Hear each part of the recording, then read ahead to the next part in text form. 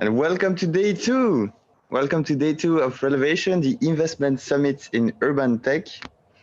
We will have a dense last day, so I'm excited to have you. We will start in a couple of seconds with my friend Nicolas Samios, who should be online already. And so, we started Relevation with the ambition to unveil the elephant in the room. And so the conclusion for us today is that, well, if you don't see the elephant in the room, there is not much more that we can do. There is nothing more that we can do, unfortunately. And so that's why I'm wearing the elephant in the room t-shirt. So very proud of this. And these were the metrics of yesterday. So we had 81 meetings that were managed, that were held, 9 conferences, 22 speakers. So we will see if today outperforms yesterday. We hope so. These were the top networkers. So Acontera #1 in the VC side and Fractus #1 in the startup side. And as a reminder, we still have this selfie contest. So we have received a couple of really great applications. So send us a picture of you joining Relevation. From a unique location, a weird location, a funny, a crazy location, whatever, send it over to idris@relevation.org before today 4 p.m. CET time, and we will select the winner that will get a prize. So fasten your seatbelts, we're ready for takeoff. The program of today will be packed, starting off with an exceptional opening keynote from Nicolas Samios from PropTech1, and then we will have a lot of different panels. We will have a co-keynote, we will have another keynote, we will have fireside chat, we will have also an exclusive conversation with Minister of Brussels. So super spicy program, I would say. And as a reminder, the rules of engagement are these ones.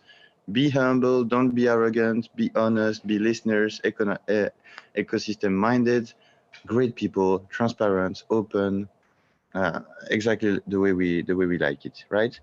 Thank you. Wish you good luck, and it will be now the time for Nicolas to get started. Good morning, my dear. Good morning, Idris. Hey, let me see if the usual suspects are behind you. Yes, I see them. Okay, Eric and the cat. Yes, all with me today. So there are my slides. The floor is all yours. You can get started whenever you want. Excellent. So thanks for having me. I'm Nicolas, co-founder of PropTech1, one of the managing partners here. And I'm also active in a couple of associations. So, for example, the German Real Estate Association, SIA. And I'm also on the board of the German Climate Impact Minister, which is, of course, quite interesting these days, right? As we see a lot of action and new regulation and so on and so forth. The topic I want to talk about today is, let's say, not just the standard prop tech, construction tech, blah, blah, that you will already heard to a great extent over the last 24 hours. I want to take it a step further. I want to talk about what I called an inconvenient truth, kind of the urgent need to move beyond a CO2 reduction into climate adaptation and climate resilience. And I will explain a bit more why I think this is obvious, something we all need to work on much more. Upfront, a little bit about ourselves. So we are a prop tech, construction tech, urban tech, venture capital platform. Our headquarters is Berlin. We're roughly like 16 FTEs now, 4 of them in London, covering all of Europe, plus something like 15 venture partners, so kind of veterans from the industry, previous executives, usually from some large brands. We're currently investing out of our second flagship fund. We also did the first opportunity funds recently, investing in companies after the seed and A stage. That's also now starting. I think we got some good companies in the first portfolio, like Desana, Planradar, Wunderflats, EcoWorks, many more. So potentially some unicorn candidates there already. Our platform is pretty kind of broad. So we have something like 50 LPs from the real estate ecosystem, banks, construction companies, family offices, property managers, whatever. So the full value chain. So I think this is, of course, also an added value for the startup. So we're not a corporate investor. We're completely independent on the outside, but we have a lot of kind of real estate assets and financing capabilities, etc., kind of in the back end. So potentially there is an added value there. What we're very proud on is that we likely build kind of the largest database in Europe on transformative real estate technologies. And I'll just show you the statistics. Just like the call to action up front. So if you are an interesting startup in that domain, we of course want to talk to you. So just give me a note here on the platform or send us an email. Also, other way around, if you're a potential co-investor, limited partner, etc., of course, also please reach out to us. So this is the kind of deal flow statistics from the first fund. So that's the cohort from mid-2018 until end of 2022. And you see that we're processing something like 150 companies per month now from Europe, from that ecosystem, and are currently investing like 1 out of 300 in the deal flow. So doing a new deal every 2 months, that's roughly the pace we have. It's also pretty unchanged, right? So we didn't really slow down a lot. And I guess we will discuss a little bit about the market later on in the Q&A. And the other part, of course, what's very important, so we really spend a lot of time working with the founders, trying to be a value-add investor. So everybody claims that. So we usually just say to founders, just go talk to the existing portfolio, see how we perform. And we're also trying to measure that. So we have something like 8 to 9 points out of 10 kind of satisfaction score here. And of course, we try to be helpful with all different things. Also, I think the pan-European approach is helpful for a lot of startups. We've done, I don't know, like 200 financing rounds in previous structures, so we can be pretty helpful with follow-on financing and so on and so forth. And we also don't try to get on the nerves of the founders. So we've been in their shoes ourselves, so we know how demanding it can be if you have like 10 investors that have great ideas every day, right? So that's also just too much. You will just run around that. So we're trying to stay on the sideline as long as possible, but we're definitely there to help when necessary. So coming to kind of the topic here. So the first step, of course, and this is, I think now mainstream knowledge, is the ESG clean tech part of PropTech. So you all know that. So therefore, I think we can keep it brief. I think beyond this obvious aspect, so that the asset class is responsible for whatever 40% of waste and CO2, there are even more things we should discuss, But of course, this is the starting point, and also we started that way. So we've been one of the first SFDR Article 8 funds. We issued one of the first white papers on kind of ESG for PropTechs and kind of ESG technologies, potentially coined the term Greta Tech and stuff like that. So you could argue, so all good, right? So we're an ESG fund now. We have some good investments with a green angle. So is that already enough, right? All good. Unfortunately, I need to say, no, this is not sufficient. And the reason for that is if you just look at the numbers, and sorry, that's our business, looking at numbers and trends, we see that we're really, really, really far away from the scenarios that we want to achieve, right? Already this limit to 1.5 degrees scenario is not really a positive scenario, as we all know. But if you just look at the chart on the right, we're really, really, really far away from achieving that. So this is from the last IPCC report. You will all have seen that. But if you just look at it again, right? So kind of the implemented policies, currently international implemented policies, are like on the road, putting us on a road to a 4 or 5 degree scenario, right? And not to a 1.5, 2.5 degree scenario. So kind of going down there to limit warming to 1.5 or 2 seems to be pretty impossible already. Of course, we have to do everything we can, to get near there, but we also need to kind of switch to a realistic mode where we need to anticipate that we will live in a warmer planet, and we are seeing the effects every day, not only kind of far away in kind of Eastern Asia, also directly here in Europe. So I think this is one of the most frightening charts that's been around over the last couple of days. The surface temperature in the North Atlantic, and it's the same, of course, if you look at other areas of the world. So we're really off the charts here. So we're really far away from everything we've seen over the last couple of years. And this is another variation kind of that data.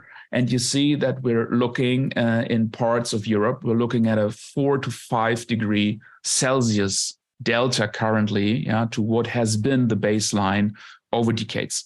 And that has massive consequences, for kind of the life that happens, in these areas, in these oceans. But of course, also the energy that is stored in the oceans is massive. So potentially, we'll see a much harder kind of hurricane tornado season coming up this year. And I think the first signs are already visible. I took this from Washington Post 2 days ago. So they assumed that over the next couple of days, Texas will again get kind of record heat in a lot of areas.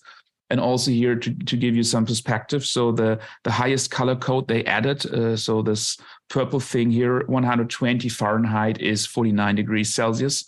That is not really sustainable, right? And we're just end of June, right? So simplified, summer hasn't even really started. The interesting thing is that on the flip side, weather is getting more extreme also in the other dimension. So suddenly we have something like frost quakes, a term I never heard before. So extreme heat of minus 78 Celsius, chill temperatures, of course, including the wind. Nevertheless, again, not sustainable at all. We know all of these flood events. So that was from Germany kind of recently. Multiple hundred people dead, massive infrastructure damage in the middle of Europe. And at the same time, we have droughts in the middle of Europe that put massive pressure on kind of all kinds of systems we use. So, for example, these rivers are used for transport of mass goods. So instantly, if you can't put the ships on there, kind of your domestic product goes down, for example. But also, of course, even more drastic are the consequences for human beings that simply can't maintain a certain degree. And if you haven't read into that, please Google wet bulb temperatures, because this is kind of the point, depending on the humidity and the temperature, so the combination out of it, where a human body can't cool itself anymore. So if you're out in a scenario like that, after a certain time, you're just dying, literally. So this is really a dramatic thing. So kind of coming back to the infrastructure part of a bit. So I'm from Germany. So, the thing Germans are very proud for strange reasons is the German highway system. And if the German highway system is under attack, it gets serious, right? So people take that personal. And this is an actual picture, right? So what happens? These streets just crack open, right? Because you have several days of heat kind of beyond the level these streets were designed of, and it just bursts open. And German highway, no speed limit. If you go over a crack like that with 200 kilometers per hour, it's also not just a sustainable situation. So these things have to be fixed right now, right? So you can't leave them there. Roads, unfortunately, are not the only infrastructure under attack. So kind of the Spanish railway system that was designed for higher temperatures anyhow, but also they are really worried now that the heat is so strong that the tracks will bend. So they're now trying to paint the tracks in a white color or something, so that less energy is absorbed. Obviously, this is not a really sustainable fix, but it shows that the attention is also in that system again. And of course, one of the kind of worst combination of things is that if we have not sufficient water in European rivers, we're running out of cooling liquid for example, French nuclear plants, right? So that's the perfect storm kind of combination. You have extreme heat, you have the drought coming in. You need electricity, for example, for air conditions. You don't have the electricity, right? So potentially, yes, renewable energy is a fix here, but short-term wise, the next couple of years in summer, we will have these problems again and again. And all these things we need to fix, while in parallel, we have the beginning of a historic labor shortage. Because of the other megatrend we're not talking about anymore, right? Because of COVID and whatever, just we forgot that, but it's still in the system. We have a large problem with demographic change across Europe and kind of in all Western societies. So This is a chart I stole from Dres and Sommer because I really liked it. So they're just showing that kind of the trend line here is where we want to have like gross domestic product, right? It doesn't really matter what exactly that is. But you see that there is a gap widening, which is just people going out of the labor market, simplified, right? So it's people going no longer working and no new talent coming in at the same pace. So we're missing, this is for Germany, we're missing something like 6-7 million labor in 2030. And partly, yeah, of course, AI can maybe fix that, right? But all know that right? ChatGPT built this building, right? So there is a physical domain to it too. So this is really an interesting problem to solve. So if you are giving these facts and just looking at the trends, the numbers, which are, I think, pretty obvious these days, a lot of people still push back because they don't want to believe that, or it's overwhelming, and I can understand that. So human psychology, right, is to say, no, it's not my business, or it's not so bad, or there has always been hot summers, blah, blah, blah, blah. But the point is, if you look at kind of the guys with the best kind of commercial radar potentially on planet Earth, they seem to agree, right? So BlackRock is not really known as an environmental organization. They're also still heavily invested in fossil fuel, by the way, right? But they clearly are bullish on that sector. And also McKinsey, which is also not really an environmental think tank, is issuing paper after paper that we're talking about billions and trillions of budgets and spending going into this direction. And also, it's quite easy to take a look at what kind of the regulators and the largest public spenders are thinking. Just go to a European Commission website, for example. You will easily read that there are budgets available that kind of exceed the Marshall Plan for not just CO2 emission reduction, but also for adoption, right? So they have it directly on the first webpage. So why are we not talking about these adoption things more, right? Because obviously we need it. And there are good reasons for that. So for example, in the NGO world, talking about climate resilience and adoption was not popular over the last years and decades, because everybody that comes in and says, no, we don't need to reduce, we can adapt, right? So these are like the bad guys. These are the fossil guys. Nevertheless, we are at the tipping point. We need to work on adaptation, etc., without stopping to work on reduction. I think this is the extremely important part, right?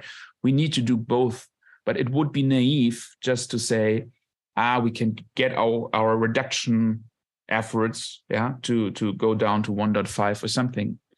Sorry, I just can't see this from the numbers. So therefore, we want to push more also in that direction. And this is just some quotes again from the European Union that really sets the framework. And you will see statements like that popping up now. So for example, Paris also now 2-3 weeks ago officially said they're working on a climate scenario for the city.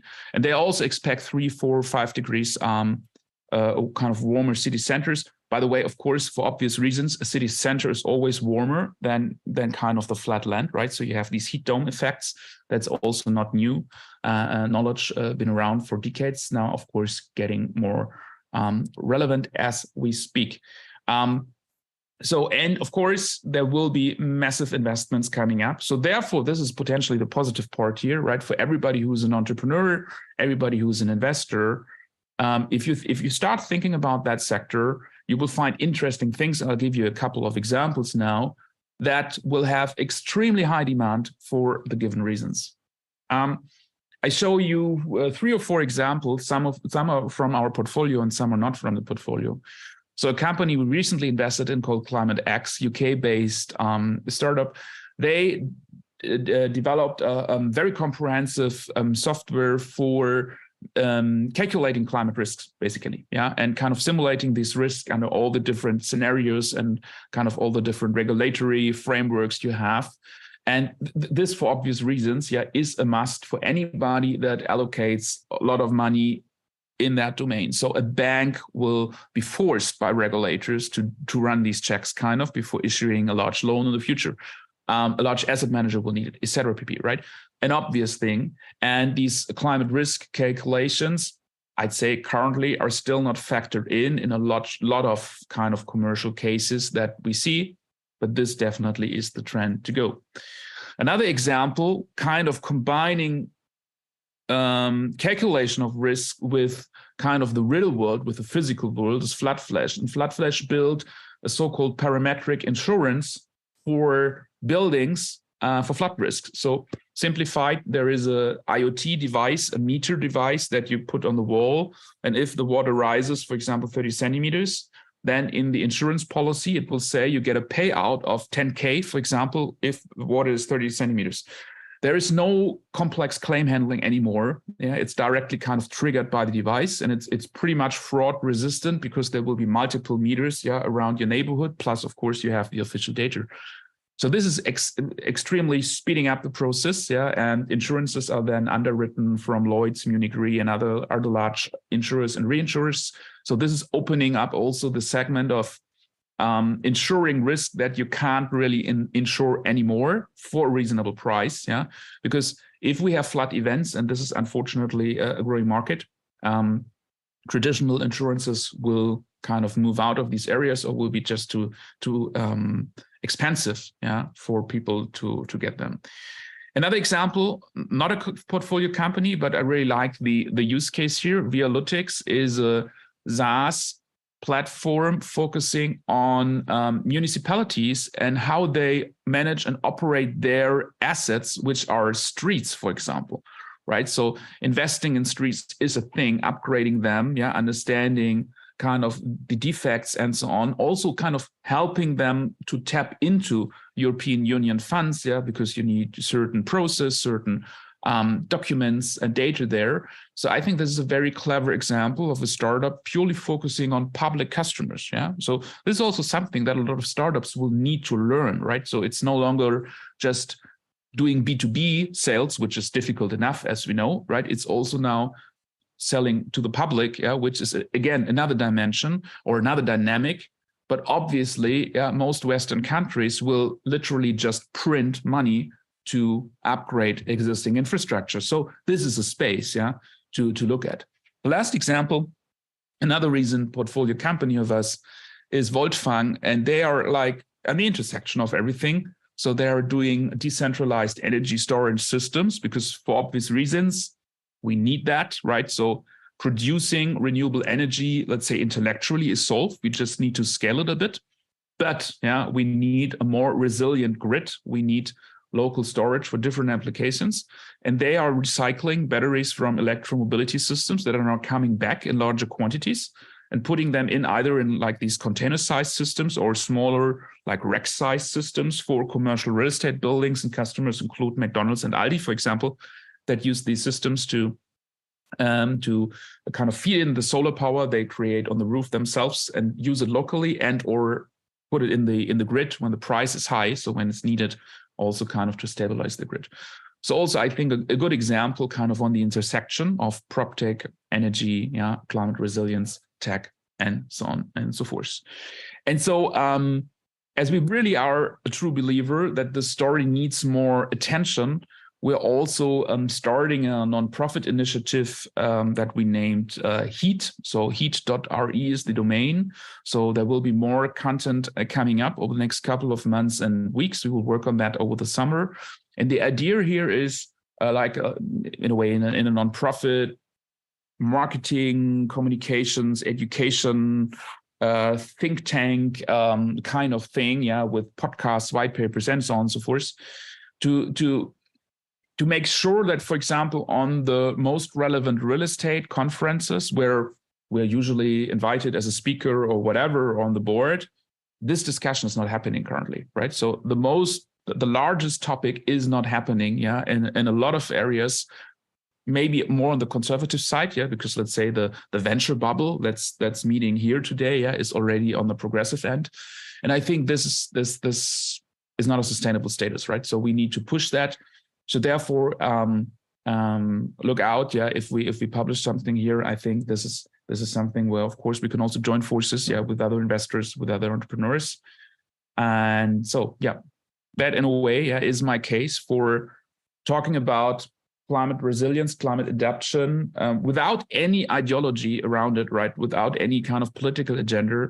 I think just look at the numbers and just work together, yeah, to get us into a state, yeah, where we not ignore the risks and are working on them as long as we can. Thanks a lot. So first of all, thanks to you.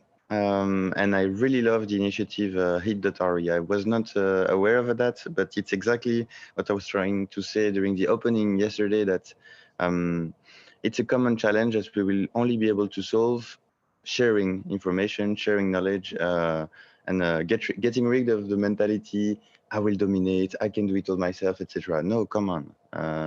It's not the right mentality. So I love it. Let me open up the floor maybe for Q&A with the audience, so they can ask on Eventia in the chat, and we will put them here on the Zoom chat for us.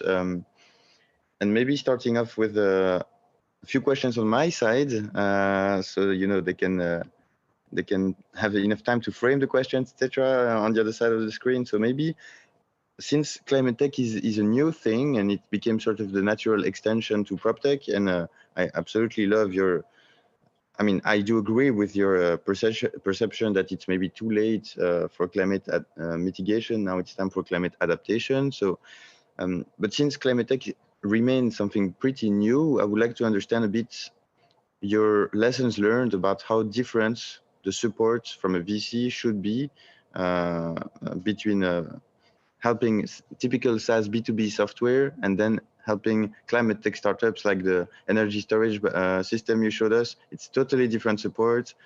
So yeah, do you have already some lessons learned you could share?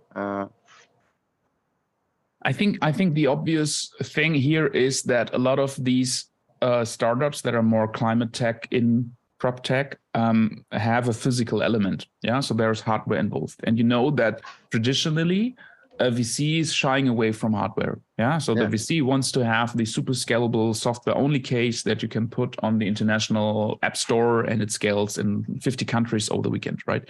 And this is obviously not possible if you have a physical element. Also, these things are, most of them, are B2B. So which again, is kind of more complex potentially than B2C. Yeah. So I think you need to understand these dynamics. You need to understand how to kind of break in the market, how to build up scalable sales. Most likely you will need to have indirect sales also, like integration partners. Yeah, for example, Voltfang. Yes, they will have some key accounts where they directly deliver, but most of their customers have some kind of integrator company that does all the renewable equipment for them, so they need to deliver to them, right? Yeah. So these are different kind of sales structures and dynamics you need to understand. So it's a different set of learnings that you can then transfer, from company A, B, C, and I think this is also one of the reasons why we need specialized investors in these domains. Yeah, so super happy if a mainstream VC wants to kind of co-invest in something like that, but I potentially having the best SEO experts or so on the board is not the thing needed, for these companies, as just sales works differently. I think this is the number one learning. Yeah. Okay. Absolutely. And so I'm also curious if you can elaborate a little bit about the Article 9, because it's something that it's very hard to get this. Like the application process, I think, is pretty big, or at least the sort of administrative burden that comes with this is pretty big. So can you elaborate a bit for the ones who don't know exactly what SFDR Article 9 is, and explain, your process getting this, etc., or just why you decided? Yes, so we are Article 8, not 9, which is kind of the light green variation, but the basic framework is the same, and then you have like 2 levels in there. Basically, it was, I think, 2019 or so when we started to research So if somebody is, so we anticipated that large institutional investors will allocate money, according to ESG criteria, of some kind. And it was a bit difficult still to find out what will be the standard, of the future. So this is all pretty new, the SFDR classifications.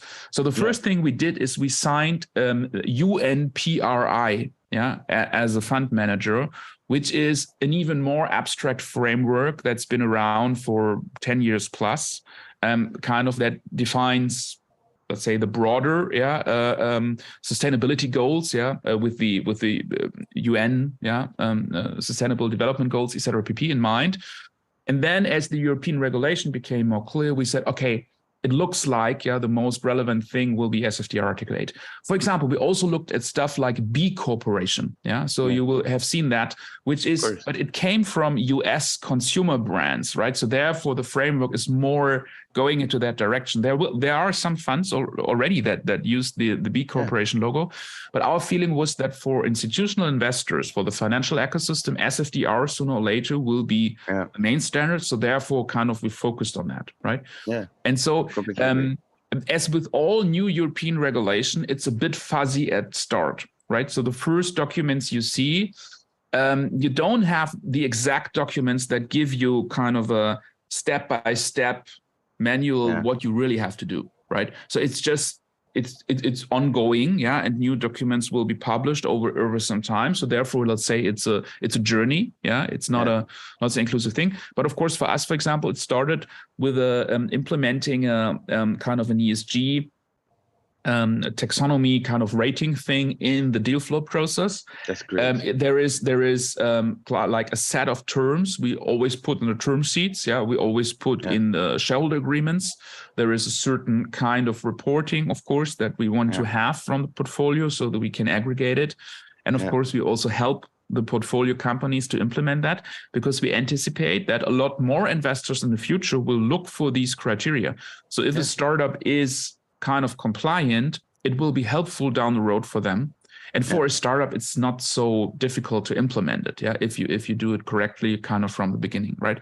So therefore, this is the starting point, And of course, beyond that, as I said, it's also an investment topic, right? So technology around ESG in itself is like an industry, these days, that has, for good reasons, high demand, So it's the formal part of it and kind of the content investment part of it.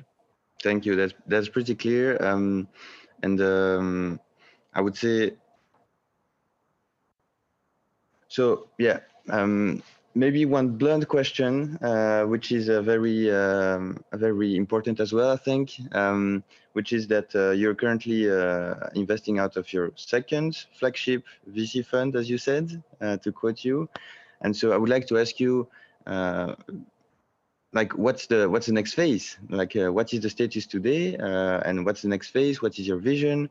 I saw, some pictures in your slides of good contact, and I don't know if you know, but I'm happy. Because I know. So, what's the next phase? Yes. So the second fund is, as we said, active since January. So we did 3 investments out of it. Number 4 is now in the end of term sheet due diligence stage. So that will be announced soon, I think.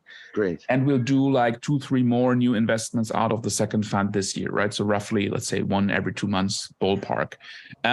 On kind of the capital raising side, we can still take in some more LPs to the second fund. So we did a very good first closing, and we can still take in some investors. We'll do the next closing after the summer break, and then potentially a final closing end of the year.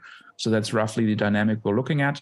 And of course, right, we're open to kind of also expand our LP base, especially also from industries where we don't have already 5 LPs, or from international markets, because that adds value.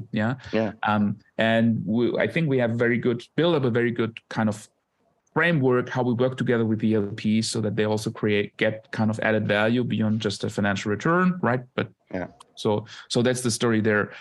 Besides that, we, as I said, did the first like 2 small opportunity kind of club deals, opportunity funds. So I think this is also important for the founders to understand. So if a seed stage investor is giving you capital once, right? So how long can they deploy capital in the future?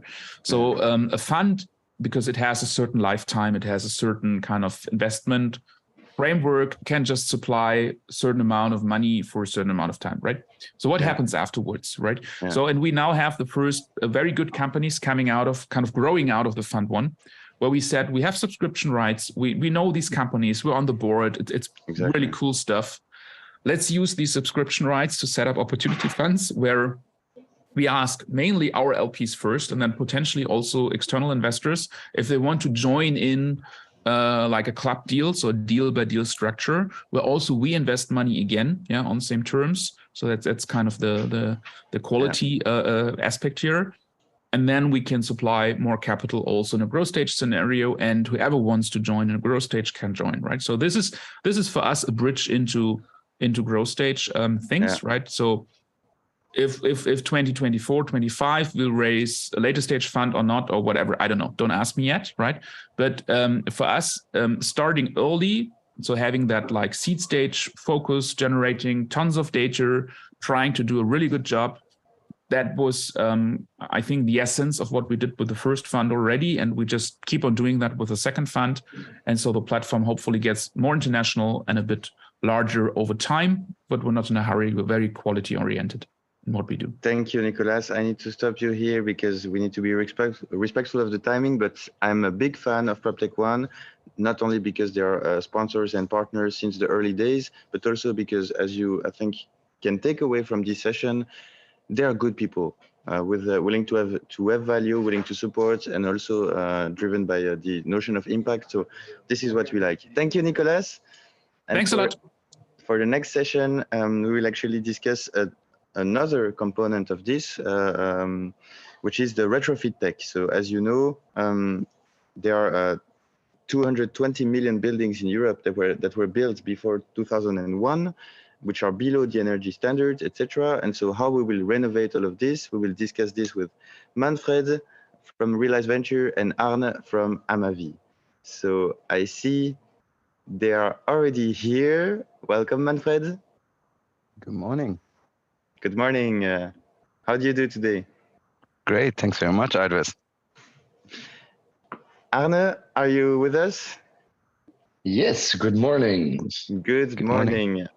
So we are live on air. We have now people from the four corners of the world listening to us. Maybe for some people it's the middle of the night. Maybe for some other it's the evening.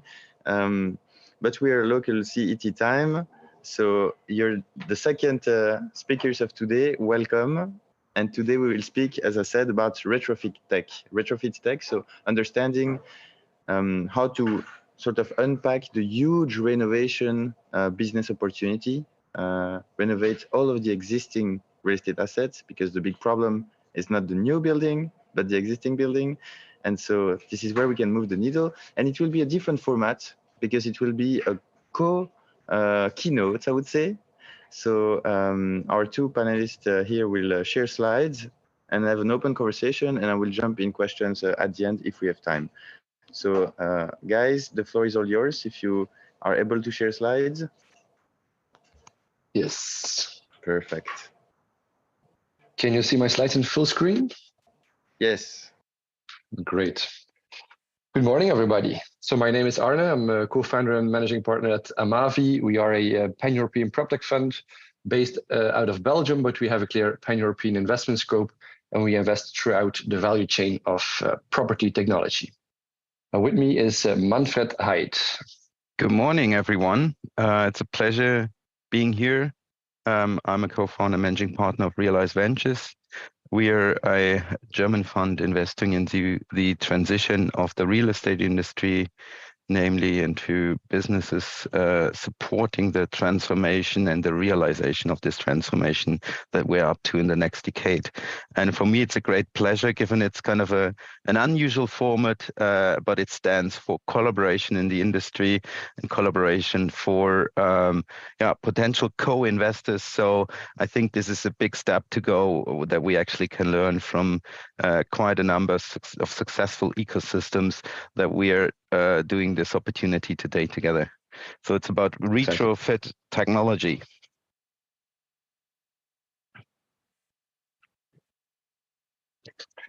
Manfred, can you take the slide? Probably I go ahead and we go for the next slide, where we outlined the challenges a bit. So that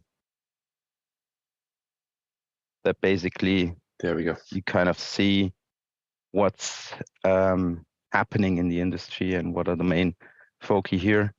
So ultimately, as you all probably know, the real estate industry is responsible for 39% of global greenhouse gas emissions, and it consumes about 33% of the global resources, while at the same time, the largest contribution of emissions is for cities, and that's obviously where most properties are.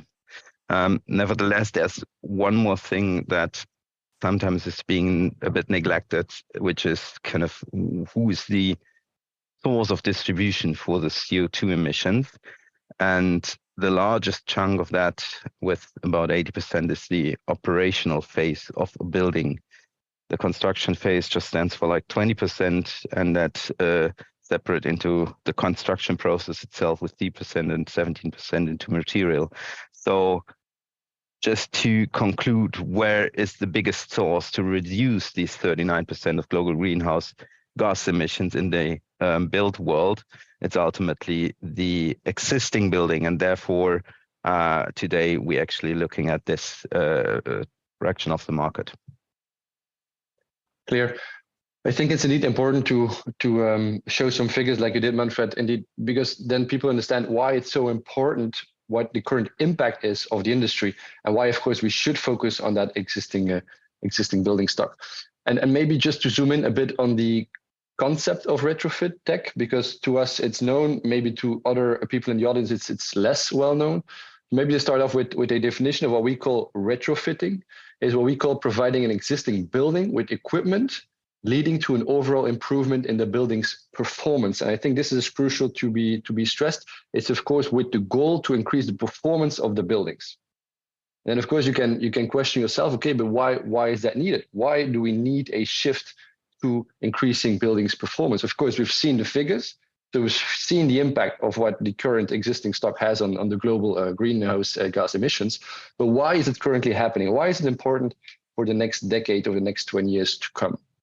And the first driver is obviously the public perception and the market demand. I think this is a very obvious one and not a very strong driver, but it is a driver up to today. Secondly, of course, there are a lot of financial benefits tied to retrofitting, and we've seen this especially with the uptick in energy prices since last year. So it does make sense to decrease the energy consumption of buildings, obviously. But thirdly, and this is of course the largest push that we currently see in the markets today, especially in the European Union, is the legislation and regulation kicking in. So it's not optional anymore, but the targets are very clear. We've stated some quotes on the slide here. So reducing emissions by at least 55% by 2030, which is in 7 years, by the way. And then again, of course, to full climate neutrality, the end goal of 2050, so which is not that far away either. And there's still a long way to go, right, Manfred?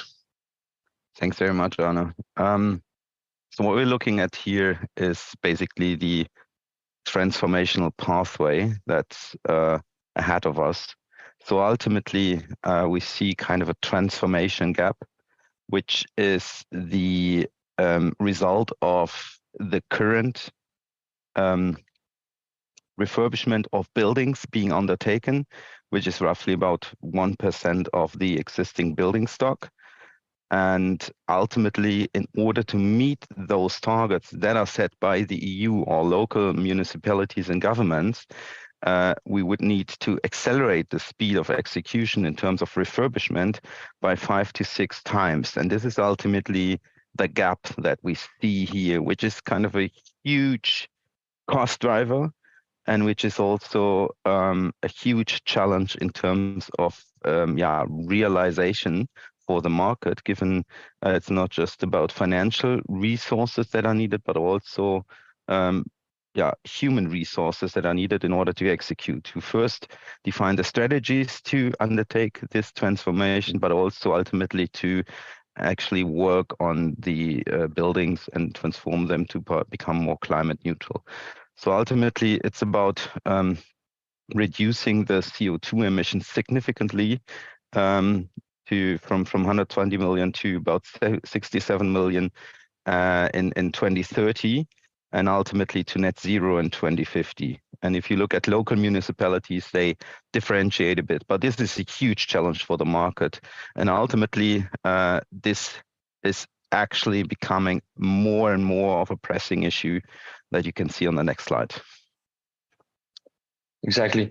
So maybe just some quotes that we came across in the news lately, but I think we've all seen parts of this. So just to take a Belgian example, it was recently in a financial newspaper in Belgium that about 210 billion euros is needed to renovate old homes to get to that net zero target in 2050, which means, I think this is a staggering statistic, by the way, which means that 5.5 million out of the 5.7 million buildings that currently exist need major energy renovations by 2050, which is, of course, huge. It's basically the whole market that actually needs to undergo renovations, energy renovations and refurbishment, which is, of course, staggering. And the same holds for a report of McKinsey. So we're stated that 135 million out of the 245 million dwellings have low levels of insulation, which is a crucial factor, which we will zoom in on later. And about 85 million of those are heated still with fossil fuels. And this is, of course, also then the second lever where we can create a lot of value. So which basically means that the current renovation rates need to more than double to get to those 2050 targets. So this is quite an increase in the renovation rate, of course. And then EU estimates that about 97% of buildings built before 2010 need to be renovated to comply with the targets set. So 97% of the building stock is, of course, undeniable, a big portion of the market. And a very important concept to be defined here within that huge shift from the existing stock to a net zero building stock will be the energy performance certificate, so the EPC. That's a crucial guideline within this huge shift that will happen. And there are very clear targets set out, and we've put this on a very simple timeline here to make it very understandable.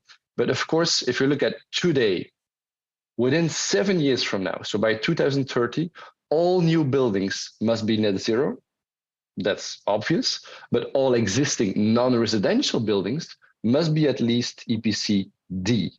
So that's already a target. And we'll also show the current state of the market to show you where we're at right now. Then within 10 years from now, all existing residential buildings, and this is of course the biggest market to date, must be at least, again, EPC D. And then by 2050, again, all buildings must be net zero. That's clear. But if you look at the current state of the market, and again, this is quite staggering, in Europe, so out of the 215 million buildings, about half of the market currently has an EPC D, or worse actually than EPC D. So about half of the market, which is over 100 million buildings, need to be renovated within the next 10 years. And this is, of course, the huge opportunity, challenge and opportunity at the same time we're currently facing, where we do need some efficiency increase in that renovation process. And this is what we call the whole retrofit opportunity in the next coming years. And maybe to briefly interrupt, Anna, I just recently saw quite a nice statistics in regards to those EPCs, which basically was researched by Jones Lang LaSalle, researched in the residential area that from the best energy class to the worst energy class, there's a price gap of about 28% in building prices. And this is actually an increasing trend, and I think this is actually significant. And therefore, ultimately, also probably at least one part of the answer to the financial challenge that we are facing in the industry. Exactly. That's a very valid point, Manfred. We've not really seen a huge correction in the existing real estate markets, but obviously this indeed will happen at a certain point in time, because always the question will be, who pays the bill of this renovation, right? And we see innovative business models popping up to indeed take over this financing, but there will be a correction that I'm quite convinced of. Yeah, and then how to improve your EPC, maybe briefly on that. As said, there are two main levers, and of course, there are many ways to do it, but two main levers. You can focus on the renewable heating on the one hand, so changing the heating, for example, from gas heating to heat pump. But there are numerous other examples as well, but just to name one. And this could actually reduce emissions by over 70%. So this is a huge lever, of course, where we all need to focus on. And then second lever is, of course, upgrading the installation. And that could actually reduce the energy demand over 30%. So these are quite obvious ones, but the two main levers, of course, we can focus on. But it will not be an easy road to get there, right? So there are quite some hurdles on the road to get to that zero emission market. First of all, we still need some hands. We still need some skilled craftsmen, and that's something that Manfred will focus on next. This is, of course, a huge challenge because we can be a lot more efficient by using technology, but still a lot is manual labor to be done. And that's a challenge. Secondly, we need to capture the data. So within larger portfolios, we need to identify the properties which have the huge, let's say, the largest potential to be renovated or the largest need to be renovated. A lot of data needs to be extracted and analyzed. Thirdly, as said, we need to find innovative business models to finance this transition. Could be centralized, could be a decentralized approach, on which we'll also elaborate a bit later. And last but not least, we still need to execute the works in a highly efficient way. So again, we can do that more efficient using technology, but still works need to be executed, obviously. Ultimately, certainly, as Arne outlined, technology will hopefully support us in solving that quest, but just focusing on the execution of those hands that actually will realize that transition.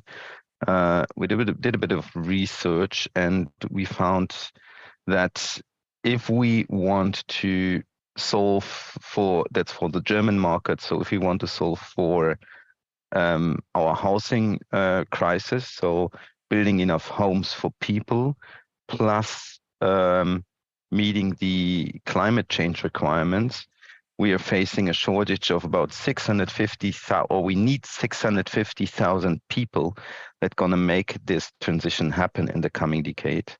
And ultimately, at the same time, we see significant part of the craftsmen that are going to retire.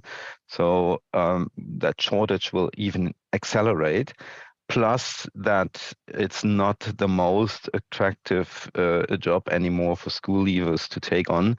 So only 47% of the school leavers that are willing to start such a job where they actually get their hands dirty rather than sitting on their nice desk or even in a workation area. So it's kind of a shift that will actually be a tremendous challenge for the market. And at the same time, in an industry that hasn't increased productivity for the last decades, ultimately in real terms, it's they haven't increased productivity for the last 100 years, which is a bit surprising, but at the same time, quite an opportunity if you think of new business models and of technology. Maybe you can. And ultimately, looking at the craft sector, we see quite some changes in the market. So first of all, the demographic and structural shift that we are looking at. So a lot of new business owners taking on who are more willing to adapt technology to be used in their business processes, which is important. Obviously, prefabrication and systematic prefabrication and manufacturing is also for the retrofit challenge something that we have to look at, and where I see tremendous opportunities to develop that. So we see a consolidation of those craft businesses going on, which will enable us to have ultimately also research and development in this market, given that is something that we haven't seen in this market yet. Assembly as a service is an important tool of multiplying the capacity of the qualified craftsmen with technology tools, so that basically people who haven't learned this job can execute on the job, and the qualified craftsman signs off on it. And we've seen a significant improvement in technology. So if you look at your gardening habits, and if you look at vacuum cleaning, those areas have been taken over by robots already. And we're going to see a lot of those things that come up in our sector as well, which will help us to solve that challenge ultimately. Exactly. Very valid indeed. And then maybe just to zoom in a bit more on some retrofit solutions, we've put them again in the 4 buckets that we discussed, as we called hurdles on one of the previous slides. Hurdles also, of course, means opportunities for new business models and new technologies. And time would be too limited to really dive deeper into the specific companies. But again, maybe briefly, first of all, it starts, of course, with capturing the data within the market. And there we believe that companies which have a low hurdle solution to cover an existing pain, and by doing that, bottom up, really gather the data from properties and use that data on a high level to create insights and portfolios. That is an interesting business model that we currently see. Secondly, when you have the data, of course, analyzing the data, generating the right insights, and identifying the right properties, for example, within a larger portfolio, to do or to implement retrofit actions. Thirdly, as said, implementing the actions, and it could be on several levels, could be on water efficiency, could be on facade insulation, could be on HVAC optimization, could be on installing PV panels, etc. So we see numerous of those business models currently out there by using technology, obviously. And then fourthly, again, as said a couple of times, finding the right financing solutions. And this could be the famous ESCO models, the energy service companies, which you currently see popping up quite heavily and gaining scale, because we saw more local solutions in the last couple of years. And now, let's say, solutions spanning across different countries, which is, of course, an interesting evolution to be seen. Or we could see decentralized solutions like Heimkapital buying portions of homes and allowing the homeowners to reinvest in their homes themselves. So 2 very different business models, but definitely valid in this whole transformation. And this brings us to the last slide, some key takeaways. Manfred, maybe you want to guide us through these key takeaways? Yeah, happy to do so. So we've seen that buildings are the largest polluting asset class globally, with 40% of global greenhouse gas emissions, and that ultimately the larger challenge lies in the existing building stock. So we have kind of a challenge in the market that the legislation is pushing buildings to become more climate effective. So if we look at the EPC classes, that is a clear pathway that has been provided by the governing bodies. And ultimately, we see that switching to that, heating is the largest source of improving those greenhouse gas emissions, and ultimately heating can actually reduce 70% of those emissions, and upgrading insulation can reduce 30% of the energy demand. When we look at those people that will execute, we have a huge challenge in skilled craftsmanship, but also the data collection has become quite an important point, and nobody has really realized how large the opportunity is. A lot of people have captured the data, but now there's come the time that this data is really a value for buildings, and that ultimately also we have a financing challenge, and ultimately also, if you look at the strategy and execution of that strategy, project management challenge. So looking at the retrofit solutions, I think we will see quite an interesting decade, not just for the building industry, but also for us as investors, given we will see quite some interesting companies that are now being established and will capture this opportunity by full scale. And ultimately, this will be quite a nice investment opportunity for us. So if you see or have some nice technologies developed that will solve that quest, please come back to us and we will look at it. Thanks very much. Thank you all. Of course, more than happy to answer any questions if there are any. So yes, that was what a great overview. Thank you so much. We will let a bit of room for the audience to ask questions on the event platform, and then the team will put them here in the chat if they are. And on my side, do I have any question? I think I learned a lot, and I could listen to 50% of the session only. So will I dare ask questions that maybe you already answered? I think what I like about I would say our space in general is that it's a moving target. We have new trends every time. PropTech became climate tech, then became urban tech, then became retrofit tech, and all of that. And so we continue to discover new facets. And so I think it's a sort of a huge space that we have only started to scratch the surface of. What maybe I would like to ask you, out of the blue, unscripted, etc. And so there is maybe not a good or bad answer, but it's just, where do you think we should start with the renovation? Like, where is the biggest retrofit potential? Is it homes? Is it office? Is it other asset classes, residential, hospitality, retail? Like if you look at the complete built environment, or also maybe the infrastructures, because Nicolas Samios from PropTech One was saying in the past session that Germans are super proud of their roads, and if the roads are broken, they take it personal. So, but like roads retrofitting is also a big thing. So, where should we start? So, in my view, the roads. We shouldn't neglect. No, definitely not. We shouldn't neglect any part of the market. That's quite important. So nobody should have an excuse to not act. This is, in my view, it's a global versus country challenge, but also an inter-industry challenge.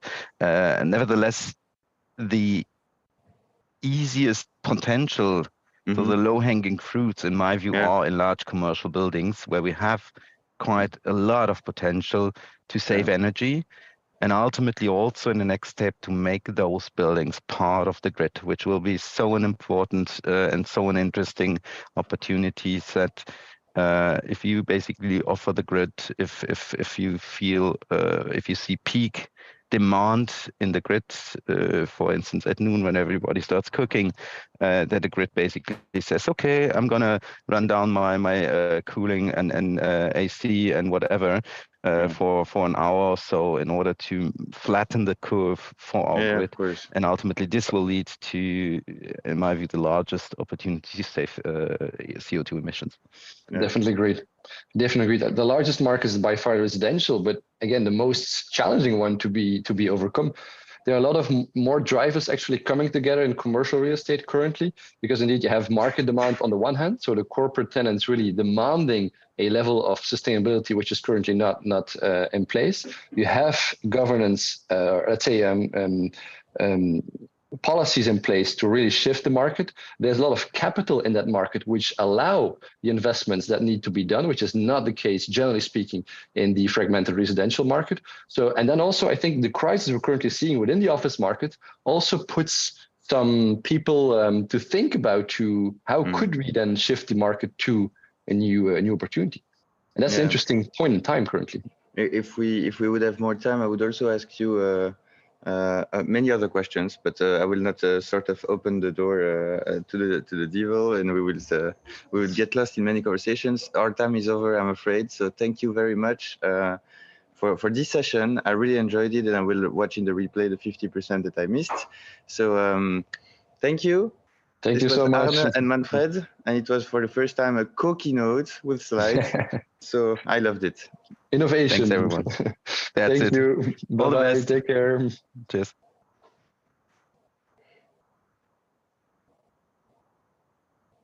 So just for your information, the topic I wanted to discuss was the alignment of interest between. But okay, leaving the floor for the next session to my friend David, who will be again on stage, and this time as a moderating role. And Natasha, my dear, are you dialing from London this time? I'm dialing from the Wembley. Wow. Because who doesn't like to double up and speak at two conferences not at the same time, because even I can't do that. Yeah. So for the ones who don't know Natasha, she is really like such a, like, it's impossible, like nothing is impossible for her. So yeah, very, very strong. Thank you. And we have a last panelist, just making sure that he is there. Hello, Christian. How do you do? Good to see you.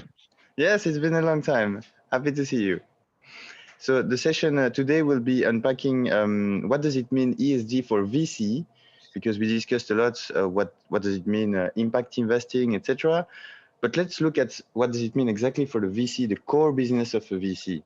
And so David, founder and partner at Cresco, the leading Belgian firm for VCs and founders, will take the lead in this session. So I vanish, and I hope you will have fun and be inspired.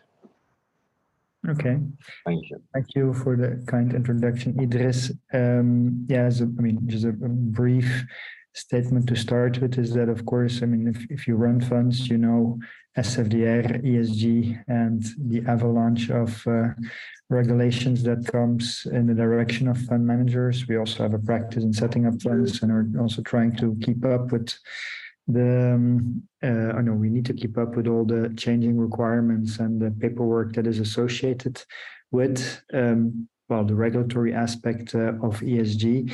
And I just wanted to dive into primarily two topics: the strategic aspect of ESG on the one hand, and then the regulatory aspect on the other hand, and third, on how you track progress and what the view is of your investors on ESG. So maybe the first and most simple question is, how important do you find ESG for your funds on the one hand, and the portfolio companies on the other hand, from a strategic perspective?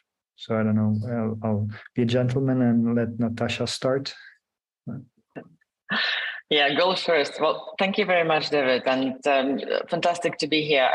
Before I get into question, would you mind if I introduce Reach and Second Century Ventures, because it would put things in perspective. So I'm a partner at Reach UK, which is a part of Second Century Ventures, which is a venture fund which was originated in the US. We have a very different structure to a traditional venture capital organization in that we have an evergreen fund and the single LP.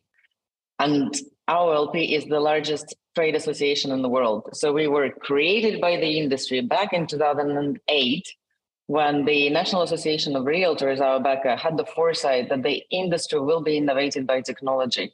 So they wanted to enter the second century of existence of organization by equipping their members and the wider industry with the right technology tools. Now, David, back to your question, right? What are the right technology tools, and how does ESG as a framework applies to that, and how important it is? I started my career in a clean tech business. I'm a clean tech founder in the past. So I've been living, eating and breathing sustainability and ESG credentials. And I probably also saw the transformation from CSR to ESG. I believe that it all starts from the top. When I started back in 2020 in the real estate industry, the first question someone asked me is if I think if climate is a fad, right? So when we talk about the ESG factors and how this is benefiting, it really comes from the top. I think industry right now is under so much pressure that it's not even a question anymore. You need to start adopting and integrating ESG principles in the way you run your operations, in the way you build the offices and the industrial and all of that. And that was just a matter of time when that would be cascading down into the funds. And just as you mentioned right at the start with the SFDR regulations, so that was adopted by the bigger finances. It hasn't trickled down to VC as much as I can see now. But from what I see currently happening, and I'm going to refer to a Sifted article that I recently read, that there is now a EU regulation that has put a mandatory ESG disclosure requirement on the VCs, including the data on their portfolio. So that is the part of SFDR. And if I understand correctly, that would be the new regulation that came into force. And as a result, what I see currently in the market that we're in, that there are some funds that are integrating this in their term sheets and then their shareholder agreements, but it's not all. And the opinions quite vary, because I overheard some of the funds call this shareholder agreements and the term sheets fluffier. I believe slightly differently. I believe that you really need to start integrating this from the outset, because this helps you with alignment with the parties that you work with, from the startups to co-investors. So, so that's that's a softball answer. Yeah, maybe quickly on the regulatory aspect. Yes, I mean, SFDR is mandatory, and since 1st of January, there's very specific templates that you need to use pre-contractually prior to fundraising, and also periodic reporting depending on your classification as non-ESG, light green and dark green, so-called Article 6, 8, and 9 funds.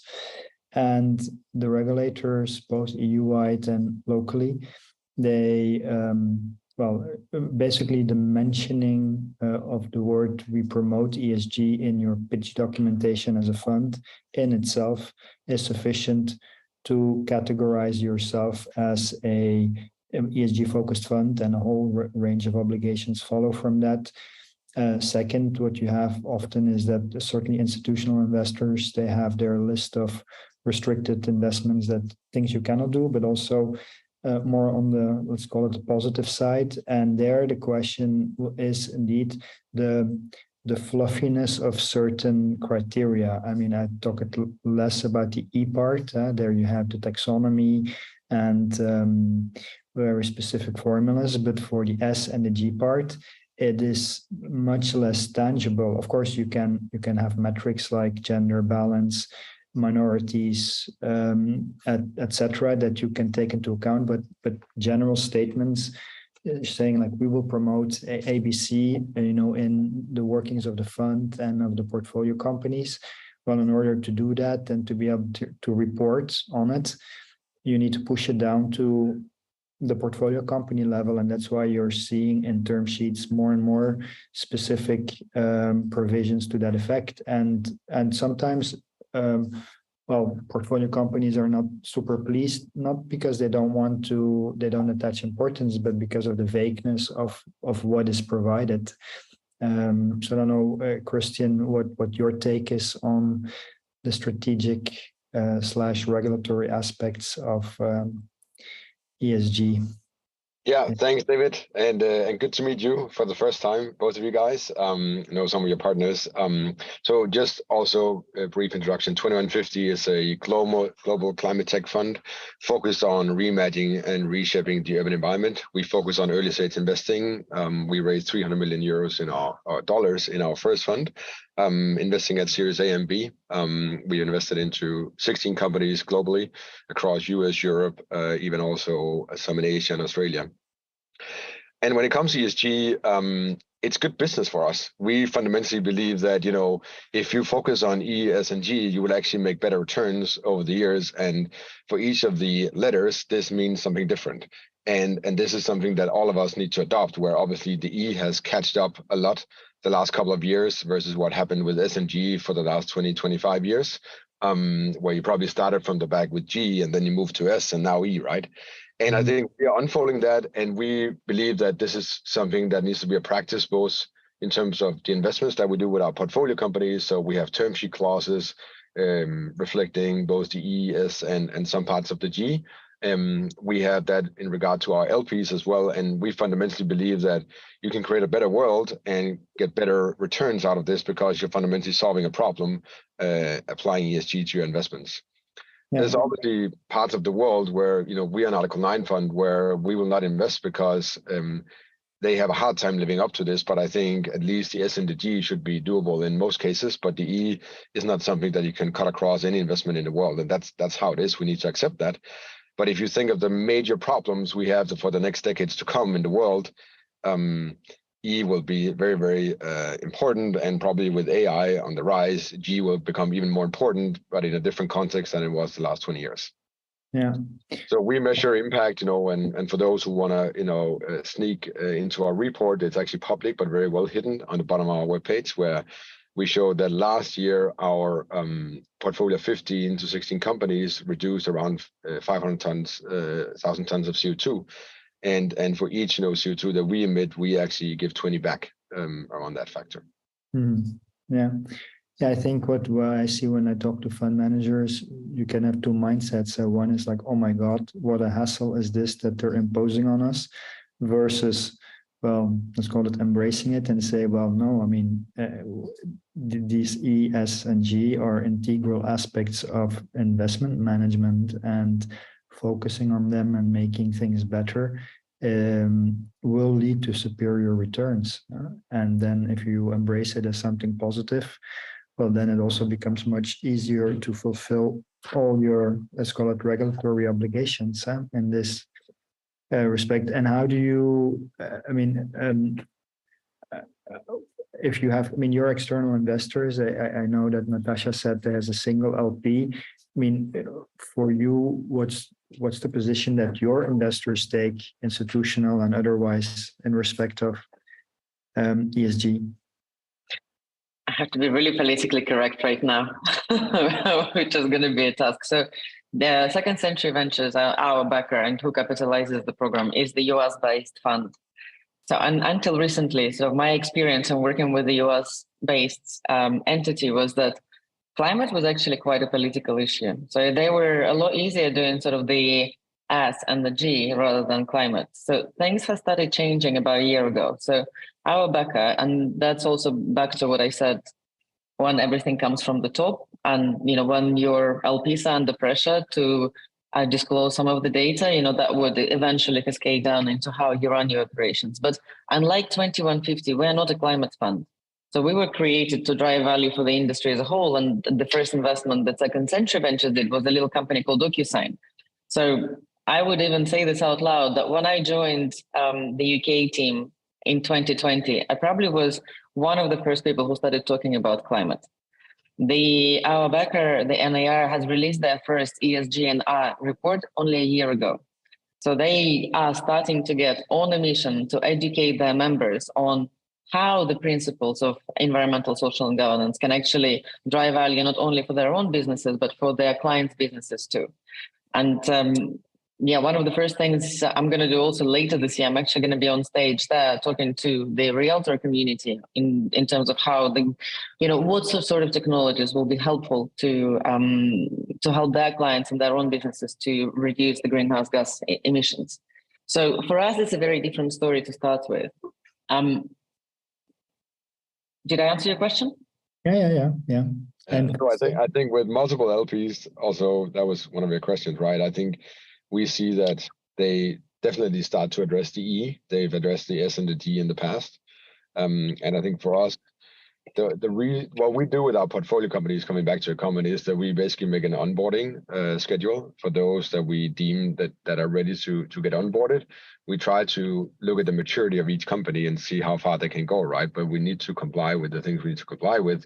So there we maybe overinvest in some companies versus others who are maybe a little bit later stage. They have a head of sustainability, and we then provide them with a toolbox and guide them on what's the upcoming regulation, what do they need to do. And the companies we invest into also see this as good business, right? So they don't find this challenging. I think the biggest challenge is obviously on the S, where there's some things which are generational, which you can't force a change into. But I think just putting the attention to it, driving it in the board with the management team and pushing forward is very helpful. And we have not seen any conflicts in this regard throughout any of our investments. Yeah. It's interesting that you mentioned the NAS, Christian. So I couldn't agree more. I think S has a least consensus on that, but then it's so closely related with an E that sometimes it's kind of funny how that overlooks almost, or that that there's no standardization. And I think it's probably one of the things that is particularly challenging because we don't have a one standard, right? And it's a complex matrix to report on. And sort of how do you do this? There's I think there's definitely need for a call for more standardization in terms of reporting. So at least you can analyze it in a sort of in a swifter manner. Yeah, that's one thing what you see is that the EU, they, with best intentions, they impose certain requirements. And then if you say, okay, let's now do what we have to do. Okay, but the taxonomy for the S and the G is not ready yet. Okay, then so, I mean, and then what? I mean, what do we then need to do if you're a good citizen and you want to comply with all the requirements? It's not made easy. And of course, beyond one aspect you have as well is beyond the SFDR. There's many other regulations that have been recently voted and become applicable. The CSRD, for example, for big corporates, and that's something we're thinking about because very often these things are applicable only to the larger corporates that have to do due diligence and I mean a bunch of very stringent and positive undertakings. But of course, these corporates, they will do business with startups and scale-ups in whom you are investing. And it's inevitable that what they will do is to push down the requirements that supposedly are only applicable to large corporates to smaller companies. And I saw a graph, I think one of the big four gave an image of all recently voted regulations and directives, etc., that are applicable in addition to national laws. It's very complicated, and then you have to be almost a super specialist in the matter to just, understand each and every aspect. That's one aspect of it, and the second is that they're sometimes also contradicting each other, and so. I think there, for me, the question is, okay, you need to move fast to address challenges, but you can also move sometimes too fast and first let the industry get grips on what is required now. And then once they are in control, then you can add other elements to it. I think a fund, you need a full-time ESG compliance officer just to be able to, and of course, and if you're, Christian says, if you're a 300 million fund or you have multiple funds, that is different for a 20, 30 million first-time VC fund, so. There, I would sorry for interrupting, David. I would like to, make a small commercial there for two organizations which we support very heavily. One is called Venture ESG, which essentially have provided a number of tools across all these specters to smaller funds, and there's more than I can't keep up counting, but more than 300 funds who are actually member of Venture ESG, which I think is a very helpful thing. So that should take off some of the heavy lifting, and that's based out of London. Hannah and her team has been developing this organization and set up really well.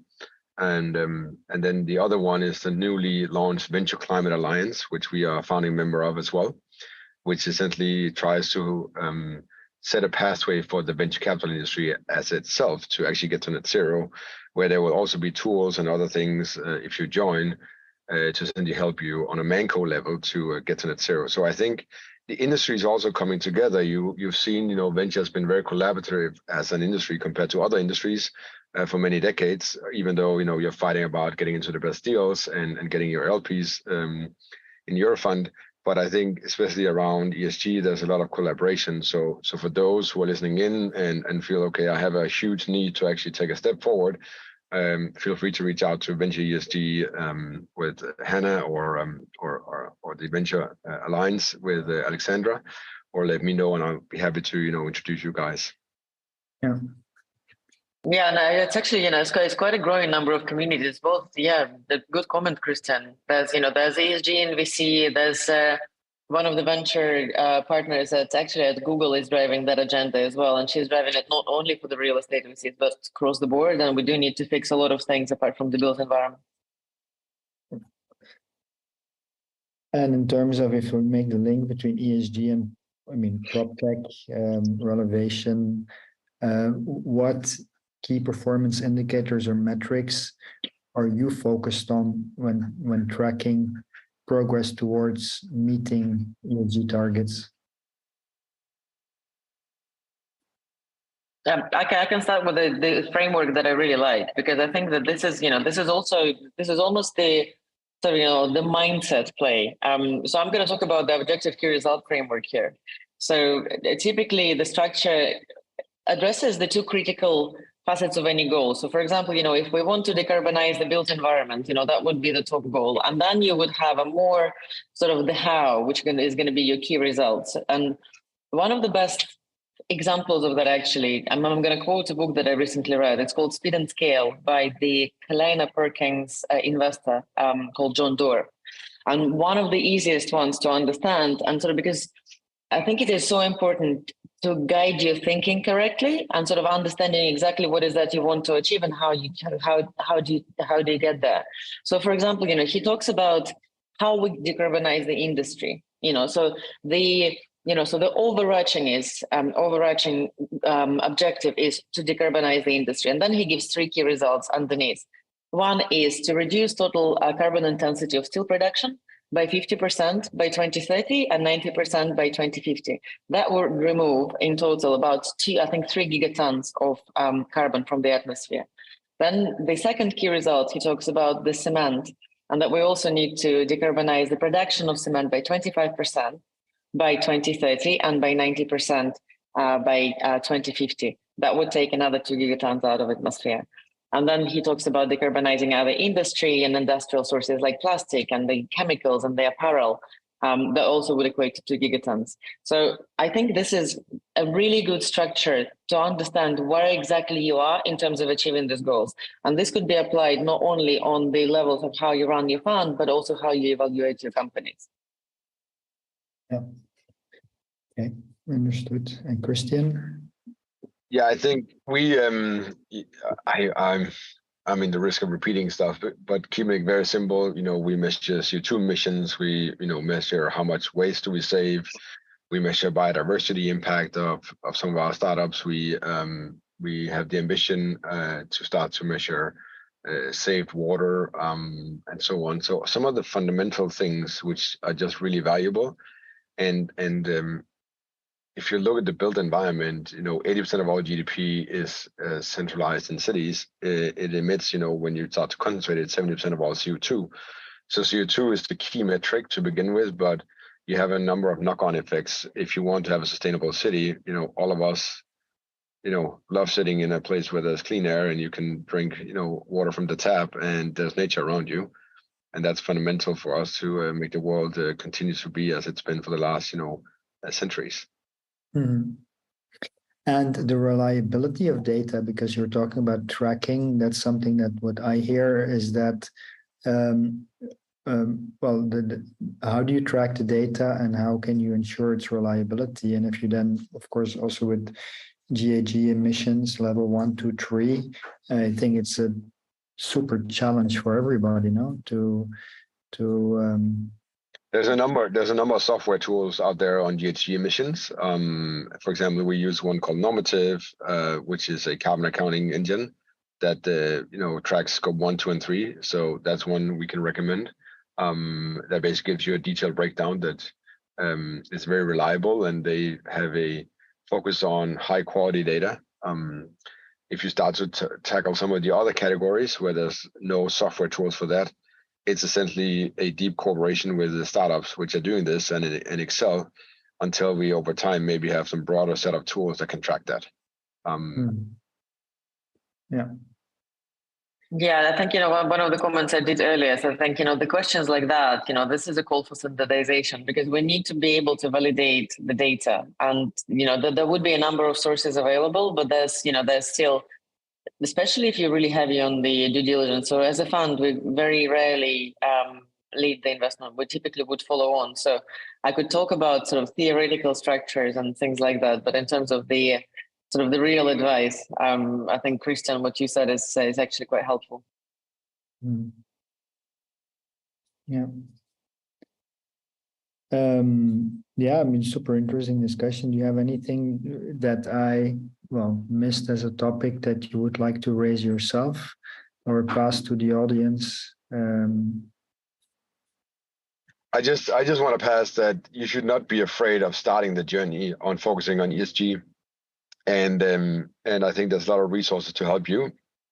And we know, even though when we launched back a couple of years ago, when everyone said, you're crazy what you're about to tackle climate in the built environment, that we were doing something we believed in, and now it's really built a category within climate tech. And I think you guys should believe in the same, that you can do it.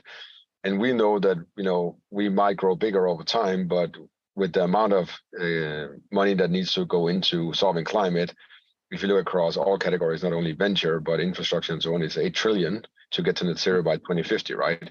None of us will raise all that money. So it needs a lot of people with all hands on deck. And it's venture that can actually do a lot of this in terms of solving it, because we can exponentially scale companies, and that breaks the time constraint. And I think that's the magic that needs to happen in the next decade for my children to actually, go on skiing holiday or go into nature and, not sit in cooling centers, but actually have a nice life, and for the nature to also have a good life. So I think that's my just invite. Let's go out there and do this together. Great. Yeah, I think it shouldn't be a question in this day and age. The strategic value of ESG and integrating its principles should not be a question any longer. There's so many support groups, and as Christian said, there's so many communities that help you understand, if it's not there quite yet. And I think the doors are, whenever you start talking about ESG, the door is going to be quite wide open. Although couldn't agree more on the changing narrative over the last 3 years. Witnessed it firsthand. Cool. Good. Well, Idris, I have no further questions. So I would like to thank you for your active participation and guidance. Idris, if you want to add something.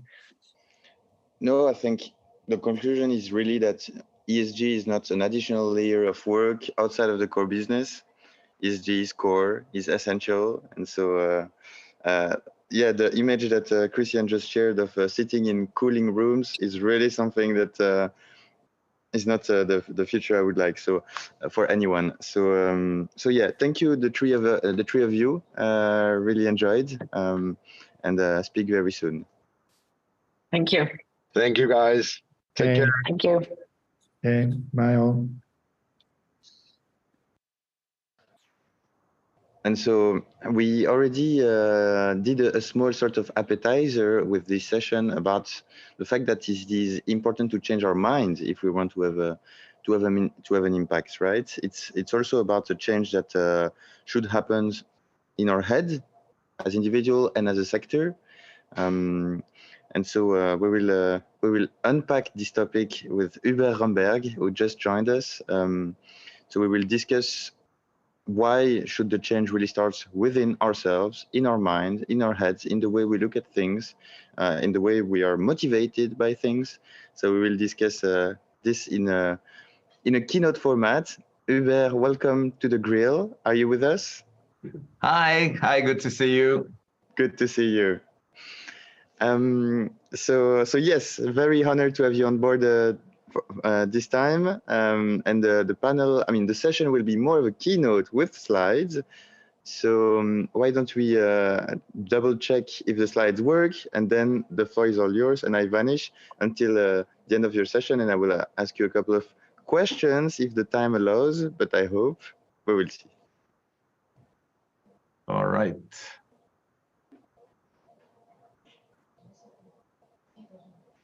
We do see your screen. So maybe as a small introduction, I think Hubert is someone very special that I was lucky to be introduced to from Alain Ouaha. Yeah, it was an amazing discovery for me. Among all of the people that I met the past 12 months, I think he's in my short list. So it's really great to be connected. And so Hubert, the floor is all yours. I mute. Thank you very much. For the invitation. Like looking a little bit at the title of the presentation or of my outline, we're always talking about technology, innovation, investment in new technology, and that's important. Obviously, that's something we do since 130 years with our company. But what I see now, the most important innovation and the biggest shift in the industry on the planet is coming from a change of mindset, a different way of thinking, a different understanding of the interconnection of stuff and organizations. And this will be the next big disruption. That's what I'm really convinced of, what I'm working on since like over 10 years, and what we try to prove with a concept. This concept means a total different approach to competition and to work together, because obviously we have a lack of resources, we have a lack of human resources like in our industry, and I think we throw too many stuff away. And the global problems can just be solved all together, and the problems we face in our industry is the same. That's why I want to talk about how I see the future. And to look into the future, you have to know your past and where you come from. It's very important because nowadays, especially in prop tech and all these things, they're popping up so many great ideas. And they start doing new stuff, but they sometimes have to learn a lot again, which would be already here. So our history of the Romberg Group is 136 years old. I'm the fourth generation. Yeah, my father's at the moment standing right across of me, still supporting with just 81 years and very, very bright. So this is where we come from. We have a lot of experience in construction, and we see the future of construction in a very bright way, but still in a very responsible way, because it's clear that our industry is responsible for so many things which we're talking about, like carbon, resources, biodiversity, whatever.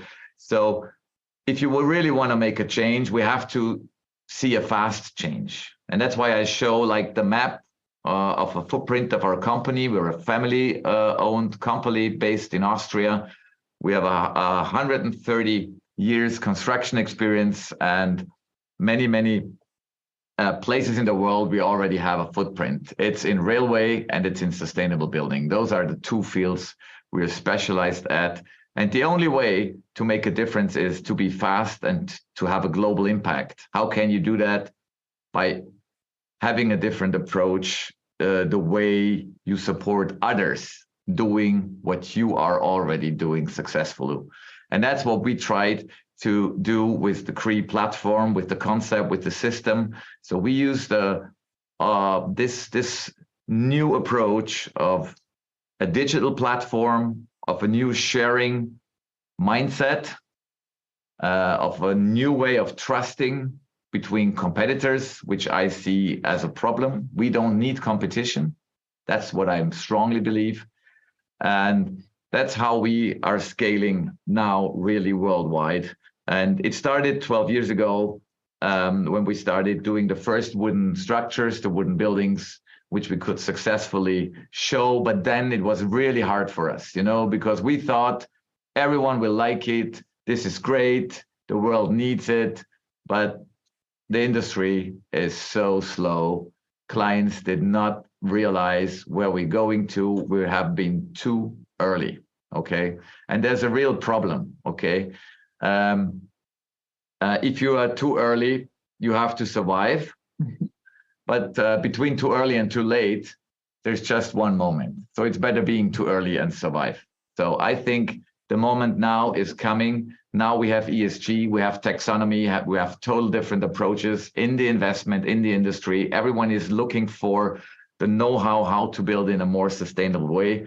And that's exactly what we do. So because we realized we have a lot of problems. One is concrete. I mean, we still need concrete. We need concrete for tunnels, for bridges. So we will make this concrete more carbon light. We will find ways to even put carbon into the concrete, but it will never be really good. We will make it much better. Okay, so where we can exchange it, we exchange it with different materials, bio-based material, wood, hemp, and stuff like this. And our mission was to make wood hybrid structures where we can go up to 100 meters height in cities everywhere on the world, and not starting from scratch every time.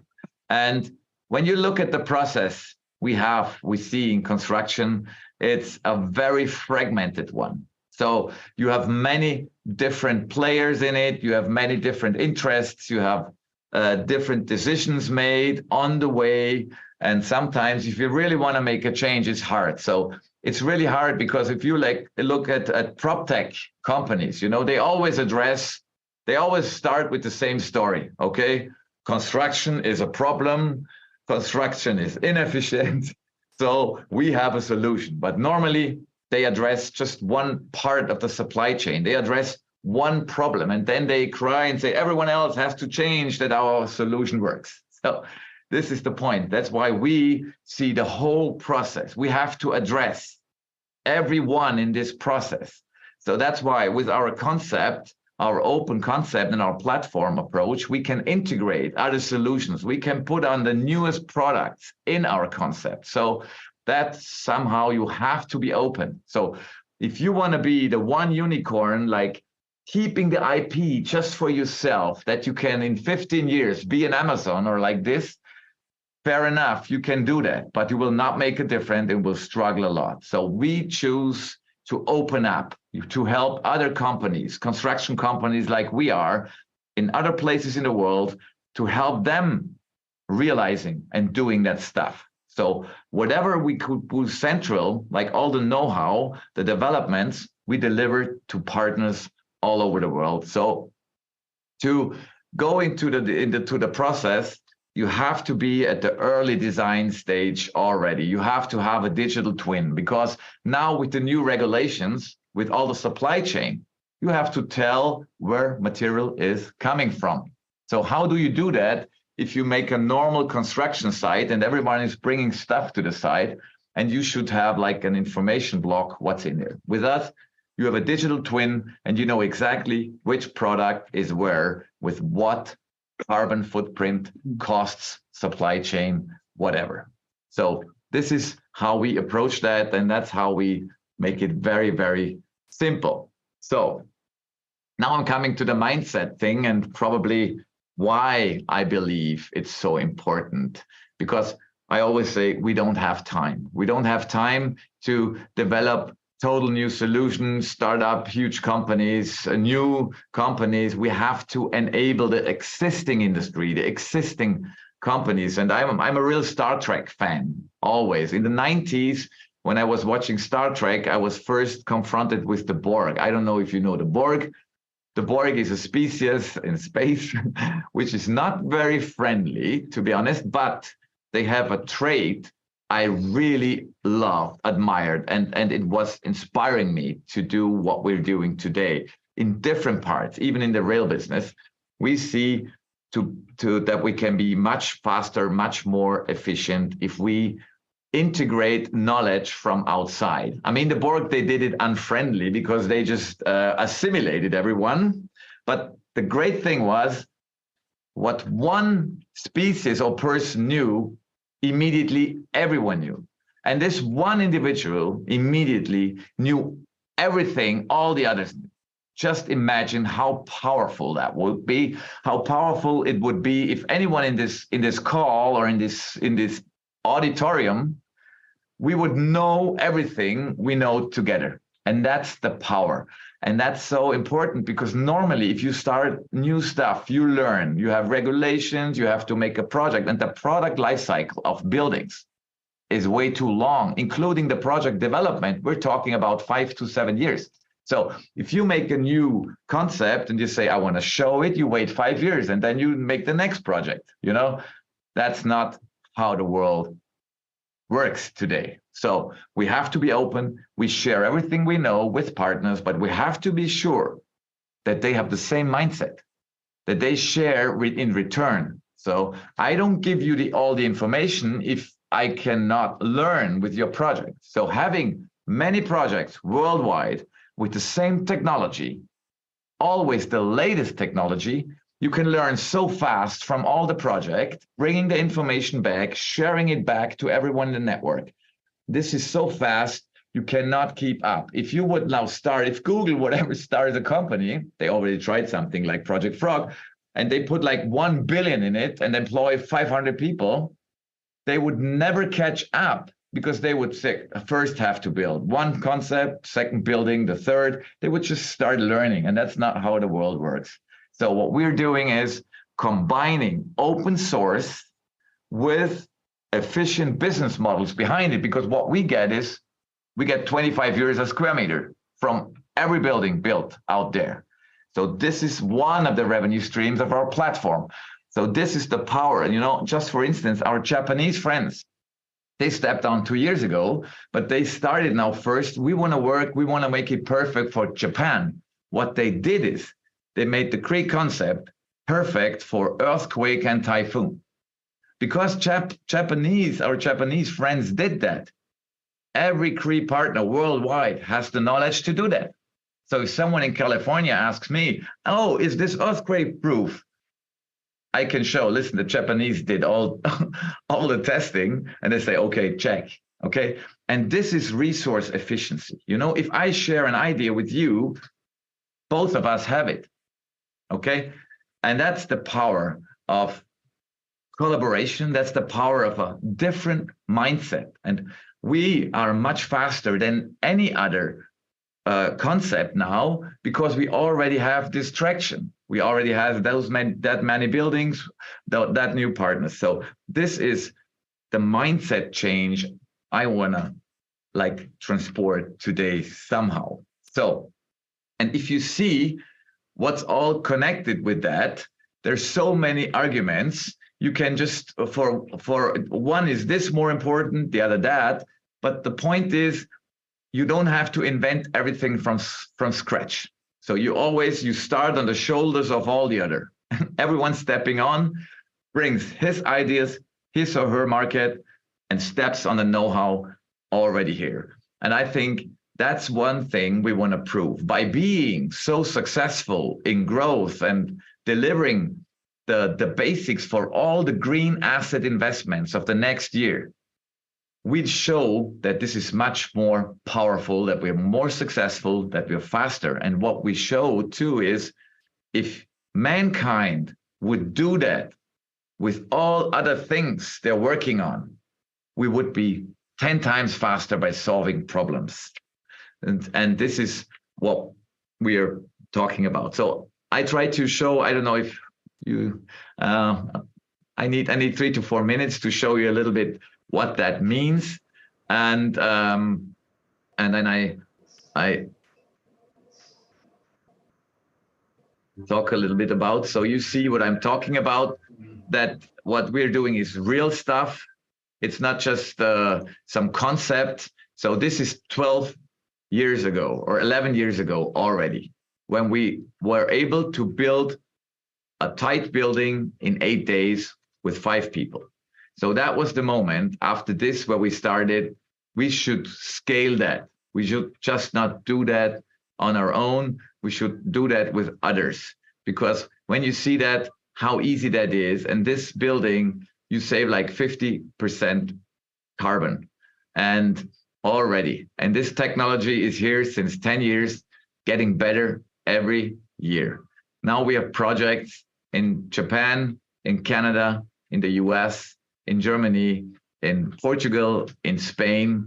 And the good thing is, now we're talking about a concept you can multiply. For instance, B&B, the hotel chain, you know, they now have the ambition to go green too. So they just opened the 700th hotel they built, and it was in Portugal, and it was a Cree concept hotel. And now the next one with the same concept is built in Spain, and they want to build 100 more. So what you can do is now you can say, listen, I want 100 of those products in different countries, and through the network, we're able to deliver that. So we as Romberg don't have to deliver that, but we have certain parts we deliver or technology, but we help others to do that. And that's the power of the scaling and the platform. Here you see how like those wall elements, no, these are produced with a very lot handwork still. Now we're already talking about factories. Prospectively, there will be a factory in Germany somewhere. I'm not yet allowed to talk about it, where we will be able to put out 680,000 square meters a year just with one line in 3 shifts, and we'll be able to supply partners and the market. Because what we see is industrial prefabrication and offsite is the future. But it has to be integrated in a concept, in a certain design organization and process, because otherwise it's just parts. So what you see here is we're producing this wood concrete slabs, and the concrete is just 8 centimeters, and the load bearing is done by wood columns and beams. And what we then did is we raised the floor of concrete from 8 to 10 centimeters and integrated heating and cooling. So it's already part of the slab. So if you use that concept, you put that together 1 story a day, and you already have heating and cooling integrated. So what we try to do is leave away whatever is possible, because something is not perfect when you cannot add anymore. It's perfect when you cannot take away anything and still it works. So this is what we see.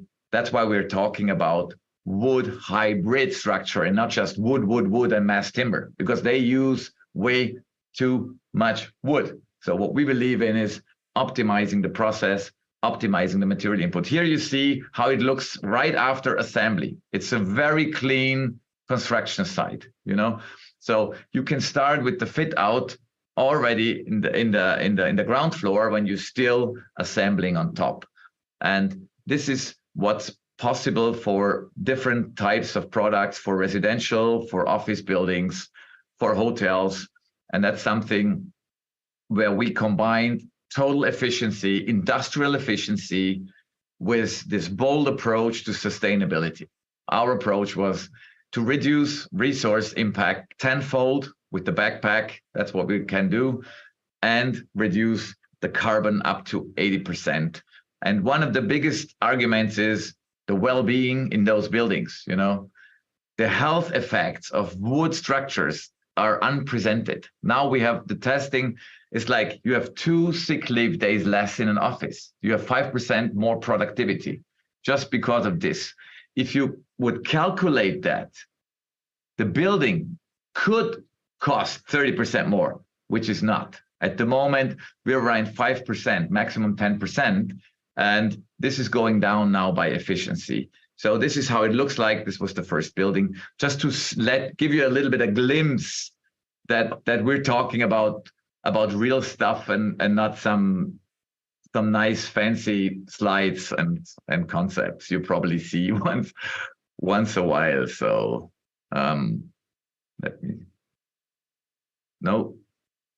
yes. So what we see is the footprint. It's quite important for us that we just partner up with the best companies in the world, the best in terms of their ambition to real sustainability, no greenwashing. I want to know the owners personally. There is some trust connection and an ambition for innovation, because we need partners. They do the innovation by themselves. You know, in construction, you don't innovate somewhere in the office. Okay, it's happening out there. You try new stuff, you do it, you learn. You do more stuff, you learn faster. And so that's something we see, that we have innovation outsourced to the project. We have acquisition outsourced to a partner. So we as a platform, we don't care about those. We support our partners in acquisition, in all technology sharing. And That's why we're growing so fast at the moment. So this is the only slide which looks like that complicated. I apologize. But it's important probably to understand what our aim is. Our aim is to power up the brand. Everyone should know, if you use us, you're on the safe side. If you want an Article 8 or 9 product, if you want to go sustainable on a safe way, if you really avoid greenwashing, you just approach us or one of our partners, because we have products like hotels, commercial, residential, and then you decide what do you already have on your own. If you don't have a production, we help you build up the production. It's all just about the sharing of the know-how on the whole supply chain. We're even approached by investors, by fund. They ask us, hey, where do you have projects? Because we are looking for real green projects. We can buy them. So what we bring to partners is not just the technology. Sometimes we bring the exit investor. We say, listen, with that technology, we already have someone who buys your project. So this is very interesting to understand the connection now between capital making the big change, because it's not about regulation now or companies want to change. They have to change, because on the buyer side, there are responsible green investments. And so they're asking for things like this. So we're able to integrate the best products. So if you're a supplier and you want to be part of those buildings, you have to approach us before, because there will be no submission on that. You know, we have a digitwin. When you're not in the digital twin with your product, you will not be part of that building. So this is a different way of business in construction in the future. So what we're working on is now making this efficient digital platform grow to be able to grow faster, because we have to find a way to integrate the new partners and product much faster, because the demand is much higher what we can provide. Because at the moment, everyone is asking about green buildings, because you get higher rents. You get 30% higher rents if you have green lease. You can offer green lease, but where should all the companies, the architects, the specialists come from? They're not there. So if you use our platform, you solve that problem. Okay, so that's why we think this big demand in the world now can just be delivered with what we're doing here. So, well, this is the last one. I just wanted to show you what's happening at the moment. We did now 300,000 square meters of the same technology, which always got better. In 12 countries, we have 14 partners on 3 continents, including 2 projects now in North America. And that's where we now will scale, because the whole North American market will be addressed in a very certain way. And we are now ready, because up to now we bootstrapped, obviously. Okay, we did that with our family-owned company. It cost us much more money and much more time and much more nerves as we expected and as we wanted, and we were struggling. But now the moment is totally perfect to be there with that background we have, because we know what we're doing. We know how to build. We know how to produce.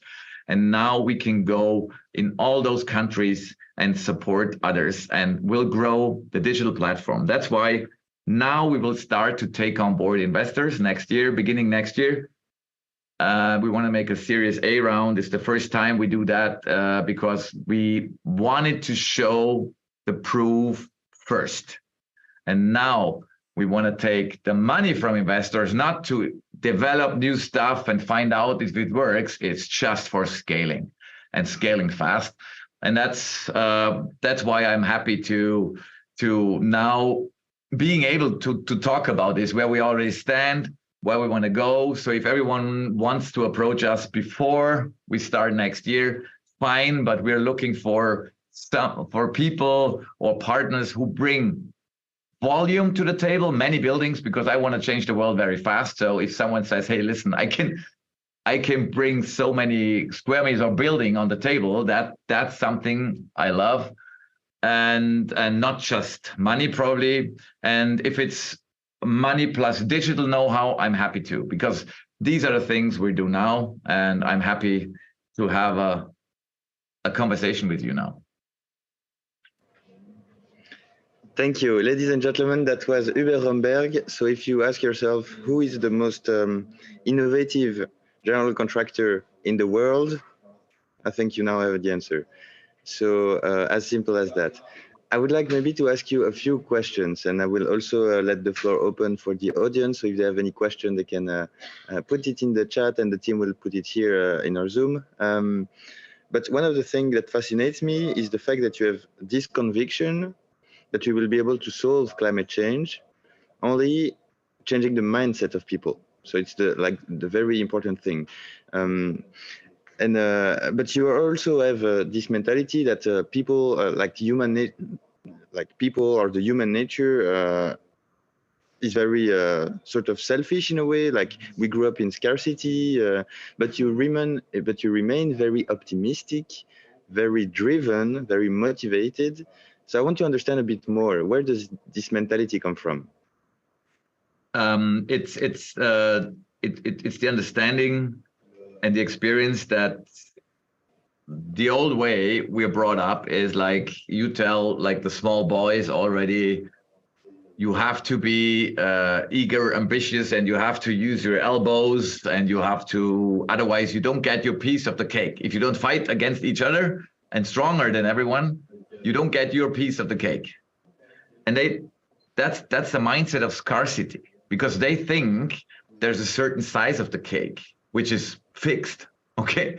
But if we cooperate and share our knowledge and are much faster in growth, the cake is like quadruple the size. Yeah. So, and then everyone sits there very relaxed, having fun with each other, with innovation, with saving the world, with whatever, and takes his big chunk of the cake and eats it very relaxed. Okay, that's just a small example that we have abundance, but we don't see it.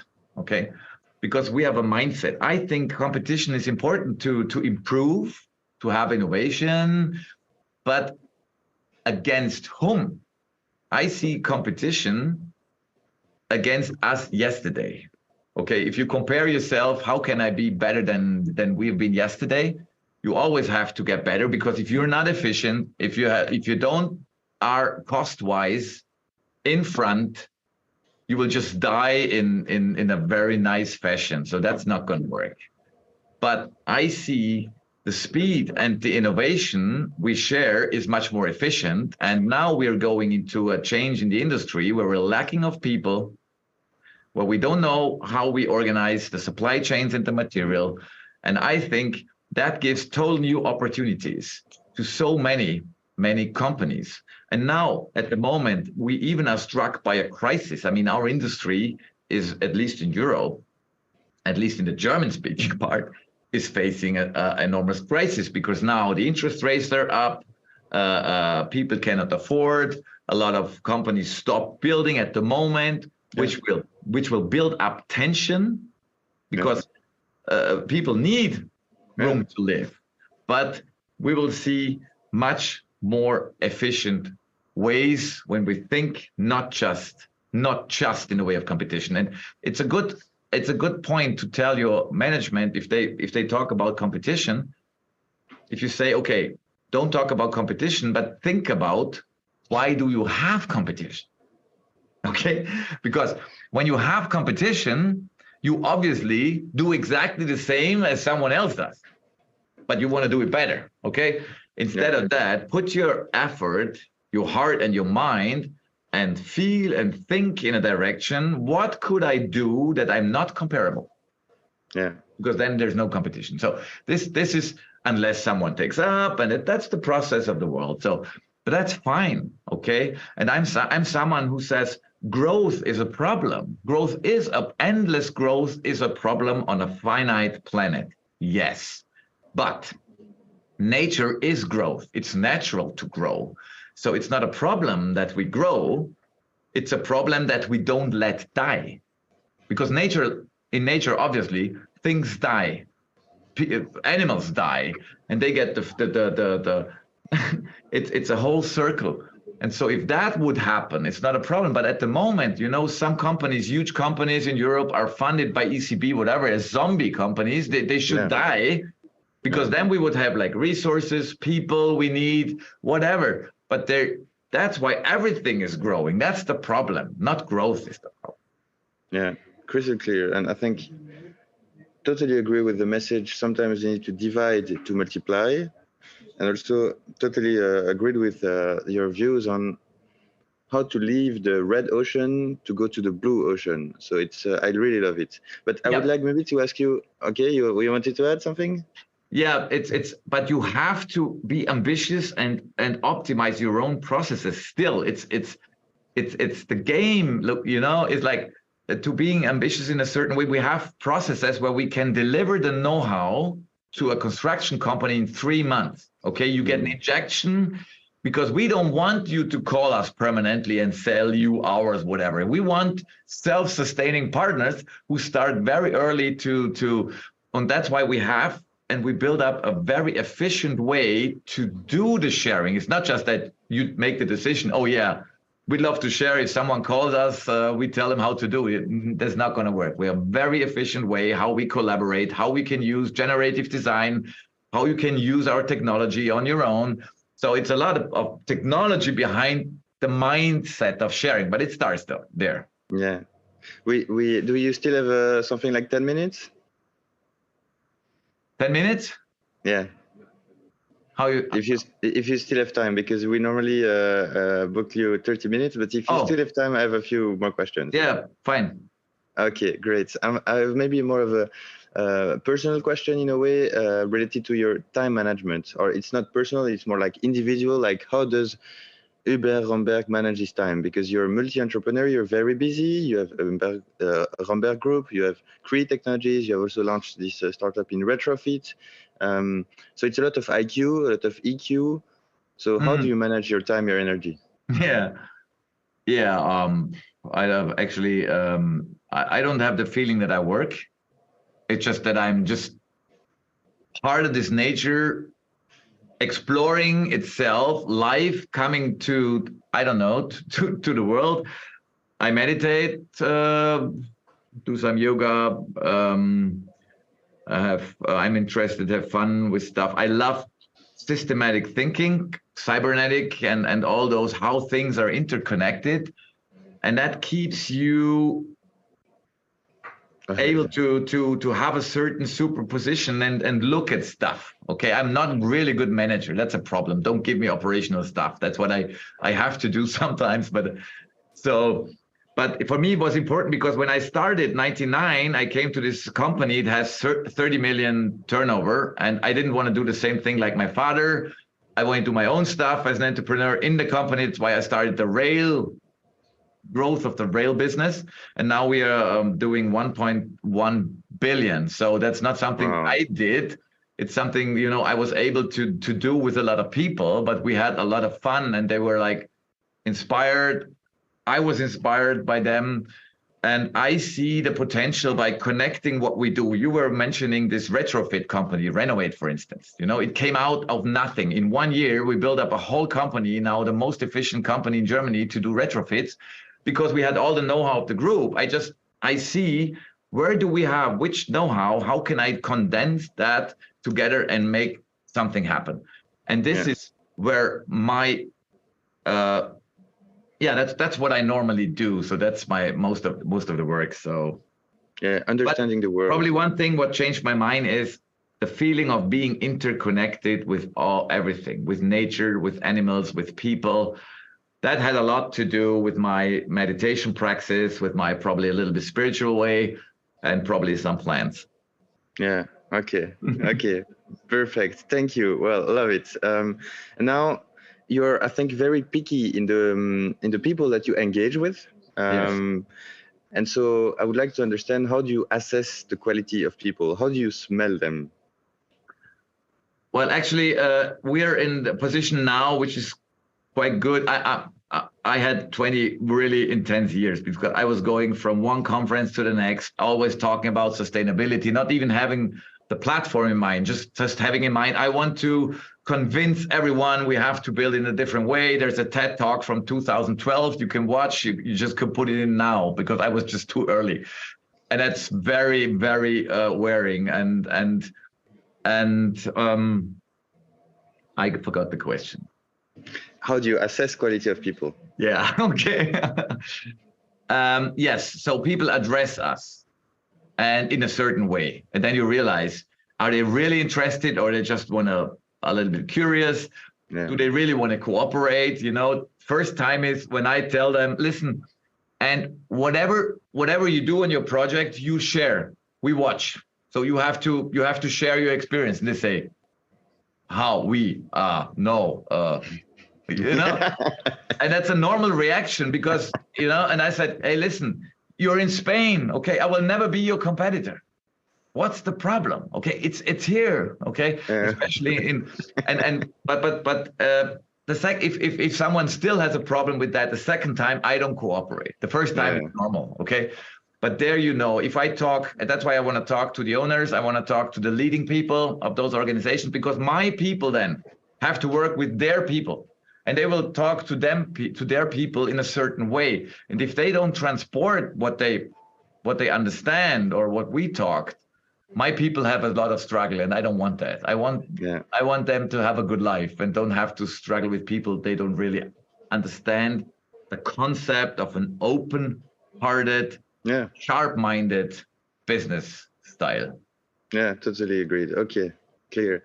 Now, maybe my most tough question of the year. It's I'm struggling a lot now currently with understanding what is the cost of success. So what should you be willing to sacrifice in order to be successful? Because there is this famous sentence saying, if you are not willing to sacrifice everything, you will not be able to, you're maybe not meant to be an entrepreneur. Everything meaning friends, family, everything, you know? But if you sacrifice everything, even if you're successful, maybe it's too expensive.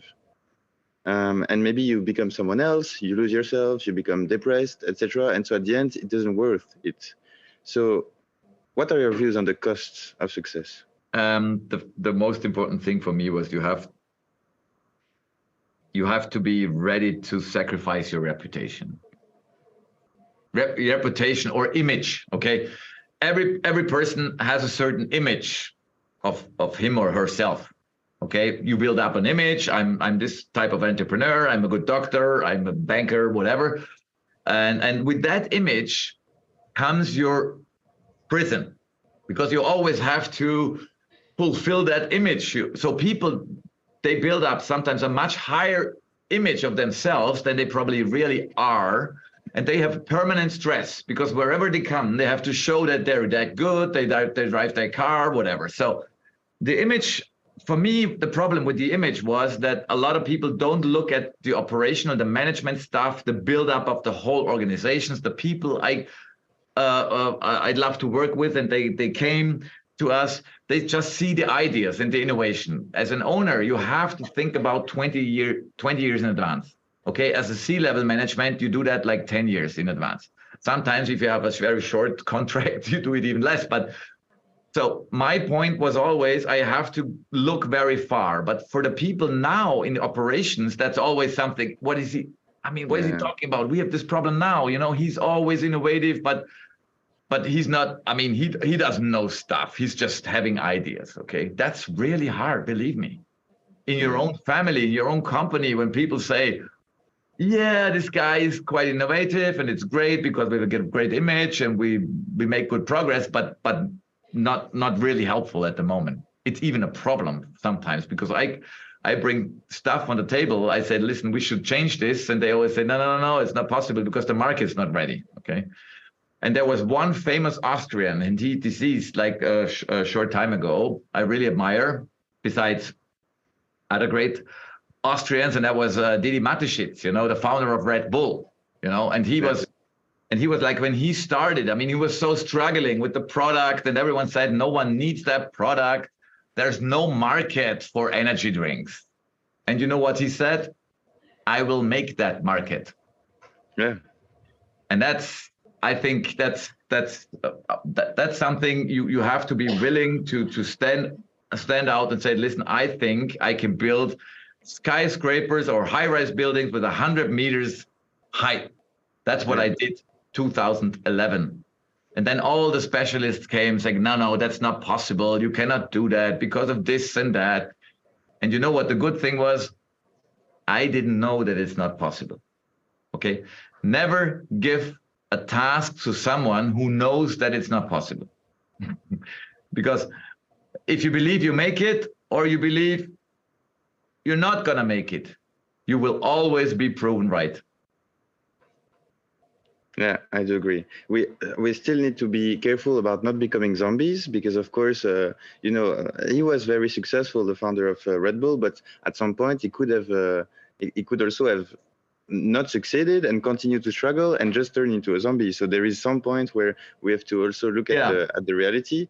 And also one comment about the ambition. So ambition is good, but ambition can also be bad. I think it's all a matter of right equilibrium. Yeah, good, very good. Extreme, very good point. That's why we always have to be with yourself, with your body, because then you feel what feels right, what's not feeling right. You know, when you have the feeling that it feels right, although I have this input from outside, misunderstanding, whatever, that's then it's hard. And I think we should take care about what I learn a lot from all these failures at the moment. I mean, another one bites the dust. I was posting that on LinkedIn soon because another prefab company got bust. You know, everyone thinks I can invent the construction new. I just have to build a factory like cars and then it will work. That was a planned prefab, right?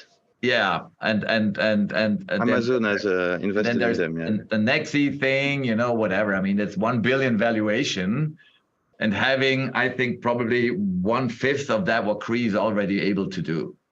But that's insane. But and there we have to look probably earlier. I mean, a lot of investment is now going into that sustainable construction everywhere. But obviously, if you're not sure, ask me. I know the whole supply chain. I probably could give some advice where it makes sense and probably not yet. Yeah, that's crystal clear. I love it. I don't want to take too much of your time. We're already overpassed of 12 minutes, our initial time. So I appreciate a lot. And I will definitely, bring you in contact with all of the investors that are interested to scale Cree and to really achieve net zero. And so, I'm not just looking for money. I have enough, but I'm looking for the right partners with money because Absolutely. Thank you, Hubert. I loved it. I loved it. Number one. Thank you for the invitation. Great to see you. Thanks. Bye. Bye. So now, lunch break. I have a small surprise. Slides. Ta-da! So I hope we can still hear me. We will now have a 1 hour and a half break, I guess. And we have still, that's the surprise, we still have the selfie contest. Yes, because we still have a few, we have received already quite some applications of great people joining from amazing locations. But now we need from the car, from the on the way to the office, airport, etc., etc. So you still have a bit of time. Send your picture to idris@relevation.org. Come on, it's our metric of success. If we have pictures, we're happy. It doesn't cost you a lot, but it brings a lot of energy to us. So please play the game. Thanks to our partners and sponsors who made this possible. Amavi, PropTech1, Nemetschek Group. We love you. And now enjoy the networking and see you at 1:30 p.m. CET time. Thank you.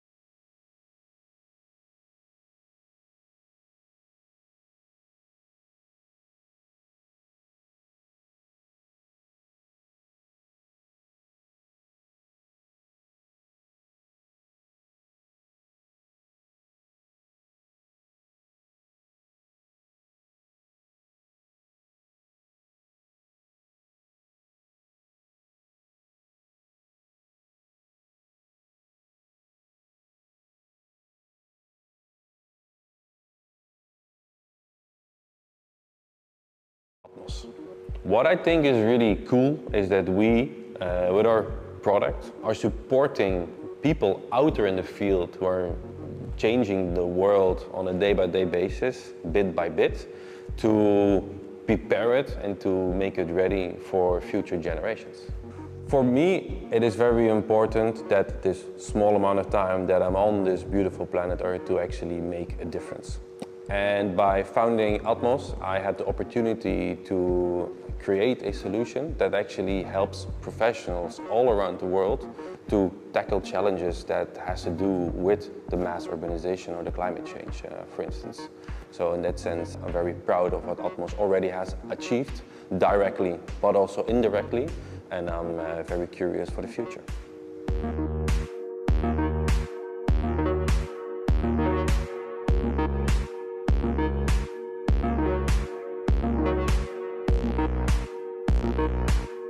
Marlin's engineering is special because the whole team, the whole development team is challenged to solve a multidisciplinary problem in all aspects, and we have really challenging requirements because we want a high wind resistance, but at the same time versatile and user-friendly drone. But you know, the way we tackle these problems and the way the team is able to come up with a very elegant design, but at the same time answering really complex problems, is, I think, something unique. Marlin combines the effectiveness of mapping large areas and the user-friendliness, so it's really easy to control Marlin, but at the same time the robustness and the high wind resistance. So essentially, as an operator of Marlin or as a user of Marlin, you don't have to worry about anything going wrong because the system has got your back.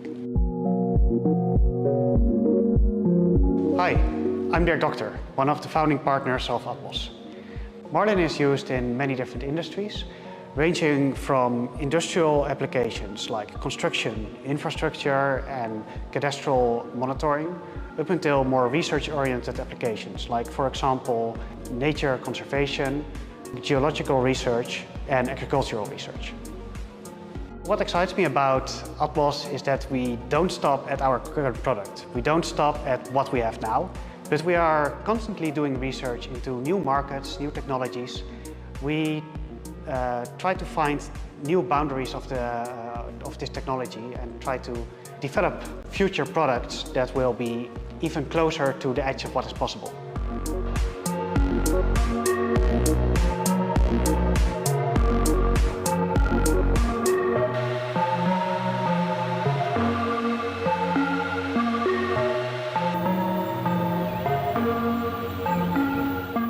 We built Marlin here because we are located here, of course, but it's also a way for us to ensure quality.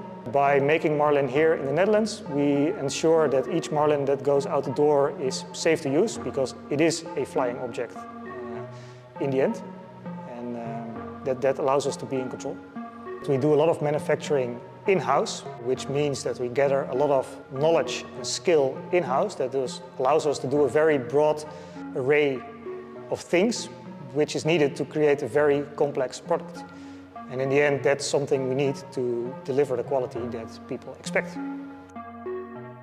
Very early on as a kid, I was actually already interested in technology. But throughout the years, I have learned that the technology that excites me the most is actually the technology that can provide a positive impact.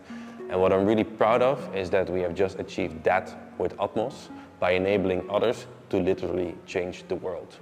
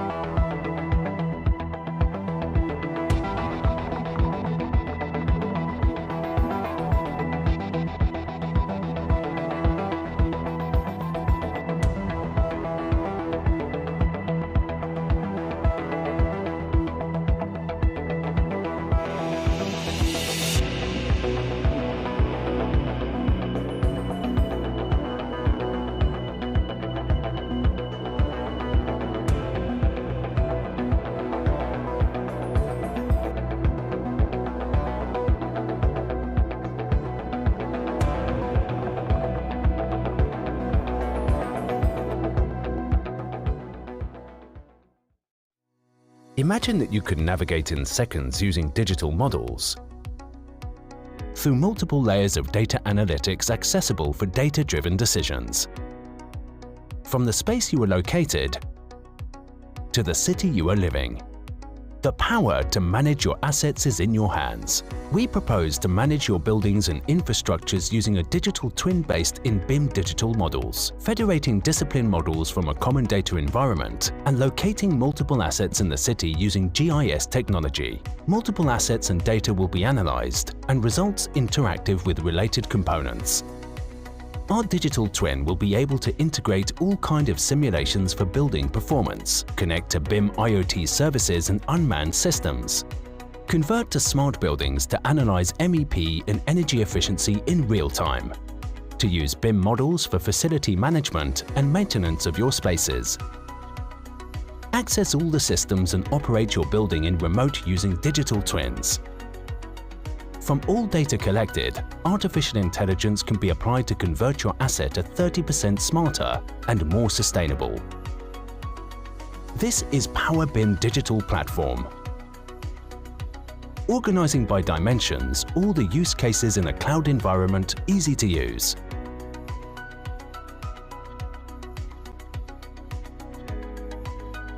Power BIM, the power of data for buildings and infrastructures.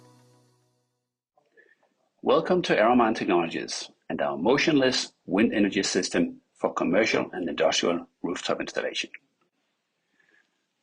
Aeromines have no visible moving parts, hence they make no noise and they make no vibrations. They are designed for installation on large buildings with a flat rooftop, could be logistics centers, manufacturing plants, or it could be commercial buildings like offices, airport terminals, or multifamily residential buildings. Aeromines are installed right on the edge of the building rooftop, facing the predominant wind direction. This way, we can harvest both the wind coming straight in and the wind being pushed up against the facade of the building. Hence, we use the building actively to generate more power. As the Aeromine system is installed right on the edge of the building, most of the weight is also carried by the facade of the building itself. The other benefit is that the entire remaining part of the roof is free, for example, for a solar PV installation. The system profile of an Aeromine system does depend on the wind resources available locally. It also depends on the height of the building and any local obstacles that may shade the wind. Aeromine will always assess the individual buildings prior to an installation. The most typical outcome is between 7,000 and 15,000 kilowatt hours of yearly energy production for each Aeromine unit. The system can be scaled to any size, just limited by the size of the building itself.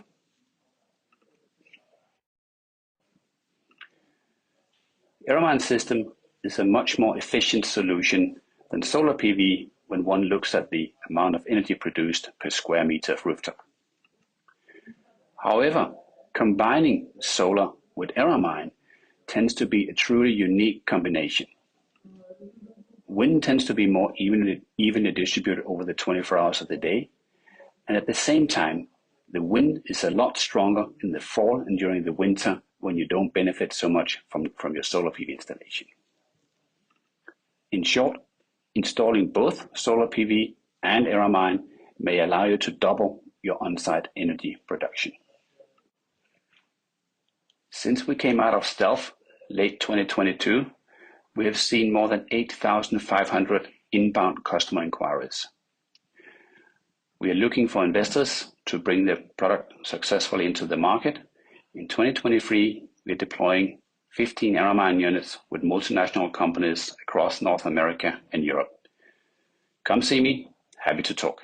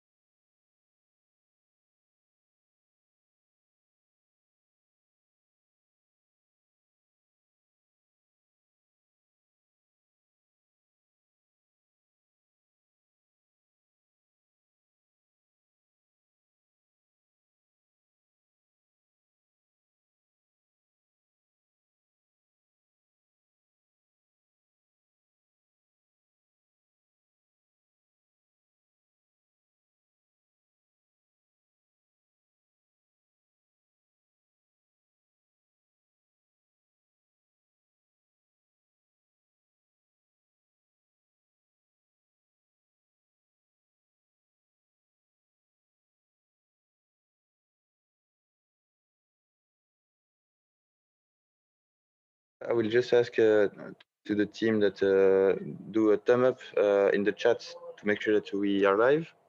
Do you see the slides flipping now? To the team that do a thumb up in the chat to make sure that we are live. Do you see the slides flipping now? To the team that so assuming we're live in the chat to make sure that we are live. Do you see the slides flipping now? To the team that assuming we're live in the chat to make sure that we are live. Do you see the slides flipping now? Now assuming we're live in the chat to make sure that we are live. Do you see the slides flipping now? Now also assuming we're live in the chat to make sure that we are live. Do you see the slides flipping now?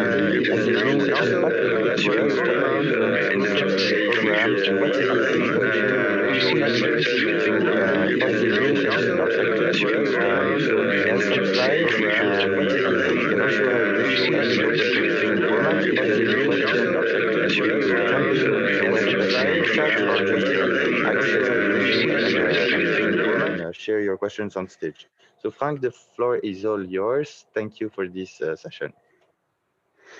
Thank you for also for inviting me and having this opportunity to present the EIC, European Innovation Council. So my name is Frank Mouwen. I'm from the Netherlands. I have a background in engineering and construction. I was a tunnel engineer for a long time, but also did a number of deep tech startups in the climate area before I joined EIC. So in the next couple of minutes, I will just show you what the program is and the bigger context of the EIC within the European Commission, and also what it can mean for you as innovators and entrepreneurs in architecture, engineering, and construction. So the European Commission or the funding mechanisms can be quite a spaghetti ball, I must admit myself. This is the larger Horizon project. EIC is part of the Horizon project. It's part of Pillar 3 of the Horizon project, because I think Europe is quite good at cutting edge research. And when the EIC started 2 years ago with the launching ceremony, Ursula von der Leyen, president of the European Commission, literally said this quote that Europe is very good at spending a lot of money at world-class cutting-edge research, but we are less good at making money from that research. And that's basically the opening shot or the starting point of the European Innovation Council. Now we're trying to build a bridge between science and wider market adoption using the entrepreneurial vector. And we realize also that we are, especially for sectors like construction, we are not the only ones building bridge elements. So also other ecology partners like investors and the corporates, but also the scientific community have to build up or step up their game to make it one working machine of innovation to tackle all the challenges we face. Now, in a very abstract way, the same bridge, but in a different way. It's basically the program is in 3 parts of increasing readiness, technology readiness, and both commercial readiness. So we have the Pathfinder project, transition project, and accelerator project program. Sorry, Pathfinder, roughly early innovation, transition being mid innovation, accelerator being later innovation.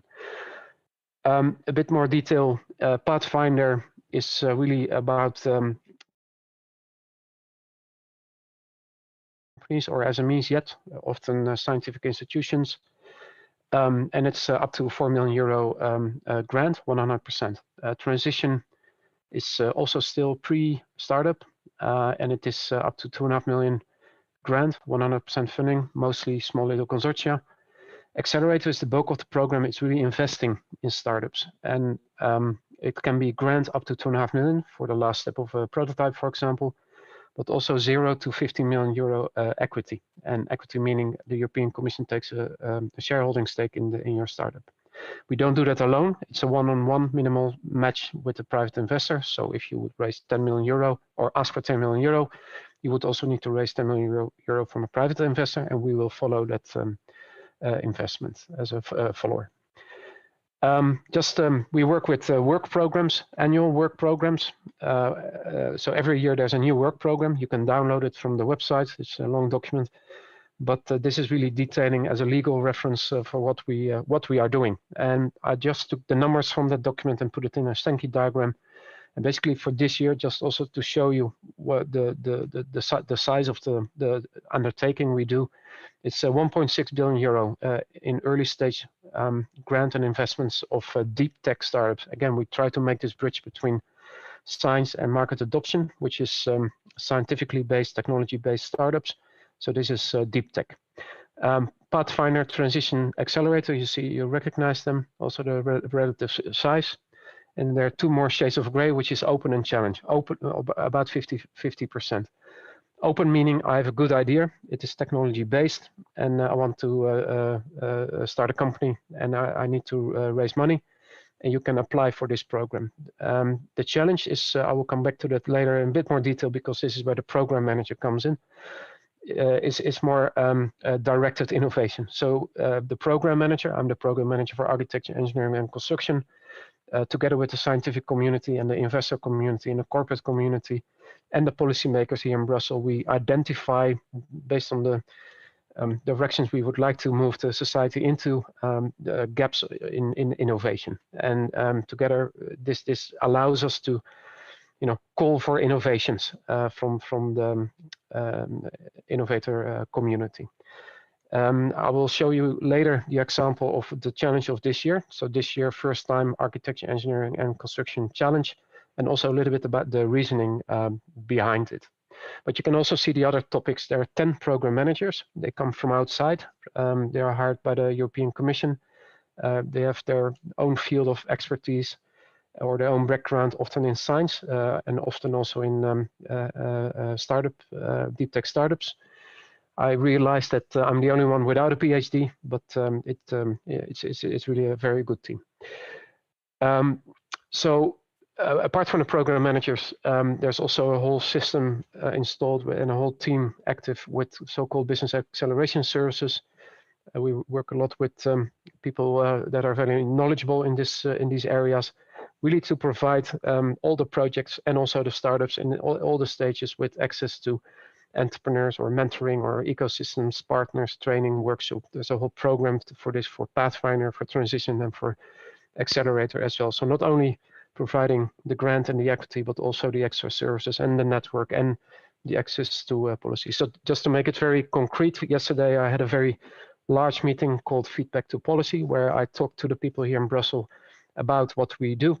And in preparation of this, I interview my portfolio companies and ask, what is withholding you from outbreaking success, or what kind of policies or regulations is not aligned, or what uneven playing fields is there. And I try to feedback that into the people that are dealing with this on a daily basis, not with the promise that it is solved within a week, but at least there is a connection with it. This is really great, actually. So I will now switch to the architecture, engineering, and construction activities. Iris, if you have any question, I don't see the chat, about the general program. Maybe this is a good point to pause. Otherwise, we'll just march on without talking faster. Let me see if we have any questions from the chat. So far, I only see one question from me saying, "Are we live?" So I think it's all good. You can continue for now. I hope so. Yeah. Yeah. In the last slides, I will show you cutoff dates. I think you showed us. I showed you the Sankey diagram. Just to make it more alive, we have 4 cutoff dates for example, the Accelerator program. And of the cutoff date of 22nd of March earlier this year, we selected 51 companies and committed to 261 million euro of the budget, and 30% of it's also a KPI. 30% of the management team had female founders or CTOs or CSOs. So it's and this is across the field, right? So within the program manager field of activity, but also outside of that. Now, if I focus on architecture, engineering, and construction, or construction in short, I think it's always good to show this picture of New York City. I can also show Brussels, but basically the quote is, I think it is from Bill Gates, who mentioned with his Breakthrough Energy Fund that we have to build 1 New York City per month for the next 40 years, just to put down the size of the challenge we have. Not all that will be built in Europe or in the US. Of course, most growth is expected in non-OECD countries like India and Africa, but nevertheless, we face a big problem. So we are the second largest sector by GDP. Cement, the biggest material for us, is the second use material after water. I think we all know the platitudes by now. 10% of CO2 emissions embedded. We have to get to net zero by 2050. All the regulations like the European Green Deal are being put in place for that. We also are not too circular, so we cause 35% of the total waste of the EU. And we are lagging in productivity. I think those elements of challenge are reflected upon in most of the presentations we see these days. I will reflect what we try to do as a European Commission and EIC in particular to help the ecology of construction to move forward with innovation in this. I think it's also always it's always brings the message down if you show the picture of a cement kiln. Cement kilns are often located close to the limestone quarries. The limestone is basically the base, the feedstock of all that concrete and cement we produce. And it's close by because in this smokestack you see in the picture, that's 50% you lose in weight as CO2. And just for transport economics, those plants are close to the limestone quarries. Doesn't make sense to move all that gas you dump in the CO2 in your transport. So this is really what we, the smokestack over there is really all about this 8%. We need to do something. But this is also a point where the innovation lies, right? So we are supporting projects and startups across the TRL scale in alternative kiln technologies, electrical kiln technologies. We do quite a number of startups in supplemental cementitious materials. We do startups in alternative materials. We do quite a lot in timber technologies. We do quite a lot in design technologies.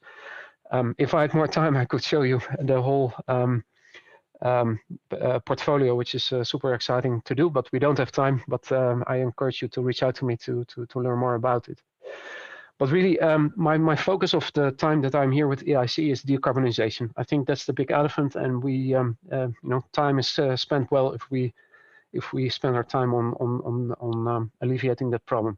So this is a graph which shows you basically pathways to net zero, and the colors are really the different measures, and you see the different leverages you can have on doing that. So the green is really efficiency in design and construction. So it's basically a reasoning from the demand side of the problem, right? If you use less, if you save, you emit less as well. The block below that is really about the supply side of the problem. Changing the composition of the, reducing the clinker in the cement composition, or to reduce the cement in the concrete composition, or to find other ways, completely alternative ways for cement and concrete, or completely different bio-based materials or timber materials. That's the supply side. There's one more, which is not in this picture, but very important for the European context, which is reasoning from the inventory side, because often you get the comment back, let's say, just look outside of the window, you see a city full of buildings. We have a lot of buildings already, and the building emitting least is the building you don't demolish. So there's a renovation wave policy within Europe to really encourage the, the renovation of all the buildings. And I think previous speakers have also proposed businesses or working on these businesses before. Again, for EIC, it's a deep tech activity or funding agency. So I always need to find these deep tech or the scientific-based angles to promote. Therefore, I notice that I often get quite deeply into the fundamentals or the science aspects of the problem.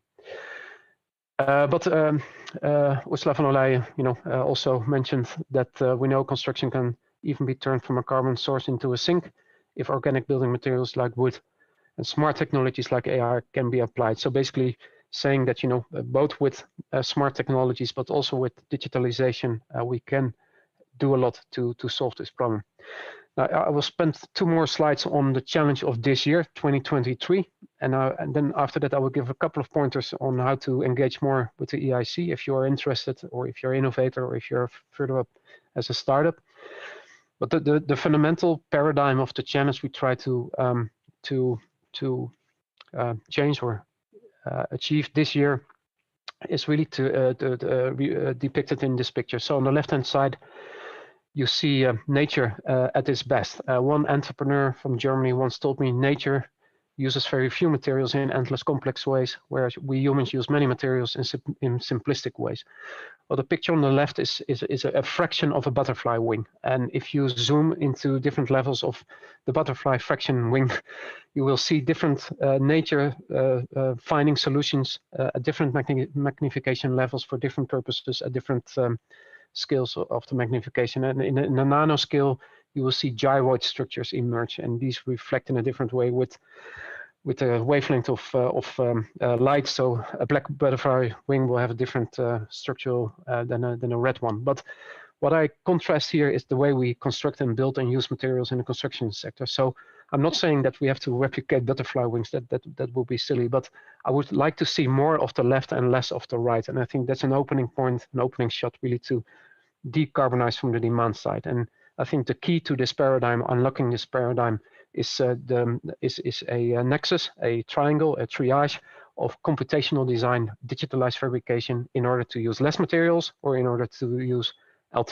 enable alternative materials, bio-based materials, other materials, in order to, of course, the bigger context, to decarbonize. But those three belong together. Often computational design offers beyond imagination solutions, but then you need different fabrication technologies to actually implement them. Or you have new materials. We have one project in Pathfinder exploring fungus as a building material, but then you need advanced computational design methodologies to reach to the same level of building performance. We have I think we are blessed in Europe with a history of architectural design. We should never forget that technology should serve a product which should delight a customer. And I think, a couple of 100 years ago, there was already concrete. This is still the largest unreinforced concrete structure in Rome, Mantion. Then we had a long period of stereotomy, so where we use local materials in a very sophisticated way in these stone vaults. Then we discovered fossil fuels and fossil limestone, and we had a blast on building a lot of concrete structures, which served us well. I mean, concrete is a fantastic building material. It's a fluid rock, apart from the CO2 emissions. And I think the future is really a logical next step in this line of innovation, which we have started already, a long time ago.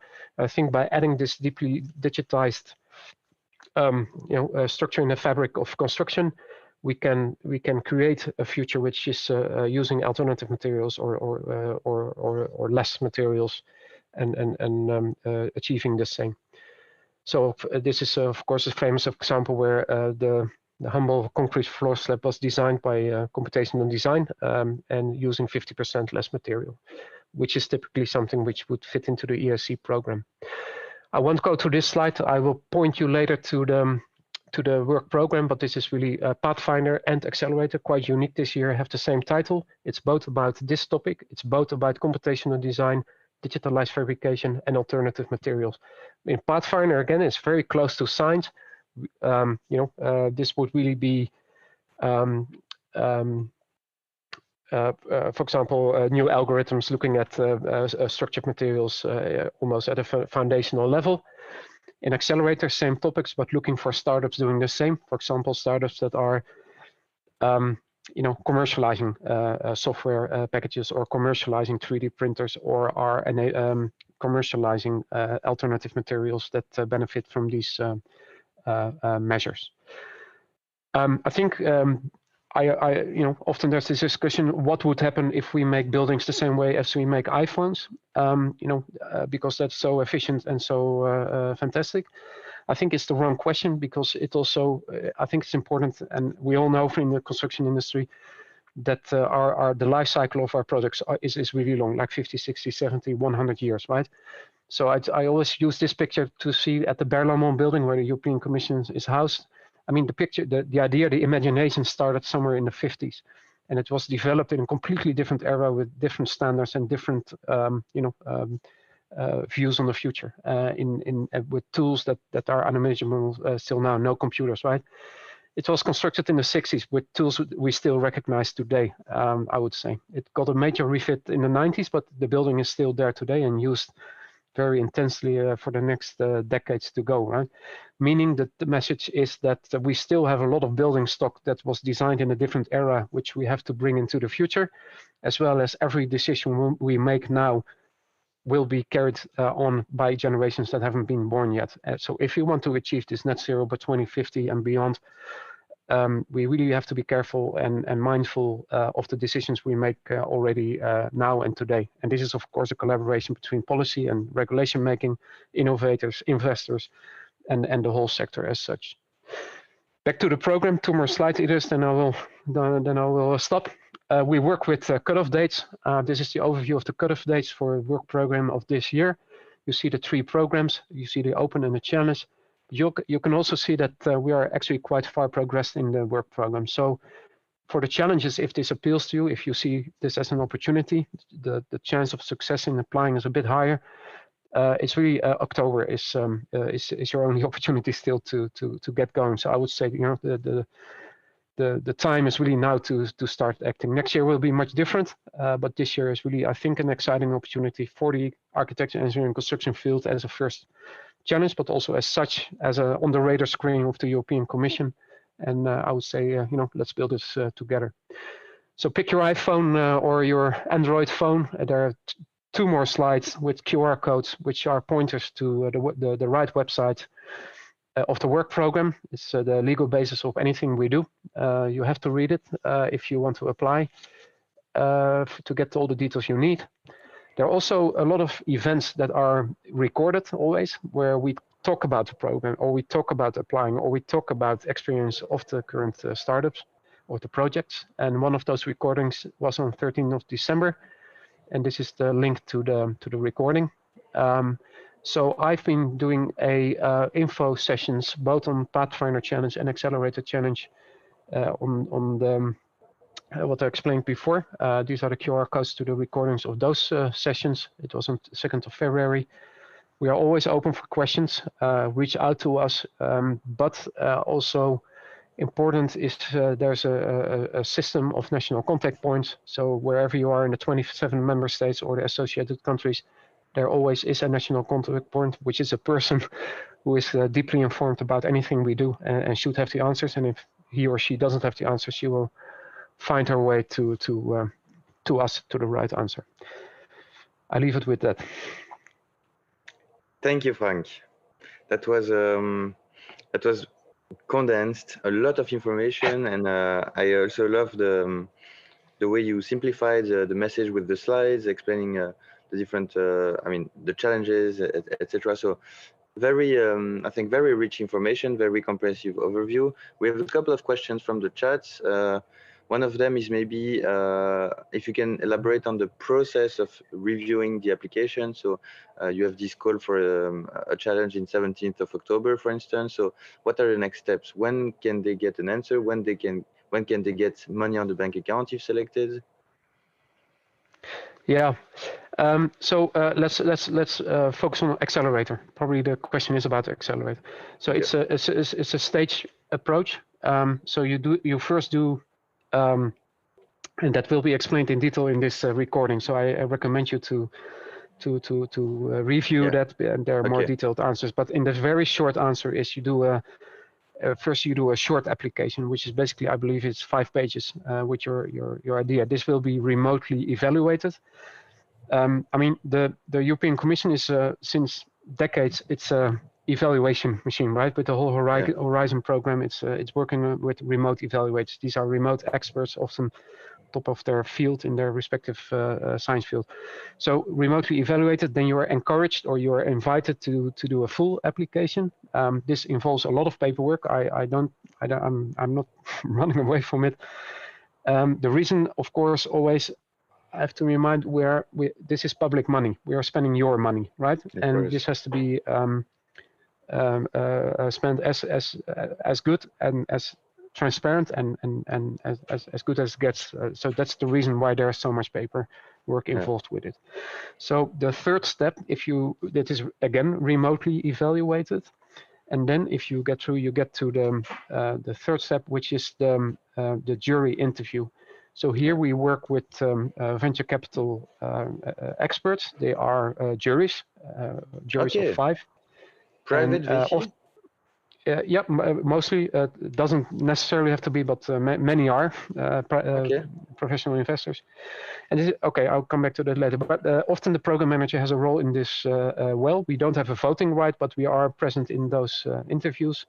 And this is really the thumbs up, thumbs down for the next phase. So thumbs up means we will commit to negotiating with you the deal together with you, the match funding investor. And this will be handled by the EIB, so the European Investment Bank. They are handling the EIC fund, and they are taking it from there in the normal process of investing. Mm-hmm. So once it gets through there, then the further management along the life cycle of a startup, especially if you fall into a challenge, you will see me again, because the portfolios are managed by the program manager.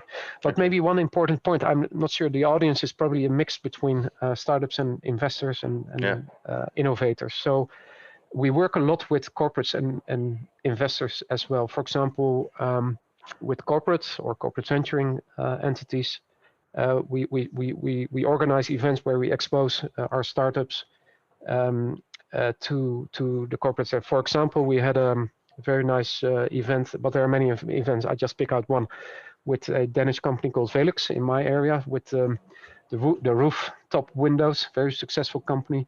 So they selected together with us over a period of 6 months, 20, I believe, startups. They were invited to Copenhagen for a full day of pitching and deal making. And the deal making can be I buy your prototype, or I do an investment, or I connect you to supply chain partners. But really, the intention is to make deals. And I think this is a super interesting day. There have been days with Shell and with Vattenfall and with many others as well. I think this is really a nice opportunity to work together with the corporates. But there are also activities where we connect in roundtables our beneficiaries to venture capital rounds. So we basically should, there's this pitching to look, because in the end we're trying to build a bridge, right? We after the EIC, it should be picked up for further growth with different stage of private investors and VCs. Yes. But the engagement with these stakeholders is definitely interesting in there. Mm-hmm. Yeah, clear. And thanks for opening up also to the corporate and the VCs. So you have actually a lot of questions in the chat. I think 1, 2, 3, 4. I don't see the chat, so I can't read them. 6. Yep. Okay. Okay.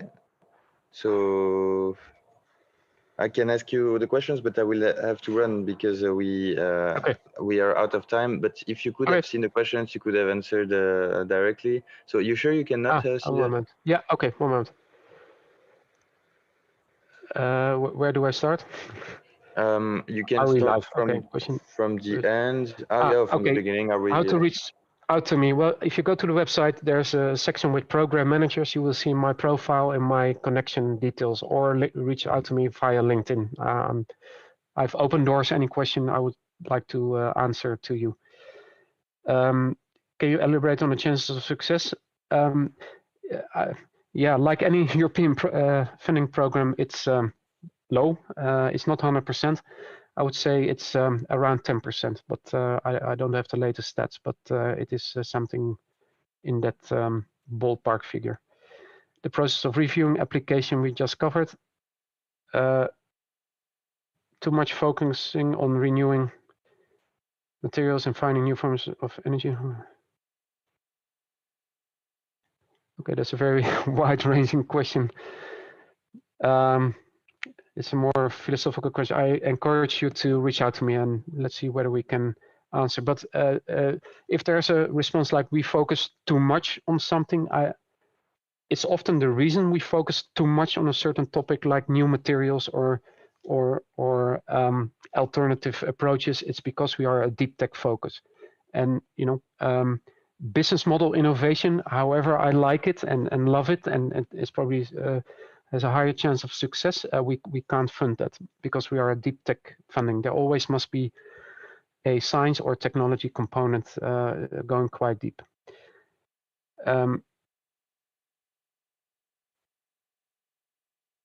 Yeah, so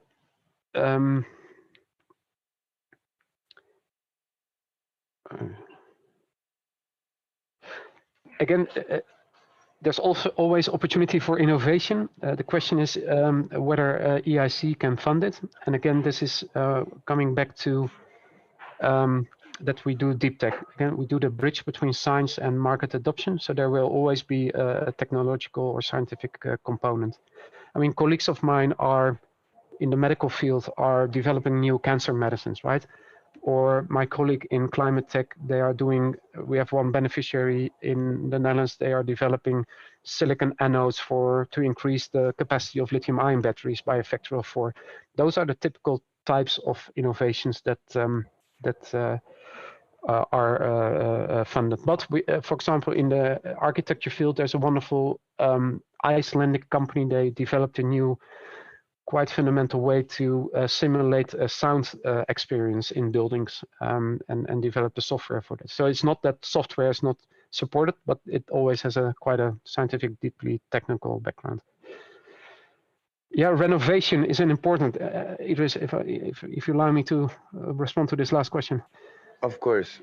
Yeah. Of course, I presented to you the kind of the dimensions of how to tackle CO2 emissions in construction, looking at it from the demand side, from the supply side, from the inventory side, inventory being renovation.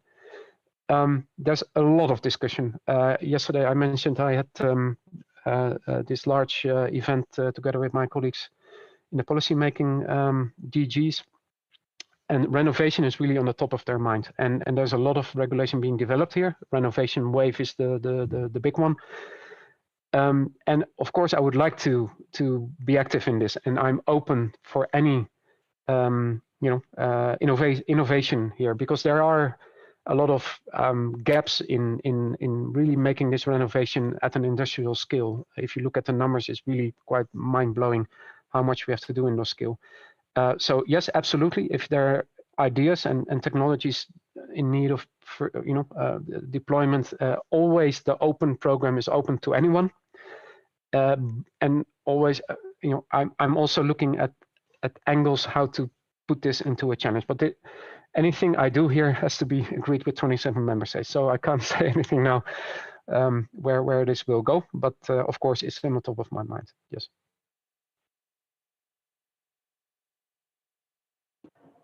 Thank you, Frank. That was really great. And with your approval, we will send the recordings also to the audience so they can scan back the QR codes that were shared.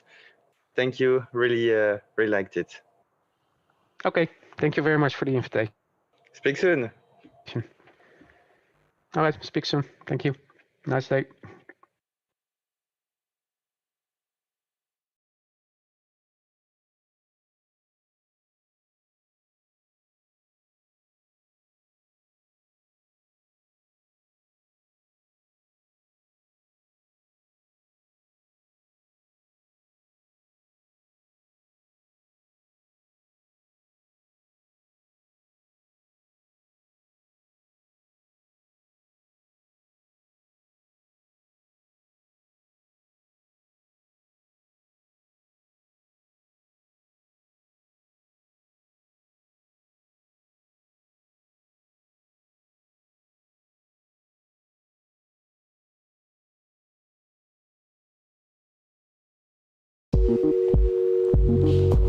Hello, my name is Ruud Knops, CEO and one of the co-founders of Atmos.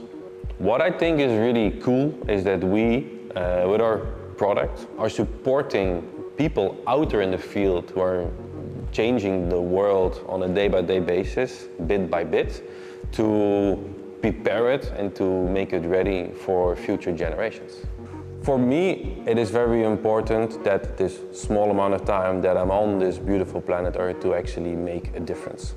And by founding Atmos, I had the opportunity to create a solution that actually helps professionals all around the world to tackle challenges that has to do with the mass urbanization or the climate change, for instance.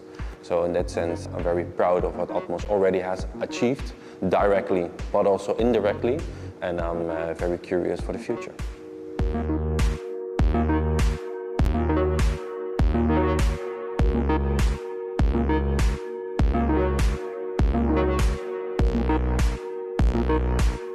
Marlin's engineering is special because the whole team, the whole development team is challenged to solve a multidisciplinary problem in all aspects, and we have really challenging requirements because we want a high wind resistance, but at the same time versatile and user-friendly drone.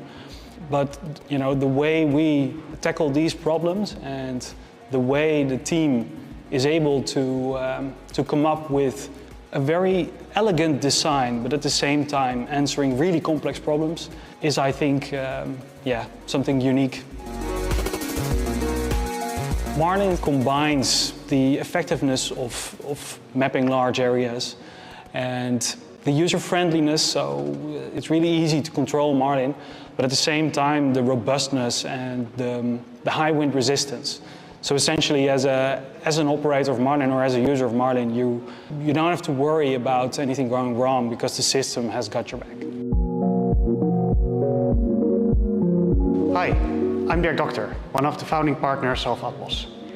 Marlin is used in many different industries, ranging from industrial applications like construction, infrastructure, and cadastral monitoring, up until more research-oriented applications, like, for example, nature conservation, geological research, and agricultural research.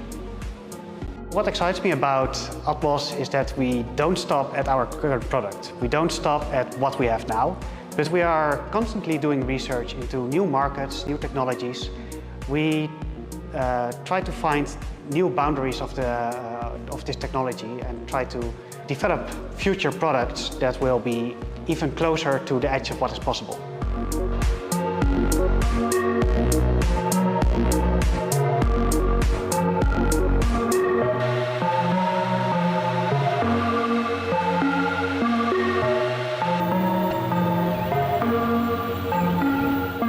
We built Marlin here because we are located here, of course, but it's also a way for us to ensure quality. By making Marlin here in the Netherlands, we ensure that each Marlin that goes out the door is safe to use, because it is a flying object in the end, and that allows us to be in control. We do a lot of manufacturing in-house, which means that we gather a lot of knowledge and skill in-house that allows us to do a very broad array of things which is needed to create a very complex product. And in the end, that's something we need to deliver the quality that people expect. Very early on as a kid, I was actually already interested in technology. But throughout the years, I have learned that the technology that excites me the most is actually the technology that can provide a positive impact. And what I'm really proud of is that we have just achieved that with Atmos by enabling others to literally change the world.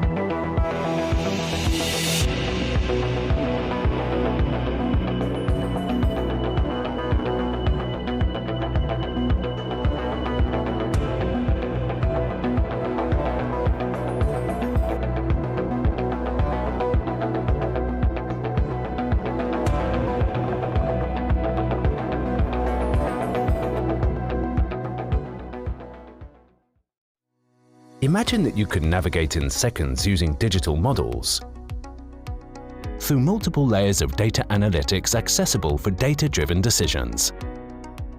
From the space you are located to the city you are living, the power to manage your assets is in your hands. We propose to manage your buildings and infrastructures using a digital twin based in BIM digital models, federating discipline models from a common data environment and locating multiple assets in the city using GIS technology. Multiple assets and data will be analyzed and results interactive with related components.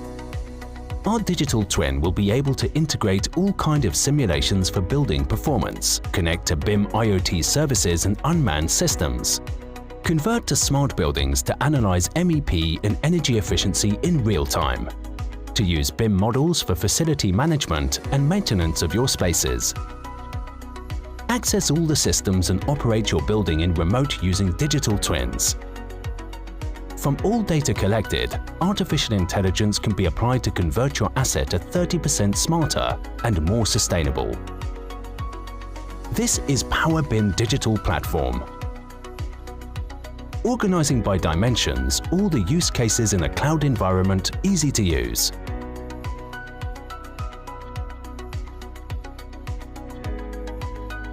Power BIM, the power of data for buildings and infrastructures. Welcome to Aeromine Technologies and our motionless wind energy system for commercial and industrial rooftop installation. Aeromines have no visible moving parts, hence they make no noise and they make no vibrations. They are designed for installation on large buildings with a flat rooftop, could be logistics centers, manufacturing plants, or it could be commercial buildings like offices, airport terminals, or multifamily residential buildings. Aeromines are installed right on the edge of the building rooftop, facing the predominant wind direction. This way, we can harvest both the wind coming straight in and the wind being pushed up against the facade of the building. Hence, we use the building actively to generate more power. As the Aeromine system is installed right on the edge of the building, most of the weight is also carried by the facade of the building itself. The other benefit is that the entire remaining part of the roof is free, for example, for a solar PV installation. The system profile of an Aeromine system does depend on the wind resources available locally. It also depends on the height of the building and any local obstacles that may shade the wind. Aeromine will always assess the individual buildings prior to an installation. The most typical outcome is between 7,000 and 15,000 kilowatt hours of yearly energy production for each Aeromine unit. The system can be scaled to any size, just limited by the size of the building itself.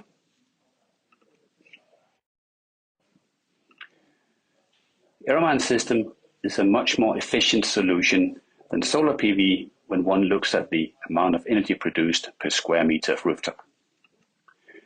However, combining solar with Aeromine tends to be a truly unique combination. Wind tends to be more evenly distributed over the 24 hours of the day, and at the same time, the wind is a lot stronger in the fall and during the winter when you don't benefit so much from your solar PV installation.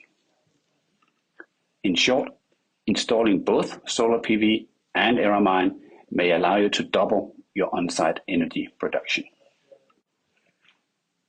Since we came out of stealth late 2022, we have seen more than 8,500 inbound customer inquiries. We are looking for investors to bring their product successfully into the market. In 2023, we are deploying 15 Aeromine units with multinational companies across North America and Europe. Come see me, happy to talk.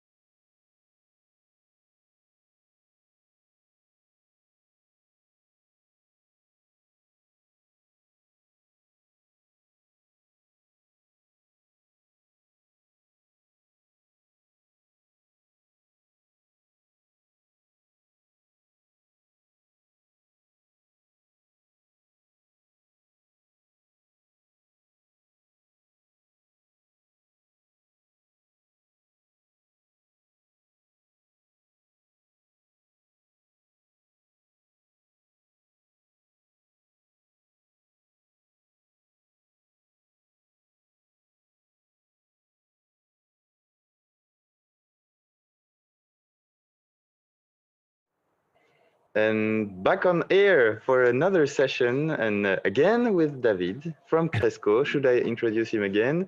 So Cresco is, as you know, one of the leading firm for founders and VCs and corporates. So for everything related to tech and investment.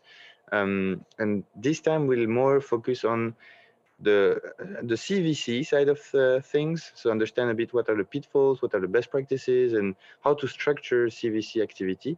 And it's again more of an open conversation format. So normally we will have Delphine from Eco Real Estate joining, and you can have also people joining from the stage.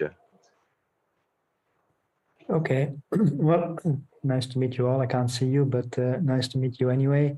I'll give a very short description of corporate venture capital on the basis of a use case. We have more detailed slides with also detailed recommendations from the operational, strategic, and business perspective when you want as a corporate to engage with a startup or a scale-up or vice versa. And they are in the possession of Relevation, and I'm assuming that they will be distributed to everybody for a look. Now, quickly, I will skip to the recommendations part because that you can read it afterwards. But partnering process and the exploration of a use case, I think, is most valuable. When partnering, whether it's through a CVC transaction or any other collaboration with a startup or scale-up, we believe that you have to do that by following a specific process, called the partnering process, where first of all, you determine for each side what the objectives are that you want to get out of the relationship, and really spend a lot of time on alignment and making sure that you have sufficient objectives that are in common. And if you have deviating objectives, to really clarify whether those ultimately make the corporate partnering arrangement at risk of failure. Then the second step is to assess risk and success factors. How do you try to ensure success while mitigating risk? By assessing strategic, business, operational, and cultural risk and success factors and plan accordingly. And the recommendations relate to those risk and success factors. Third, take enough time when setting up such a relationship by drafting a very detailed letter of intent, term sheet, MOU, a memorandum of understanding. It doesn't really matter the name, but it is certainly a way to ensure that on the basis of a relatively short document, you're able to agree positions or disagree. So, good lawyers would never propose you to draft a detailed joint venture agreement or corporate venture capital agreement without having the basics of a term sheet put in place and really focused. Of course, you all know the traditional VC fundraising term sheets, but for corporates, the situation, is slightly different.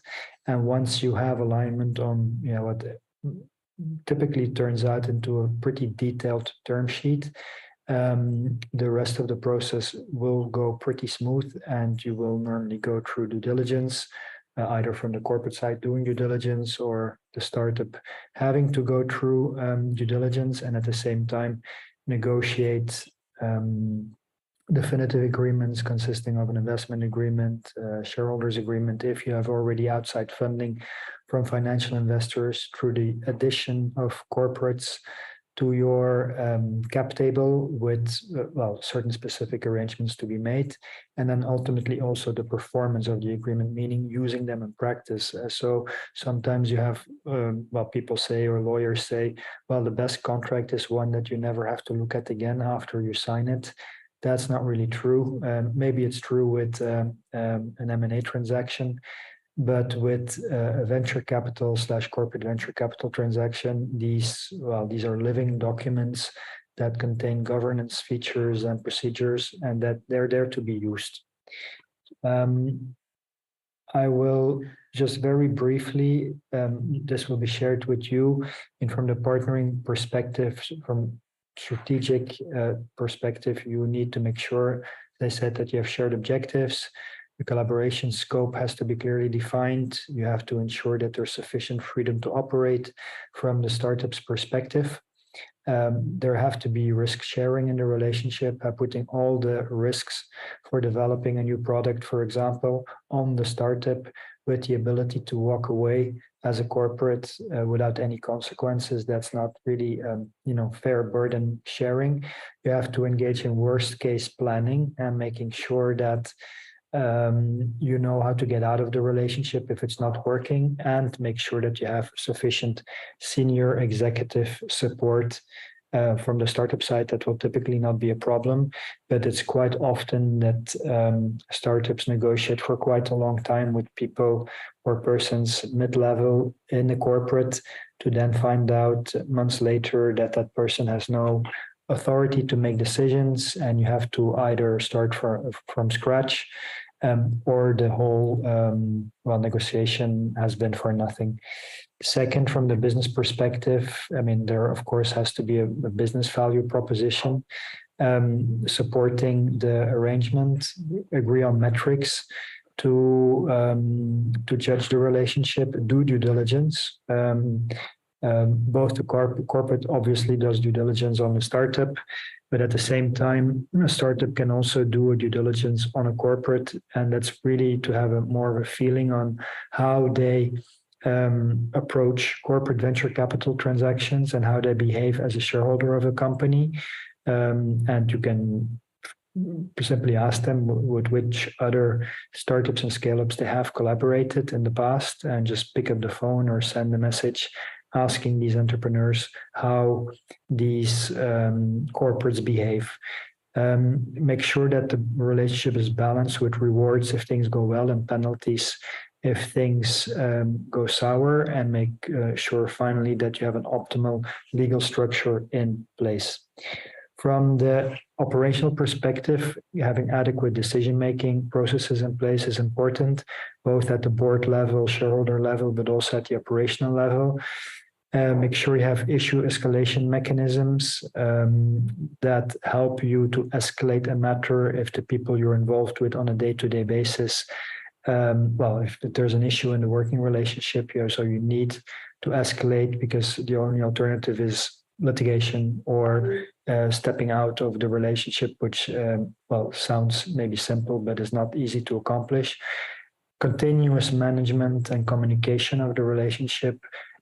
Also think about continuity arrangements. If you work with a corporate that makes an investment and engages in a strategic relationship with you, you need to think through what happens if they stop being a shareholder. What happens to the commercial relationship? Typically, nothing should happen. So continuity, transition, these are elements that for B2B, for corporates and B2B relationships are super important. And finally, agree on appropriate change management procedures, because you step into a commercial strategic relationship based on certain assumptions. And if those assumptions do not, play out as you thought they would play out, then you have to change things. So make sure that there's mechanisms and procedures in place that permit you to pivot and modify the relationship. Don't know if anyone has any question at this point. No, guess not. Let me just introduce you also to Delphine, who joined us from Zoom, and we have also the audience from the Eventia platform, so you know. Yes, okay. Sorry, I joined a little bit later. So I understand that you are explaining the venture capital model versus a model, corporate venture model versus a model where we would be, for example, partner of a VC.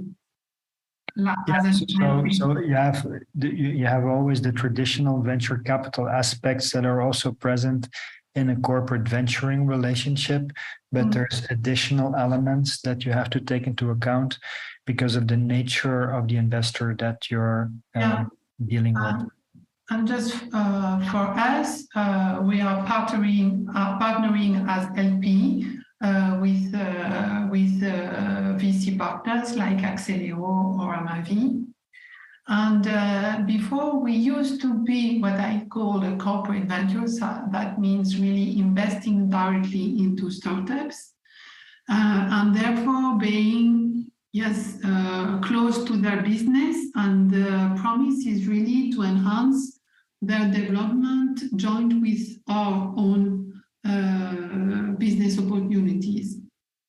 And therefore, it's very complicated to say you have to keep being acting just as an investor, because when we are in a corporate venture, we are not just an investor. We are really focusing on the fact that we want them to integrate our business at the mid or long term. And that's why I found it very difficult, this positioning, even if I see that some large corporations go back to this way of acting as a corporate venture versus investing in people as an LP in venture capital companies which business is really to invest. So they really know how they do it. And it's much more difficult to act as a corporate venture, I found. No, I mean, the right way. And it is. You can look at it from two angles. Everything you say is correct. You cannot position yourself you are not a purely financial investor, and you have both a profit motive from the financial relationship, but also the strategic relationship. And you can look at it from two angles. The angle from the startup or scale up will say, okay, I want to collaborate, but I still want to retain freedom to operate, and any exclusive licenses or non-compete undertakings or the prohibition to work with competitors of the corporate, they all restrict them freedom to operate. And if you want that, well, then there has to be a counterweight. Just the fact of being an investor is not sufficient. So there has to be really substance to the commercial relationship that exists. Second, you want to be free as a startup to raise funding from other parties, whether they're financial or corporate. And then for corporates, of course, if they're competitors of your existing corporate investor, well, that's not so easy. And there you have to make specific arrangements. And third, you want to make sure as a startup that you have the best potential price if an M&A transaction would materialize. So that's from the point of view of the startup, and you can look at it from a negative point of view, like, they restrict my freedom to raise cash, do an M&A deal, or my freedom to operate. But you can also look at it from the positive side and say, well, okay, but attracting this corporate as an investor in my company, it means that I have a client, and a launch client, important client, and that supports the valuation of the company. I have a source of funding, deeper pockets than a traditional VC might be able to provide. And third, they're a potential buyer of the company going forward. So negative, positive, both angles are possible. And we certainly believe that it is possible to structure relationships where both the interests of the corporate and the startup/scale-up are taken into account.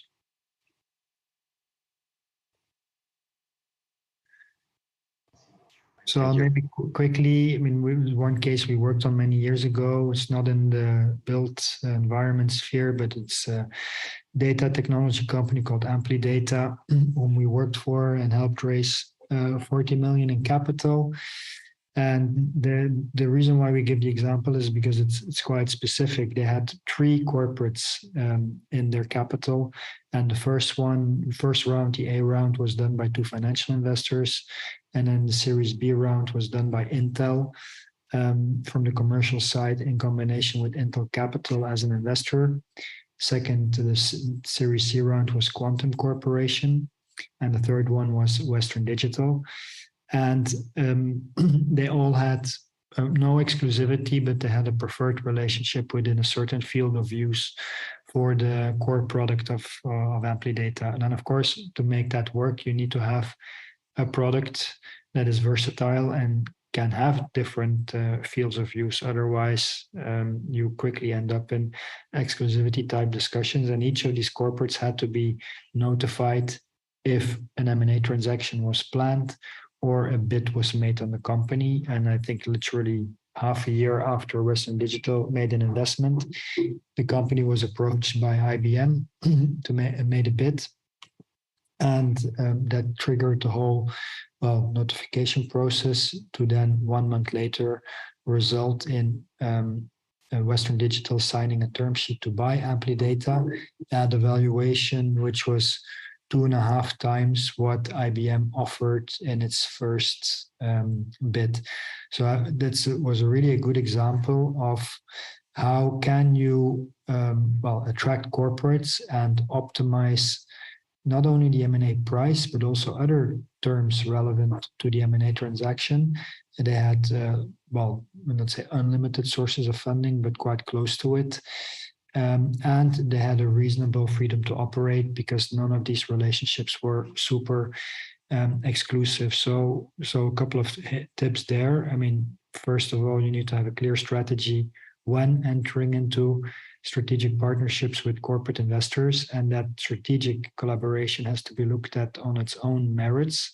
And so what investors should not do is say, I made an investment in your company and therefore I want the best price or exclusivity. I mean, then we would typically say, well, then just have a commercial relationship with us, and I will go to a bank or a financial player to get funding, equity funding or debt funding, because it is complex, much more complex than a simple venture capital relationship.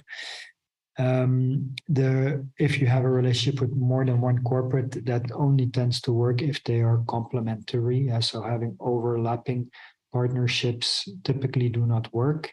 Try to make sure that these are preferred relationships, some type of right of first refusal, rather than a complete prohibition on working with others because you have given exclusivity. And if there is a restriction and there's exclusivity imposed with respect to field of use, geography, or time, it has to be tied to meeting certain performance targets.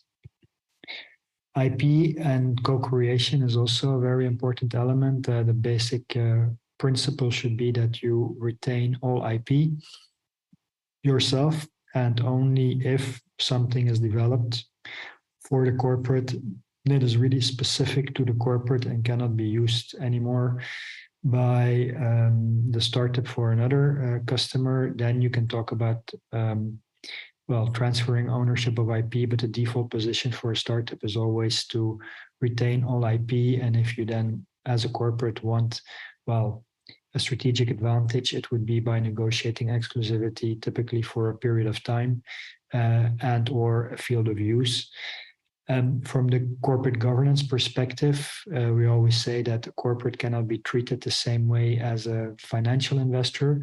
And why is that? Because they just have different motives and objectives. And so having certain veto rights that are very normal for a financial investor to have are not so normal for a corporate. So you need to design specific mechanisms that make a governance, possible between the two parties, and make sure that also from an M&A optimization perspective, you are able to get the best price, and that you don't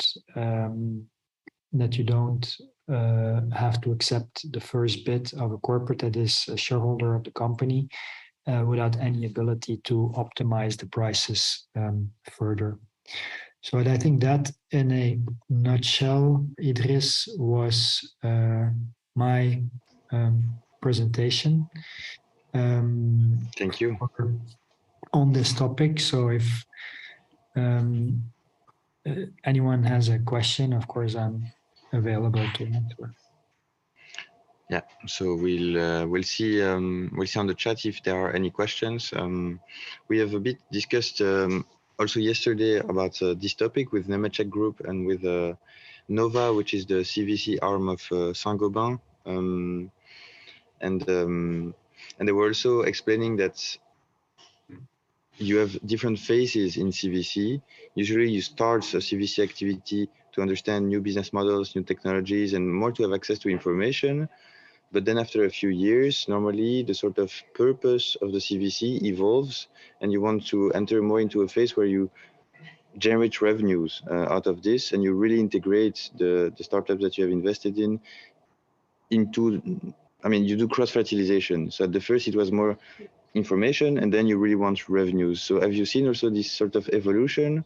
Do you agree with this angle of view that you have different phases of maturity of CVC activity? Yeah, I think the biggest mistake, well, look, to the extent I can judge that, I think the biggest mistake of corporates is to try to do too many things at the same time and not invest sufficient resources, time, energy, and money in each of those activities. If you look at the range of collaboration possibilities, it is overwhelming and very broad. You can create an innovation lab, an acceleration studio, etc., etc. So you can do many, many things. And if you try to do everything at the same time, the likelihood of nothing resulting in something is quite real. And so you're better off to start with one thing or a couple, make sure you have the money, time, and resources, and make that a success, so that you can also show internally, because that's also often a problem, that you have many chambers in a big corporate house, and that you might have people who do not want this venture to succeed, certainly if it endangers existing jobs and business lines. So start small, make it a success, and build on what you learn, and then grow it. I mean, I think, but the people I know that had these type of innovation officer jobs that had to manage 10, 20 different type of collaborations, they are typically quite unhappy about their ability to move things. Yeah, clear. I have a few other questions, but Delphine, if you have any points, or anyone from the Eventia platform. I would like to hear from you which would be the right KPIs for corporate to invest in corporate ventures. Oh, that's not an easy question to ask. I mean, I think every case is different. It depends a bit on what the purpose is of the collaboration. So if you step into a collaboration because you want access to certain valuable intellectual property that you want to integrate into your broader product or service offering, well, then IP will be a super important focus, and further development of the IP. Sometimes it's revenue, reseller, distribution type focused, or sometimes it's a combination of the two. So I can't really tell you. What you say that, for example, is one usual use case is to integrate the offer to the corporate offer. So that means through the IP or through value-added services. So that means that the focus can really modify the product, and force the startup to modify its product in order to fit in the corporate needs. And those can't not be valuable for really scaling on the market, for example, at the startup level. So here the focus and the objective is in fact how I can buy the company at a good price at a certain development stage. No? Yeah. More than I want something who will make a lot of money at the end because. Yeah, look, I've never seen a corporate making an investment purely for financial return purposes on their investment ever. I mean, and it would always be focused on the strategic angle of the collaboration, which has value in itself. And that's the point. I mean, the financial aspect and the strategic aspect are tied together. And one thing, if the strategy is, create optionality and okay, I'll make investments left, right, and center, and then see if I can ultimately buy one of these companies. It's not easy to put in practice because, well, maybe you can get it done if you're negotiating only with founders of a business. But if you also have financial backers involved, typically financial investors, they don't like corporates. Huh? And the reason is because they view it as almost as if, the M&A deal has to be negotiated at the time of the investment rather than the sale, and we think there are ways to do it properly and to make it work. That for sure, but it's not evident on its own. So Delphine, I mean, it's maybe the first time you meet David, but David is really a rock star in this very specific topic. And so I have maybe more of a questions related to the current, I would say, economical conjuncture. So our advisory board at PropTech Lab told us we're in a phase where it's a bit like when the retail closed during the lockdown, and you had out of the blue the distinction between essential and non-essential retail. And so we are in the same situation now where you have the essential and non-essential innovations. And so we as construction and real estate corporates, we must really be able to see where we can cut costs and where we should keep investing. Yeah. And so my view is like in the current crisis, is there still CVC activities? Do you think it's still something relevant? Because I have the feeling that the majority of the corporates prefer to keep their balance sheets currently in the company. I think it's a bit of a perfect storm for, and not in a positive way for startups and scale-ups, that there's a lot of uncertainty and little or no visibility on what the future will bring. Certainly, purely financial investors, they've pulled back. I mean, we're still doing deals, but the volume is nothing compared to what it was a year ago. I think maybe down 70 or 80%. But that's not exclusively Belgium. I mean, that is worldwide the case. And 70, 80%. Wow. Yeah, more or less. It was Q1 on Q1 comparison, but then you had a super good Q1 with a couple of 100 plus million deals. Well, that gives maybe not the right image. But there, in any case, so financial investors focused on supporting their existing portfolio and making relatively few new investments, plus corporates being more careful about what they invest in. Certainly, compared to a year ago, that what is now, and I think it's a good thing, that is now being done much more is detailed due diligence. So you certainly had certain sectors like crypto, which was crazy.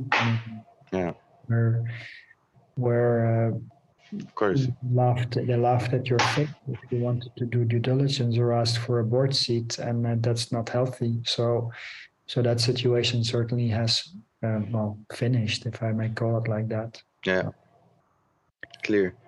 Okay, maybe last comment, and then after I will let you go, of course. So it was during the session with Hubert Romberg, so like an hour ago or 2 hours ago. So he said, if we want to really reach decarbonization, we need to build he said, I invented a new technology to build hybrid carbon neutral buildings of 50 different floors. And if I'm very successful, I can build one per day. And if in all my life I'm very successful, maybe I can build like 100. But in fact, we need thousands per day, something like this, to be really have an impact. And so it's not possible for me. And so the only way to do this is to do it collectively. And so I will share the IP with anyone who wants to do it. And so it was more like a shift of mentality, saying that it's only together by sharing knowledge and best practice that we will be able to do it. And so it was just for me mind-blowing how like it's true in a way. And so the IP became something that we should share if we want to succeed. So I just wanted to mention this, this story because it was very, very inspiring. Okay, good. Okay, well, I see our time ran out, Idris. Yes. Yeah, thank you very much. Okay. Thank you. Bye. Have a good day. Bye. Thank you, Idris. Bye.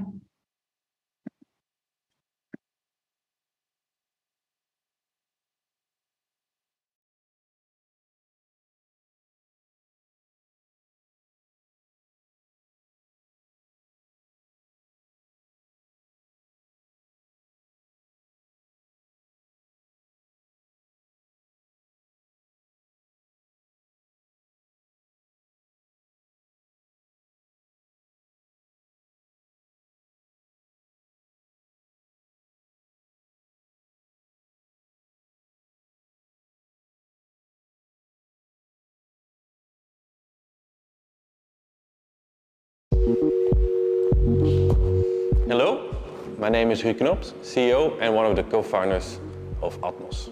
What I think is really cool is that we, with our product, are supporting people out there in the field who are changing the world on a day-by-day basis, bit by bit, to prepare it and to make it ready for future generations. For me, it is very important that this small amount of time that I'm on this beautiful planet Earth to actually make a difference. And by founding Atmos, I had the opportunity to create a solution that actually helps professionals all around the world to tackle challenges that has to do with the mass urbanization or the climate change, for instance. So in that sense, I'm very proud of what Atmos already has achieved directly, but also indirectly.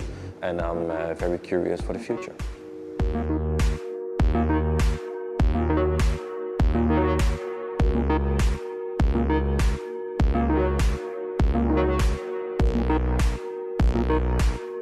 Marlin's engineering is special because the whole team, the whole development team is challenged to solve a multidisciplinary problem in all aspects. And we have really challenging requirements because we want a high wind resistance, but at the same time versatile and user-friendly drone.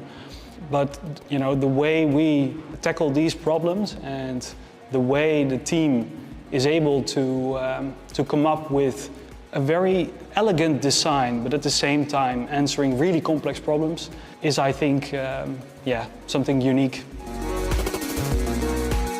Marlin combines the effectiveness of mapping large areas and the user-friendliness, so it's really easy to control Marlin, but at the same time the robustness and the high wind resistance.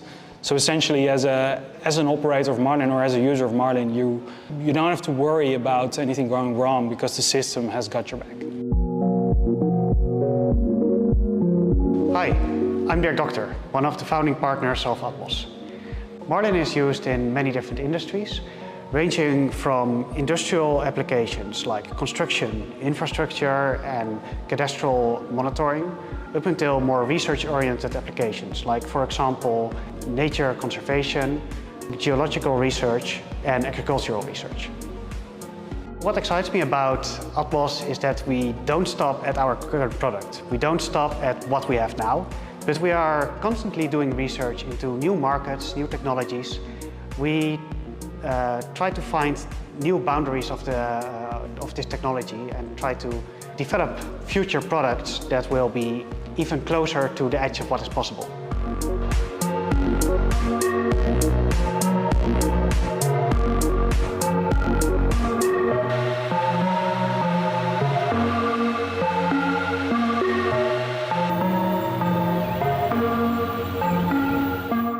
built Marlin here because we are located here, of course, but it's also a way for us to ensure quality.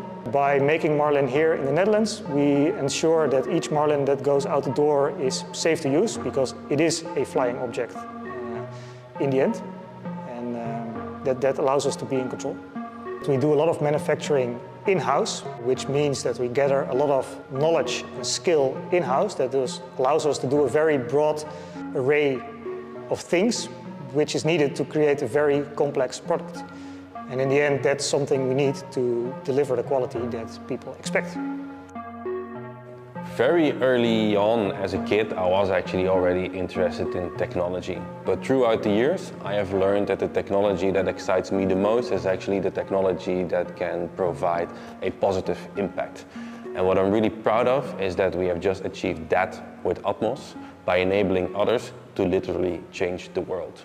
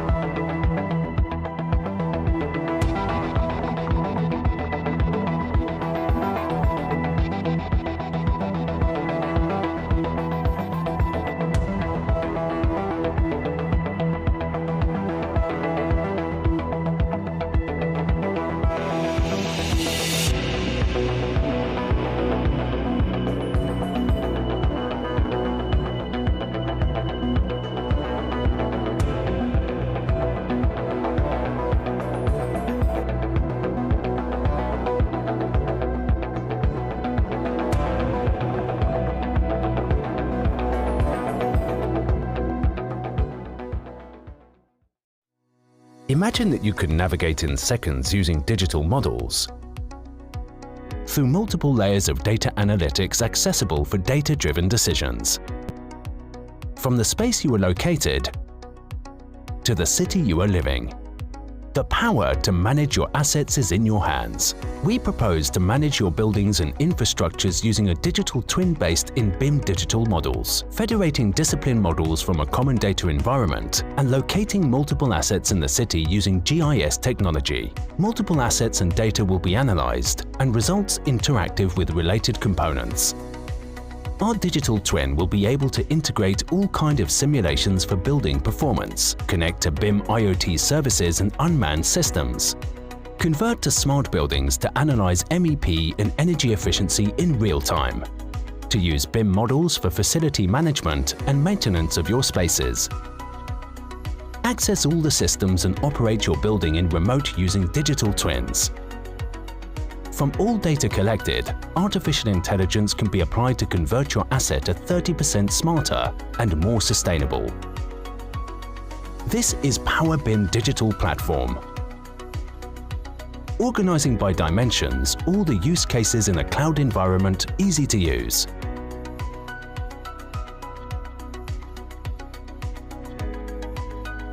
Power BIM, the power of data for buildings and infrastructures.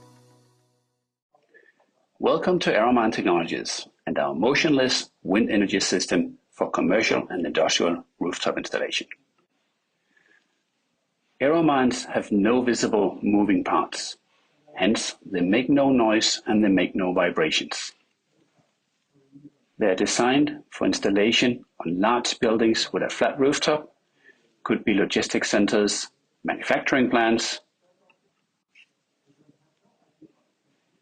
or it could be commercial buildings like offices, airport terminals, or multifamily residential buildings.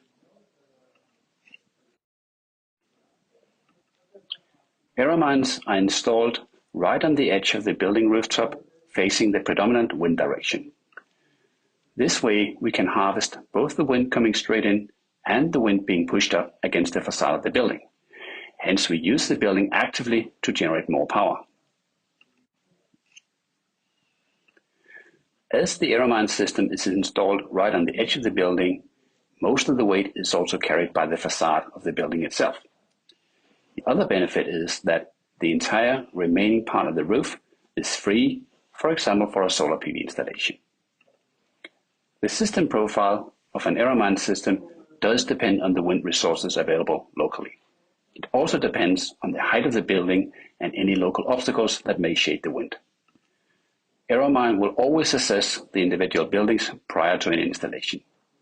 The most typical outcome is between 7,000 and 15,000 kilowatt hours of yearly energy production for each Aeromine unit.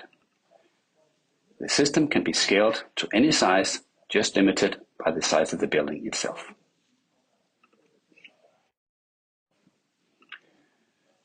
Aeromine system is a much more efficient solution than solar PV when one looks at the amount of energy produced per square meter of rooftop.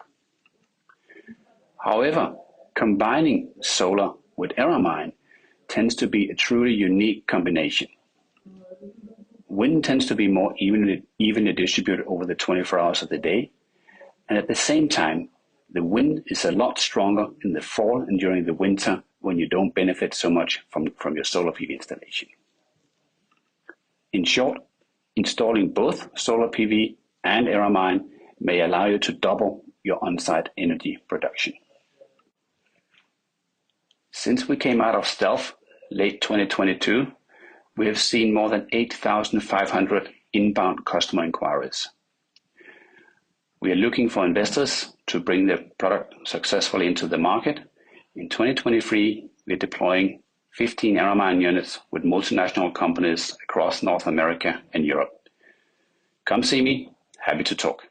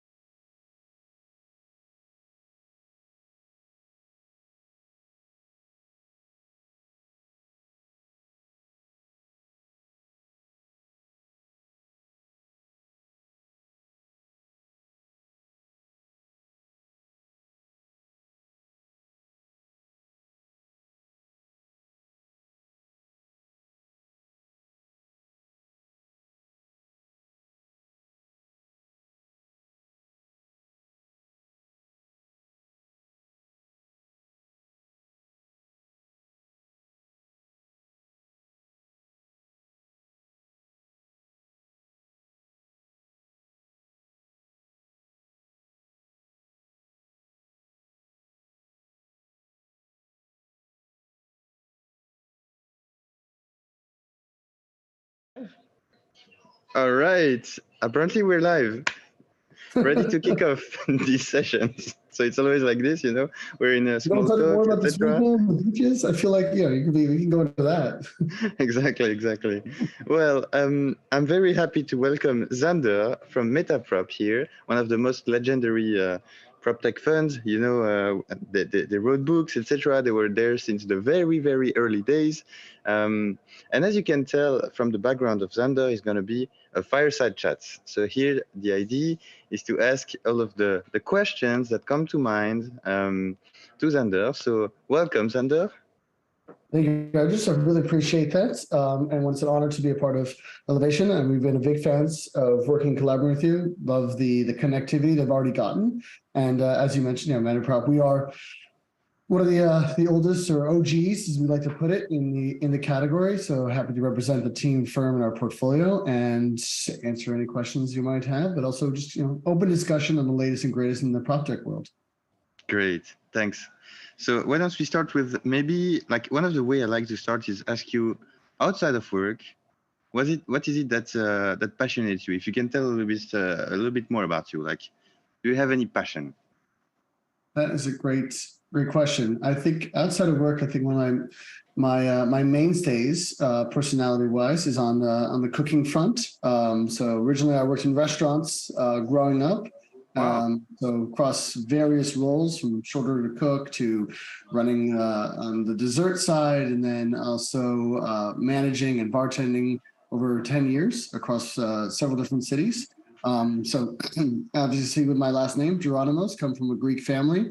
We love to all cook together. So almost every night when everyone is around or in the same city, we were always cooking, which is, it's a great passion that takes on diligence and detail, and also a little bit like art for understanding how recipes and teams work together. So I've always really enjoyed that, but also from working in restaurants and working on the culinary side, I always thought of it as one of the best ways to ever deliver something like a product and a value directly and get direct feedback almost immediately, which is often lost in a lot of other professions where you will create something and maybe you'll hear many months later or weeks, but almost instantly, if someone doesn't like the food that you made or that you created, you'll hear back. And you have to go back to the kitchen and fix that. So that is a passion which I think lends itself to my professional side. So, but it is very much on the personal front. But outside of that, I spend a lot of time traveling and trying to understand and get as close to the personality of different cities. I go to about 2 cities a week on average. Wow. From the south side. There's obviously work is leading me there, but as I go to different places and have been on the digital nomad front for the past few years, I'd like to spend, and this is across Southern Europe, now more Central Europe, and a lot of North America, and spending time just understanding and getting to really to the intimacy part of a city is a personal passion of mine. Oh, that's very interesting, and that's not very common because the CEO of Airbnb, Brian Chesky, was speaking about the great convergence. So saying that in the past, the sphere where people worked, the sphere where people lived, and the sphere where people traveled were 3 different spheres. But post-COVID, they've seen a tremendous increase of the number of bookings. I think up to 90% of the bookings were in the same country for 1 month. So it was people that were traveling, working, and living in the same sphere, outside of their home, their home. And so that was like the great convergence. And so this is only for a segment of people, only the digital nomads. But so, it's not often that we see people that are actually really working and functioning that way. So it's great. Maybe why don't you tell us a little bit about the history of Metaprop? So the history of the OGs. Yes, of course. So as an institutional investor, we had launched our first fund. Our vintage is in 2014, 2015. And that was a successor to our angel investments. So call around 2008, 2010, when Zach Aarons being one of the most prolific prop tech angel investors at that time. And leveraging his experience as a real estate developer and the sandbox of Millennium Partners to be able to be the first customer of a lot of the early prop tech companies. So incidentally, was able to invest early into Airbnb, for instance, and really? Wow. and DealPath and and many others. So he had assorted one of the most extensive angel portfolios, and combining to that, so got together with Aaron Block, whose background was from Cushman & Wakefield, so on the brokerage and services side, and then combined that with Zach Schwarzman, who comes from much more the institutional venture investor. And the three of them really had put together one of the first dedicated early stage prop tech funds. And since then, we have closed on two successor funds. Now we are raising and closing out on our fourth fund on the early stage side, so pre-seed Series A, and that's a $150 million vehicle. And then we're also closing out on our opportunity or growth fund, which is really investing in late stage companies inside of our portfolio, those who have broken through, as well as those that we have deep relationships. And it's a $200 million fund. So we've gone from very early, call it nearly $3 million in fund size, to 40 million, to 100 million, to 150, just taking a very step-by-step approach and being very balanced and focused, but focused solely on that pre-seed to Series A, so very early. Sometimes we call it just the ideation stage. So sometimes it's just two folks in a room with a whiteboard with a track record and history. But that's the kind of the funds and investments we made. And we really always wanted to be, from the DNA though, of being connected to the real estate side. So really at the forefront of the problems. Given Zach and Aaron's background, and even myself, I come from the research side and investment firm focused on real estate. So obsessive with the problems to which we were experiencing on working in real estate. Even bringing in Maureen Waters, who was the chief strategy officer of Cushman & Wakefield and ran Bill Gates's real estate portfolio. Having all of our connectivity was critical, and that's really what the core part of Metaprop works is. Because a lot of our LPs, in fact, right around 90%, are owner-operator developers, AEC companies, design firms across the globe who like to look to us to be focused on identifying solutions for the problems. So really need to be that nexus point between real estate and innovation technology. And that's a core part from the get-go, from that early start of, say, you want to call it 2008, but truly 2015 and beyond.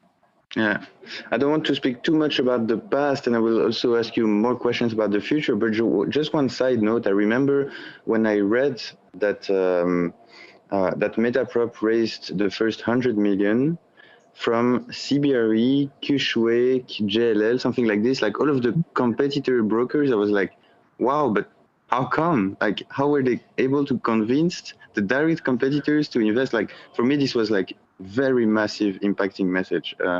Side note, but so yeah, maybe it's an interesting question. Like, how were you able to convince competitors to invest? Yeah, it's definitely a great question. This even comes from, I think, a lot often of my time at VTS, where I spent working with and being a service provider on the leasing and asset management side for a lot of the competitors and working with competitive teams. I mean, even in each region, the brokerage teams are hyper competitive. But from the corporate side, so working with JLL, Cushman & Wakefield, CBRE, and then I think about a lot of developers in different cities and a lot of investment managers who will invest with us, but are substantially, they are competitors competing for different projects, and they come to us because I think philosophically, we take a very interesting approach of being very neutral when it comes to what we are seeing and doing in the market. So because of what we invest in, very early stage, pre-seed, Series A, it's oftentimes it's the themes that you take out of that matter very much to these strategic partners who want to know what is going to impact their business in the next 5 to 10 years. Not necessarily they want to be the ultimate rollout a pre-seed company across their entire portfolio. Perhaps they want to pilot and test. That's where the sandbox is there for. But these companies can take, this is 3-5 years of a trajectory back to the traction. So all of these companies like to look to us for thematically, what should we think about as an industry? And when we come back to them and say, okay, what are your core areas that you as our partner are looking for, and they'll give us a given problem set of, say, we want to improve construction management, or at least on forecasting for our construction teams in the Southern California region. So we will look for companies and innovative solutions that have either been in our portfolio or across. So we're tracking over 10,000 companies, and we'll present a market scan that will highlight, here's what we invested in early stage, but here's what's available as a tool set. Very critical, because what is often investable from a portfolio construction on the early stage side might not actually be what you should be deploying right now to solve for a problem. Something very important distinction. That's why a lot of those competitors like to come and work with us, because of this neutral view of, I'll tell you what is available in the market, and here's the complete competitor set that we know of, versus here's what we invested in. So that distinction is really critical, so that we're not taking a biased approach. And that's why competitors appreciate that type of distinction. Yeah, no, that's clear. That's clear. Good. Thank you for that. And maybe let's speak a bit about like the current situations, I would say. Like, can you tell us what gets you excited? What investment themes for the moment you are excited about, you're sourcing, or you're looking for? So yeah, Q3 2023, what's hot for you? Yeah, I mean, some of the major themes are obviously top of mind. So ESG investments, data infrastructure, workflow tools applied to adaptive reuse and office conversion to multifamily. Those are some of the top of mind on the real estate side. But I think from a lot of the sourcing side, and a lot of things that get us really excited is often the boring stuff.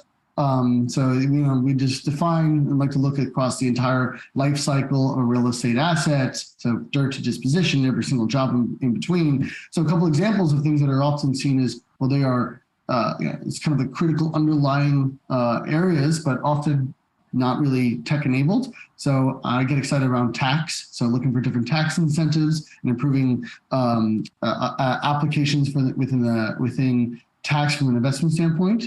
Then looking at zoning and zoning approvals. You think of in the US alone, there's over 19,000 municipalities, each with 10,000 pages of zoning codes and approvals, and systems that have not been updated since the late 90s. And even some cases where there is no system, there's just a person with a stamp. So thinking through ways of improving the zoning process, which can be very impactful on two sides. One is on this more availability of affordable housing, or just housing in general, like the trick to affordable and accessible housing, or at least solving for a lot of areas of where, well, there's just not enough houses, therefore leading to homelessness. Like a lot of those impacts, it's very much a timeline of delivery of the actual project, which if you look at where the blockers are, it's right around the zoning and entitlement areas. So looking and diving into those and trying to make small incremental improvements, that gets us very excited, because if we think about what we could scale and what we can improve, that is billions of dollars. In fact, we measured how much, I think we worked with the National Municipal Housing Committee in the US, and we identified that around every year is around $50 billion spent on just zoning alone, just getting zoning approvals. And then I think another one that gets really exciting, this is inside the S of the ESG, and it's on biophilism. So identifying different ways of making a more bio-friendly city. So either that is engaging with algae-based cements, or it is on the side of tapping into the electricity of natural organisms, much like your own physical background behind you, finding ways of making those kind of cities almost like a replicant of Singapore, but applying that, and vertical farming is a part of that. That stuff is it's cutting edge, and it's exciting, and it's in demand from our strategic partners. Yeah, no, that's clear. What I like about the ability to select the investment themes of a VC is that, like, you can potentially do anything that you think that you have reasons to be excited about. And so it's not always the case for a developer, for instance. I remember a conversation with Koen van Oostrum from Edge Technologies at Cretech London a couple of weeks or months ago. And so someone in the crowd, Menno, actually, my friend Menno Lammers from PropTech for Good was asking, okay, but it's good that you want to build carbon neutral buildings, etc. But what about carbon, like energy positive buildings or carbon negative buildings, or what about regenerative buildings, you know, that can evolve with natural materials or biosource materials, etc. And so he answered, Koen, that, you know, we ask like we as urban developers, like urban city developers developing mixed use large scale projects, like almost pieces of cities, we touch so many different problems. We touch energy, we touch mobility, we touch greenhouse gas emissions, affordability, so many problems. And my engineers tell me, please stop trying to solve all of the issues, focus on one issue. And he said the most important one, the most existential one is carbon emissions, so decarbonize the built world. So yeah, I just wanted to put this here because I love the sort of flexibility to look at everything which is feasible as a VC, you know, and when you're the developer, you only can focus on a limited amount of things because you build physical stuff and you need to prioritize. So it's a bit different, the perspective. But and let's say that you identify the startups in biophilia, for instance, or any other of the themes you mentioned. What are the selection criteria? What are for you like the box that the startup should tick? Yeah, and I think it's a really important question because it was something that we had. I was presenting on a panel of a few other investors, Cam Creek being one of them, with at Realcomm 2 weeks ago. And yeah, shout out to my dear friend JP, but was out with one of his colleagues. And one of the questions right now is how has criteria changed as of late from an investment standpoint? So it's really important because, you know, in the past few years, we've seen almost a golden age of venture capital where you could do a lot of pre-seed, no revenue, you know, almost just pre-pilot stage of investments, where you were almost institutionalizing angel investing and going on the pre-seed side. Now there is really much an emphasis on traction. So customer traction, customer validation, that has become critical. There's been lots of replicants, platforms and workflow tools and data integrators and data standardization platforms. So it's very difficult for an investor to make that decision and distinction of, okay, here's ceteris paribus. All of these companies are very similar. Almost, it's going to be a race to the bottom, unless, of course, they have a portion of revenue already generating. And this is typical from the entrepreneur and founder side. Almost a post product, you have to start getting customers engaged. So it's become much more of a more competitive set if you don't have the historical traction. So say you're a first time, second time founder, you need to spend a lot more time focusing on the sales and customer retention side than ever before. So the criteria has, or at least the bar has raised from that standpoint. Now on the other end of it, if you can still raise if you are multi-time founder, but multi-time founder within a category. So we are looking for folks that have worked within the built environment before and have had successful companies, either exits, strategic mergers, anything along those lines. Those are great hallmarks of someone that understands the customer set, not necessarily just comes from generally technology or general across multiple different industries. We would like the familiarity, at least from one of the founders, the DNA or the great combination of a technical founder with a business-minded founder, at least having those relationships in place. Those are very important. And coachability is still a very critical component no matter what. I think that's always going to be a fundamental factor in the type of teams that you want to work with. So to be able to coach them to success and pushing through the difficult times, because if someone is product obsessed and like, this is the product I built and there it is and you can't really change, not necessarily the best option, because the product inevitably will change. It has to, right? What you build has to evolve, but you as the founder, you're going to, the problem that you're focused on, that's not going to change. These problems haven't really gone away. They're going to be persistently consistent, but we do want someone that we can coach to evolve their product and consistently stay focused on the problem. So that's something I really want to emphasize for all the founders out there.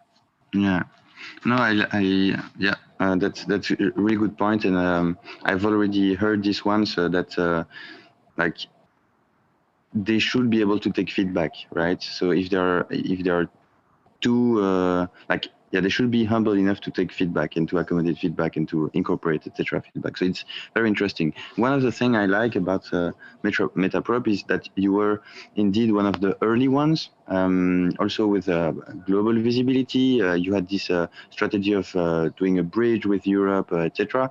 Back in the days. And so then we have a lot of first-time fund that arrived in PropTech. I remember in 2015 there were 3 vertical PropTech funds in Europe, and now you have 32 vertical PropTech funds in Europe. You have like also mass scale VC fund investing, etc., etc. So maybe a question deviating a bit from the script, but what are your views on this landscape of a lot of VC funds, so a lot of dry powder available? What are the consequences? Because a lot of people say, yeah, in VC there is no competition, so we have only like co-investment opportunities. We can only, so the other VCs are never competitors. They are friends, part of the same ecosystem, having the same mission, the same vision, really wanting to help the digital and sustainable transformation of the sector. But then you still maybe have a bit of competition when you raise capitals for the access to capital, and there is also maybe some competition to access the good deals. I don't know, question mark, but what are your views on this total ecosystem since the past 5 years? Yeah, it's a great question, because it's one that is I think very close to me, very close to home. The way I think about it is, one, when I first joined the industry, call it 2014, 2015, no one really had heard of PropTech, and I think it's very small amount had even been raised and deployed at that point, obviously in the VC front, and now there are so many joining new entrants each year. There's a lot of CVCs that have been created, a lot of the traditional real estate investors who are ultimately have been our LPs, and that goes across multiple different VCs. If I think of like our friends in Toronto and Australia, if I think of Fifth Wall, I think of Cambridge, I think of Modern, who work with a lot of these corporates who now have raised on their own CVCs, which we co-invest with. I mean, at this point, we're still very early as a category. We're about, I think on a historical basis, based off of capital raise and investment, nearly 15 years off of the whole fintech category, if you want to place a distinction, although the lines are very much blurring between fintech and construction tech, fintech and prop tech. But it is still a very friendly environment from a co-investment and collaboration standpoint. Everyone's very friendly. We like to share deals. We like to, because all the deals, no matter what, is not just you solely do the whole round. We like to syndicate this, and everyone will put this together. And that's how we arrive at what we would agree on as to the value. That's a core part of venture. It is also true that there has been a lot of dry powder raised, and that perhaps can lead to scenarios where we're overinvested in specific categories or certain deals that might not have that maturity or that exit opportunity can exist. That's a double-edged sword to what we're describing. However, we still require a lot of capital to be raised and deployed into this very early industry. So if you're only stimming and say, okay, well, here's our cap, that would not necessarily help us, because we have so much more to be done. So it has the potential of risk, but I think the upside is so much more beyond. So we do really want to encourage the continual growth and expansion of PropTech venture capital, pure play vertical venture capital funds, region-specific ones, which we can co-invest and collaborate with. And a lot of us do also, on the other side of capital raising, we share the LPs. The LPs will deploy across because they want specialists in certain regions, and we do encourage referrals. That's a huge part of how this whole thing really works. Yeah, no, that's good mentality. Great. So maybe a question about like it's maybe, let's try not to be too commercial, although it's a commercial question, but why should founders select you and not another, like founders that are really cherry picking, that can have access to many different investors? Why are you a good fit? What is it that you put on the table? And maybe if you can exemplify it, so maybe if you can share use case of collaboration with portfolio companies, how you have value, so we make it more tangible. Yeah, of course.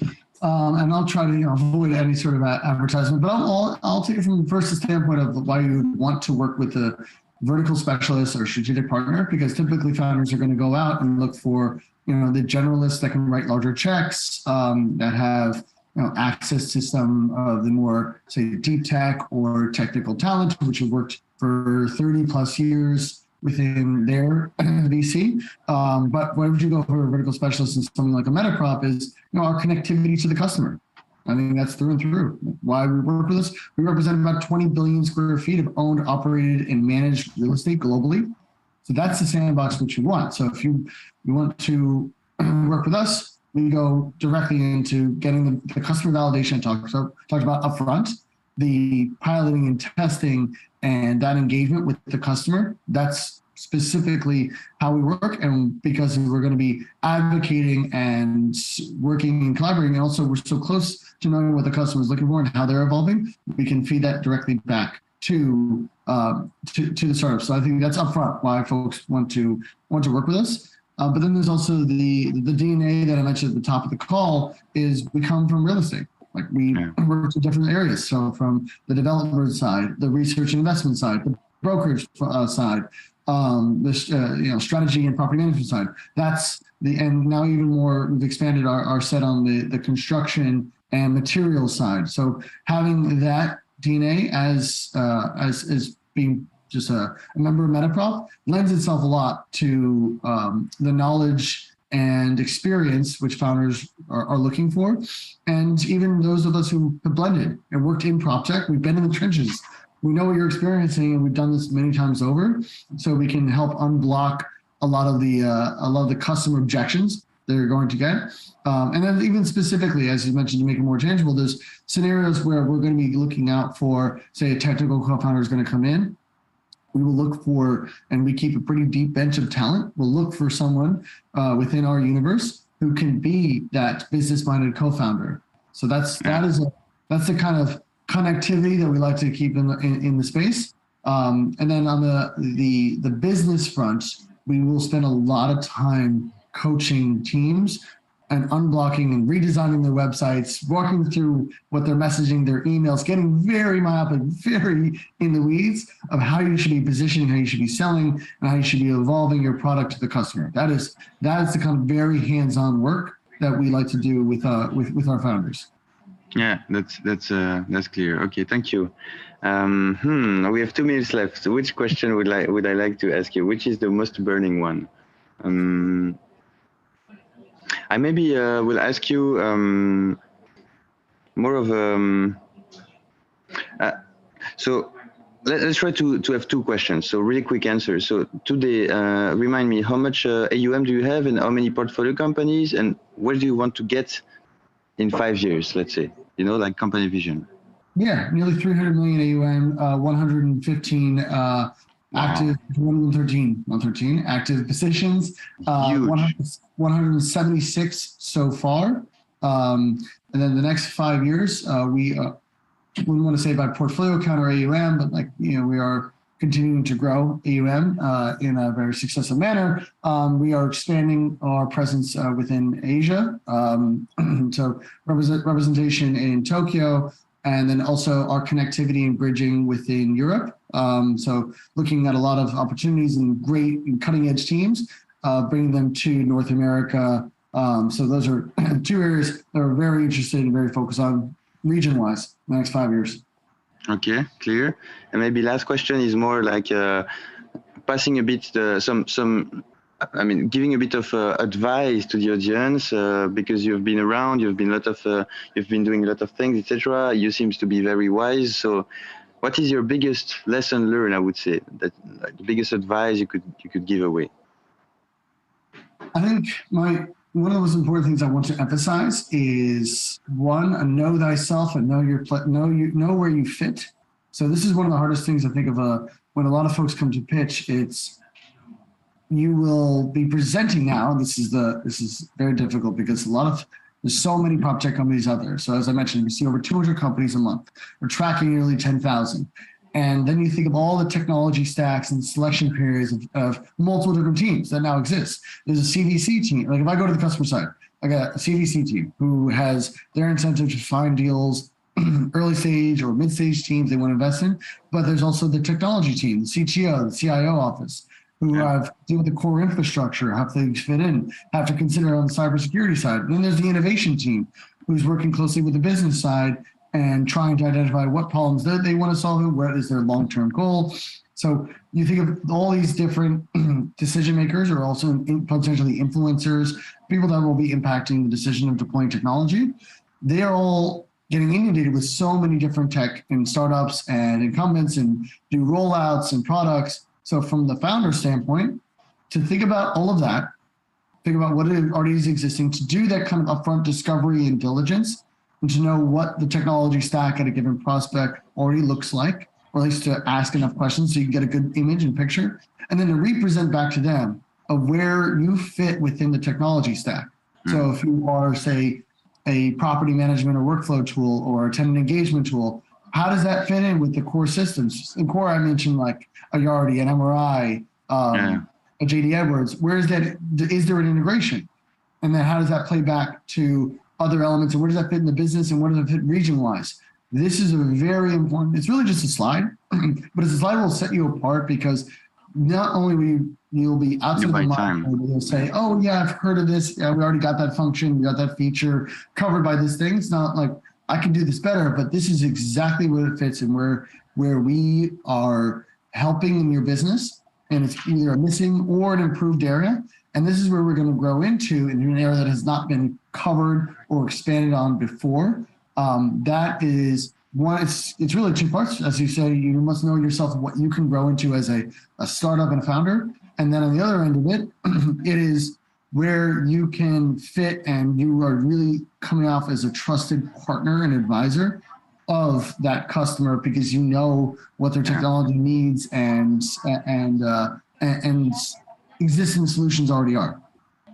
That's great. Thank you. I need to let you go now, unfortunately, because it's we need to be respectful of the time frame, but really appreciated the conversation. Thank you. That was Zander Geronimos from Metaprop. Thank you. Always a pleasure. Speak soon. And for the next conversation, we will actually discuss a topic which is very important, is how to assess the quality of people. How to assess the right founders, how to select them, what are the sort of metrics, what are the lessons learned, etc. So to discuss this topic, very happy to have Kepi Reddy on board with Shadow Ventures, as well Tim Govart from Acontera, and of course Conan Lauterpacht from Sustainable Future Ventures. I see you are all connected, my dear. Do I hear you well? Yeah, can hear you. Can you hear me? Yes, I hear you. I hear you perfectly. Great. So welcome on board. This is the last session that I moderate.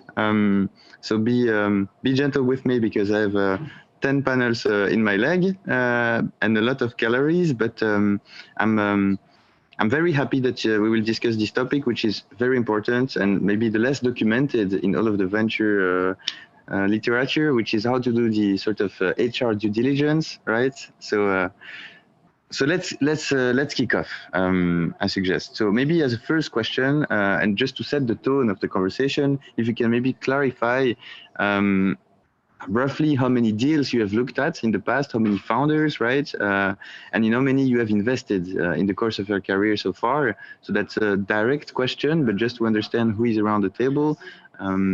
So why don't we start with you, maybe Conan? Hi, thanks, Idris, and good afternoon, everyone. So to answer that directly, I have probably executed about invested into about 30 different companies across probably 40 or 50 transactions, of which we've done almost 10 investments out of the current fund, the Sustainable Future Ventures. Okay, clear. Tim, what about you? Yeah, in terms of companies looked at, I think that's hundreds. I lost count, but I guess that's the same for the other people here in this call. Investment-wise, it's more or less the same number as Conan.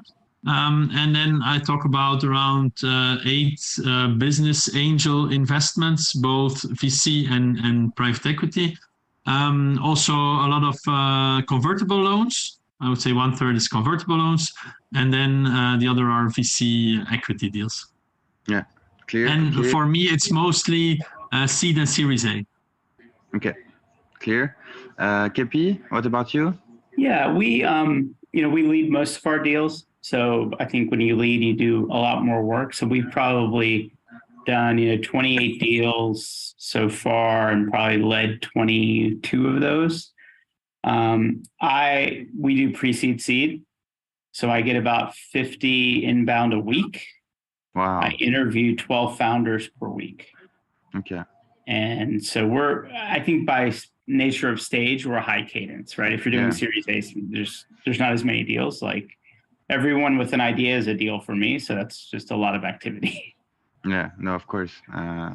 Crystal clear. Okay. And now I'd like to understand a bit, what do you think about the fact that we want founders to be humble, be ambitious, but not arrogant, be humble, but confident with convictions, but they also should be open for feedback. And so it seems it's a constant sort of equilibrium between different extremes, right? And so the good founder needs to be really at the middle of all of these extremes in some way. And so when you have conversations with founders, can you share maybe what could be the red flags that you see in terms of their personality? So it's the personality that interests me today. So again, maybe a tough question for you, Conan, to start. Sure. I think when you talk about founder characteristics, it's easy to talk about the obvious things, which ultimately are sort of difficult for founders to change, the fundamentals of their personality and nature. But there are some things which they can control. And I guess the biggest red flag for me out the gate would be concerns around integrity and transparency.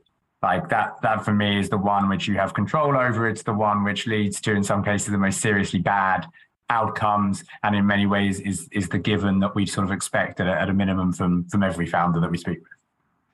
Yeah, excellent.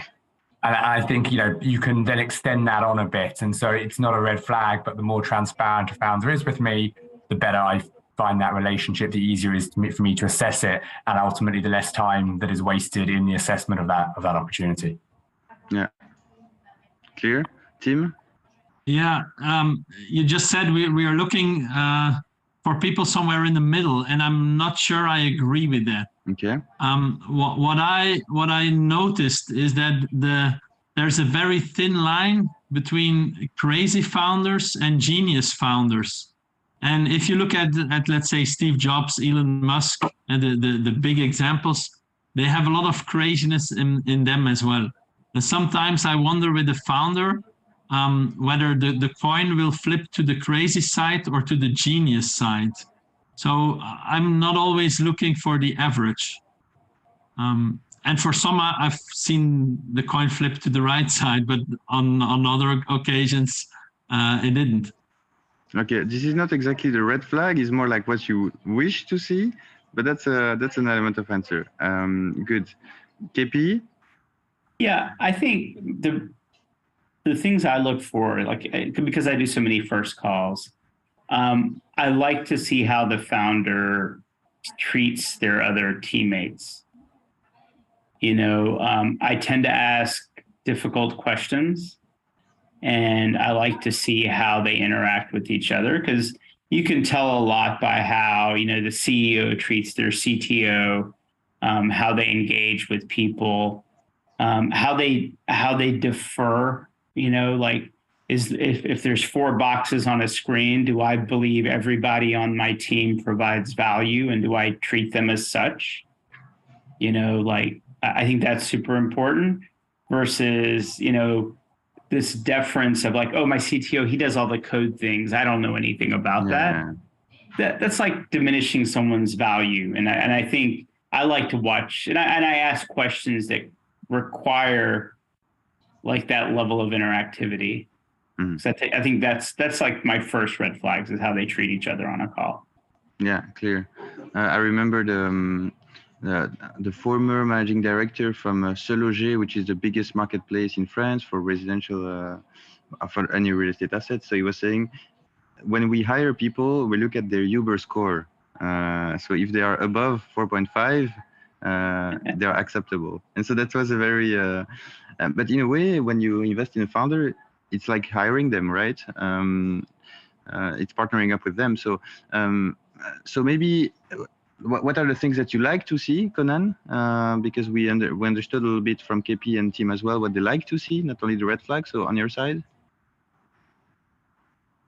So again, I'm going to stay away from talking about the characteristics they can't control, like, genius or crazy, like actually not that helpful for assessing, for a founder listening to us today, trying to understand how should I present myself. So I think for me, it is certainly a case of demonstrate your drive, demonstrate your awareness of the market you're acting in, demonstrate your openness.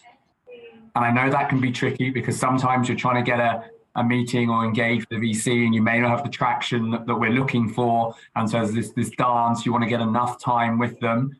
I think we understand that, but then there comes a point when we just want easy access and easy assessment of the information.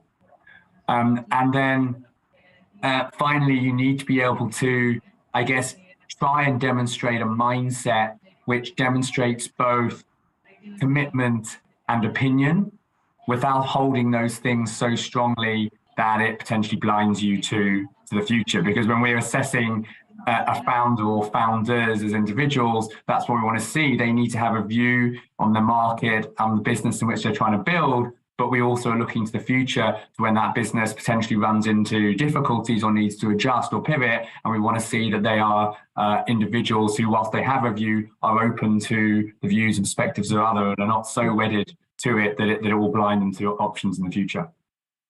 Yeah, okay, clear. And I would like to ask you about your due diligence process. So do you have any like sort of structure or best practices to assess the quality of the founders that you go through in any given due diligence? Do you have any, how do you conduct this if you have any structure?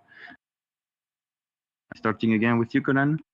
Sure. I mean, there's a bit of a difference, I think, whether we are leading around or whether we're writing a smaller check and following. Where we're leading around, obviously the first engagement is just like as many discussions with as many of the management team as possible to try and assess what their competencies are, what they bring to the business, what their potential weaknesses are.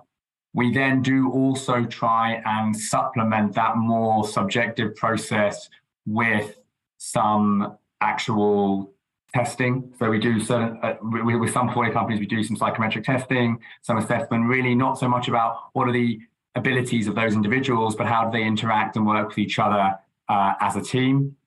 And then we also have, like, I guess, the more formulaic referencing process of taking references from people with whom they've worked, both people they've referred us to, and ideally, if we can get it, people they haven't referred us to. Yeah, clear. KP? Yeah, so I've been surprised actually what little diligence is done by other firms. We do full background checks, educational, like all those are the basics. It's pretty easy. You pay companies and they do this. You'd actually be surprised about how many people lie about their education, how they, and those are all easy red flags, right? It's so simple. You write a check, you have a service do it, and you'd be shocked how people like absolutely lie. So that's like a non-starter, right? And I think founders don't realize that we go do these, background checks, which is funny. The other thing I like to do, we live in a world where it's easy to talk to people. It's easy, especially, for us, construction tech and real estate tech. It's a very small community. So I like talking to the founders, former colleagues, I like talking to sometimes the angel investors are interesting, the experienced angel investors, not the friends and family. And I try to ask questions around, there's no startup that does not have adversity, right? That's just how it is. And, you ask lots of good questions around how did they deal with adversity? How have they dealt with reporting and transparency around information? And how many times have you had to ask for it?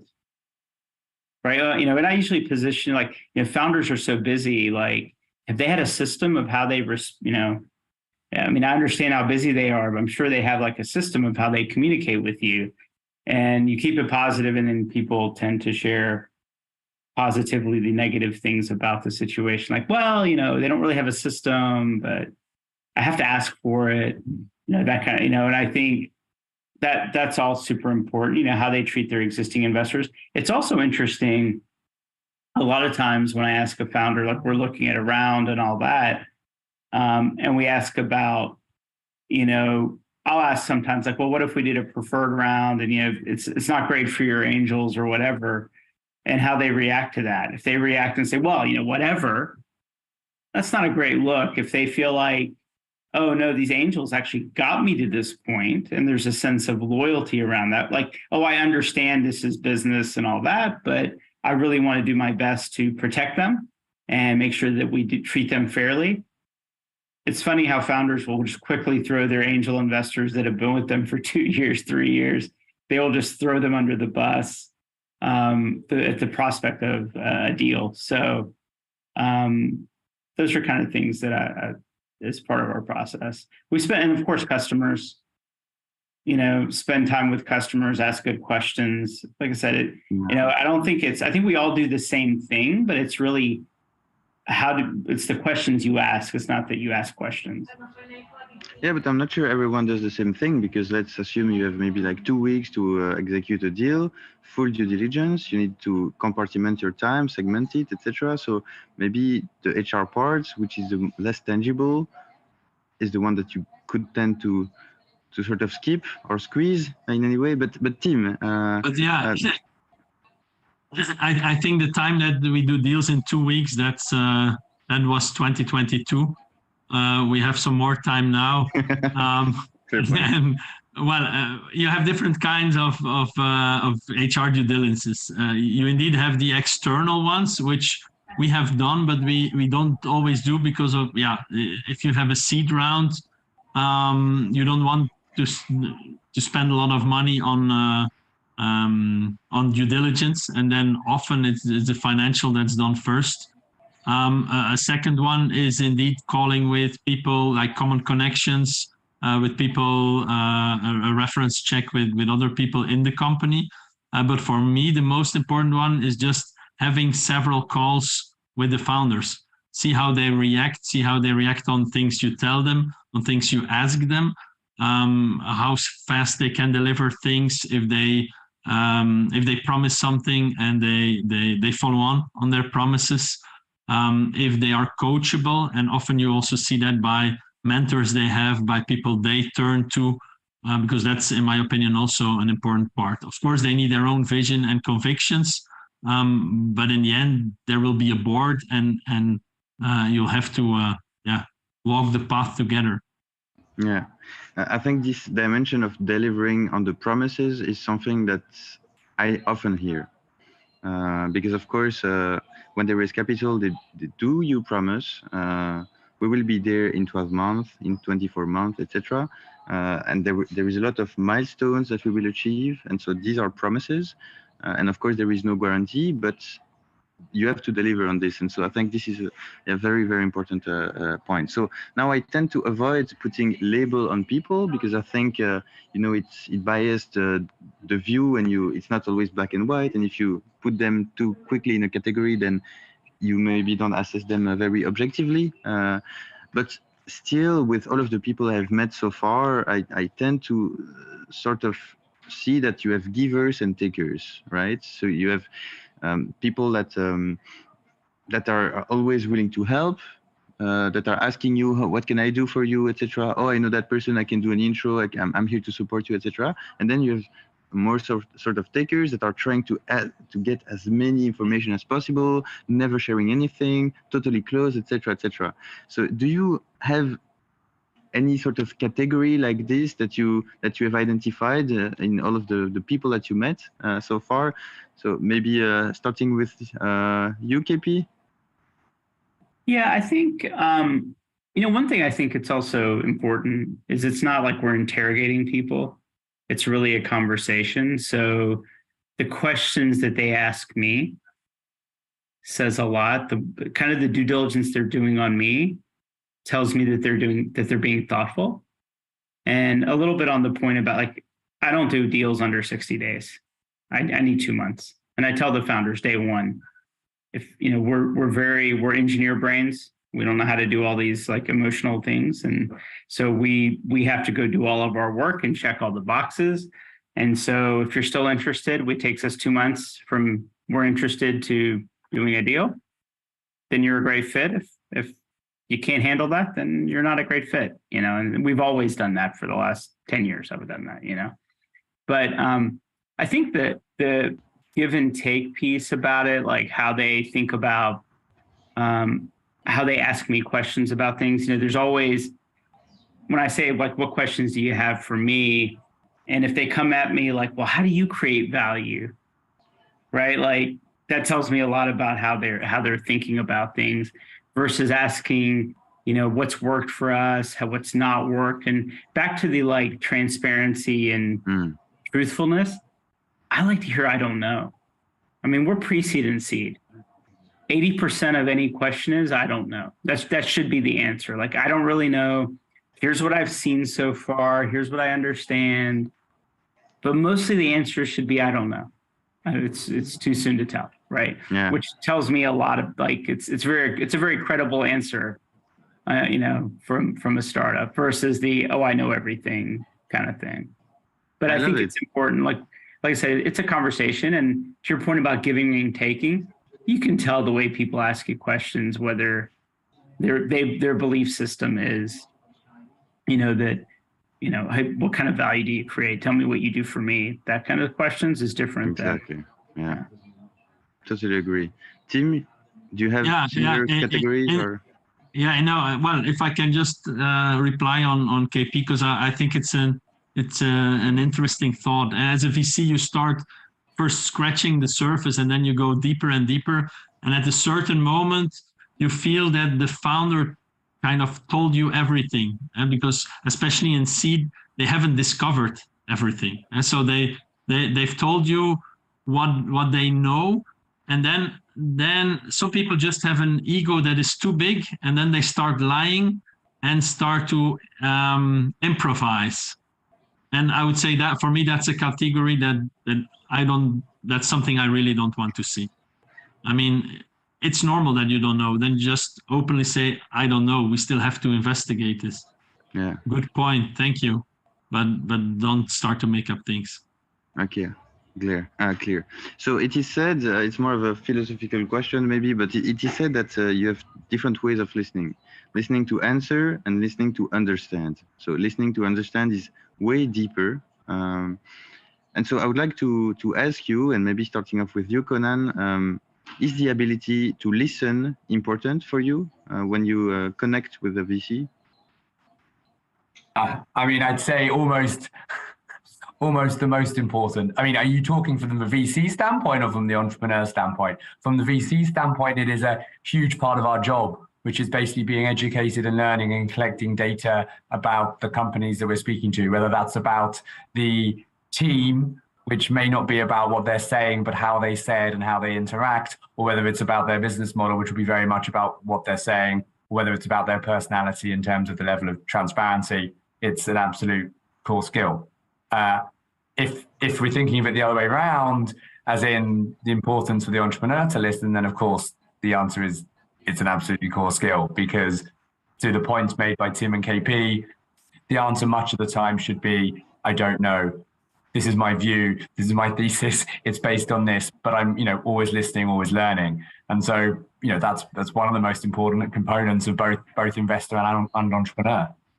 Yeah, totally agree.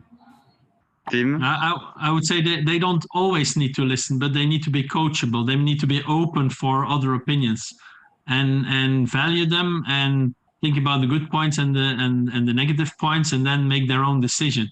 And they need to have their own convictions, but at least they need to be open for input. For me, that's very important. KP, you want to add one word? Sorry, I was just going to jump in. I actually say, Tim's point, demonstrably open for input. I think sometimes I see founders, they're absorbing, but it's very hard for you to tell they're absorbing. And it may be 6 months down the line, they're like, oh yes, I noted that point, I realized that. But it's very hard for you to know if that's them noting it at the time, or if actually when things really haven't gone their way, then they're saying, oh, now I'm listening to you. So to give that sense that they're listening and actually engaging with you is very helpful. Yeah, I think, I come in from the entrepreneurial side, right? So I've taken a couple of companies public, so a lot of times I've found that a lot of entrepreneurs, some of them just inherently it's their personality. They're not good listeners, but I think they tend to, I have less of an issue with them. Like I can frame an example, a situational example, like here's what I went through 20 years ago. I don't know if it applies these days, but, and I do think, and I think you also have to challenge them around, they should push back on certain things, so I think it's a series of tests, right? Like every question, I try to explain to them, every question I ask you, there is a wrong and right answer, and it is a test, right? That is what it is. And so I think it's important to balance that pushing back. It's their business, right? The problem they're wanting to solve that they're insanely passionate about and convicted about, it's them. You're along for the ride to a certain degree. But I also think I've seen founders, I sit on a lot of boards. Quite frankly, most of my board mates are not that great. They just aren't. They don't have a lot of experience because it's seed and pre-seed, right? And, I don't like it when founders don't push back on other board members. I want them to push back on me sometimes. I want them to push back and say, I don't think that's reasonable with the resources we have. That's a great answer, right? Boards ask for everything. And it's like, do this, do that. It's like, I for a founder to say, based on the resources we have and the way we've allocated resources, I don't think that's reasonable. Perfectly good answer, right? Versus the ones that say, yeah, sure, I'll give you that 50-page deck that you need for your LP meeting, sure. And then they don't do it, or it's shit, whatever. Versus saying, your LP meeting is your problem. I don't have bandwidth for this. Like I'll do my best, right? I'll give you my PowerPoint and you can modify it however you want. But I like to see that trait. I say that, the difference between successful and unsuccessful entrepreneurs is knowing the difference between friction and an immovable object, because they are so resource constrained. And I like to see them push back to me and other board members around, oh, you want me to do all these things? Fantastic. Write another check and I'll go hire 10 people to go do all these things that you need. But right now I'm not resourced to provide that for you. Yeah, clear. Now I'd like to, post-investment, many things can happen in the life of the founders in the course of the investment cycle, and so I would be curious to understand a bit your views on the importance of values, because you mentioned topics like transparency, honesty, loyalty, etc. But can value be stress tested? Can value evolve? Is the context more important than values? Because when the context totally changes, maybe someone who has very specific values can also evolve because of the context. And so, I just want to have your opinion on this. Almost psychological question, but part of the VC world is also being a psychologist, you told me once, Conan. Yeah, there's a saying, right? Good people do bad things in bad situations. Right, like to your point of context, I'm on Slack with all my founders, and I think they get surprised how available I am sometimes. I need better hobbies, but I think mostly I tell them if you have a bad, that big contract didn't come through, whatever it is, right? go talk to your friends and family, process your emotions with them, and then you come to me about like, what do we do next, right? What's the next best step? I'm fantastic at that, but process emotions with friends and family. Please don't do it with me because I'm not that good, right? I'm an engineer. But when it's time, when you've settled down and it's like, what's the next best step? That's my sweet spot. So I really do try to share, like, here's what I'm good at to support you, and here's what I'm not good at to support you. And please find other resources for the things that I'm bad at. Okay. Really quick element of answer from Conan and Tim as well. We're out of time, but I really want to hear your answer here. I mean, for me, values are everything. It's when that context changes that they almost become most important. When the rubber hits the road, when things are tough, understanding what the values of that founder are going to look like, what's their level of commitment, what's their level of integrity, that is when the values becomes the fore. So for me, values over context. Okay, great. Tim? Yeah, not much to add. Not much to add. I agree. Yeah. So you're all invited to Realty, the real estate summit, end of September. So we could continue the conversation maybe with a glass of wine or cheese or anything, because I think we have still a lot of points to unpack. But I really appreciated your insights. Thank you very much. All right. Thank you. Thanks, Ajus. Bye, everyone.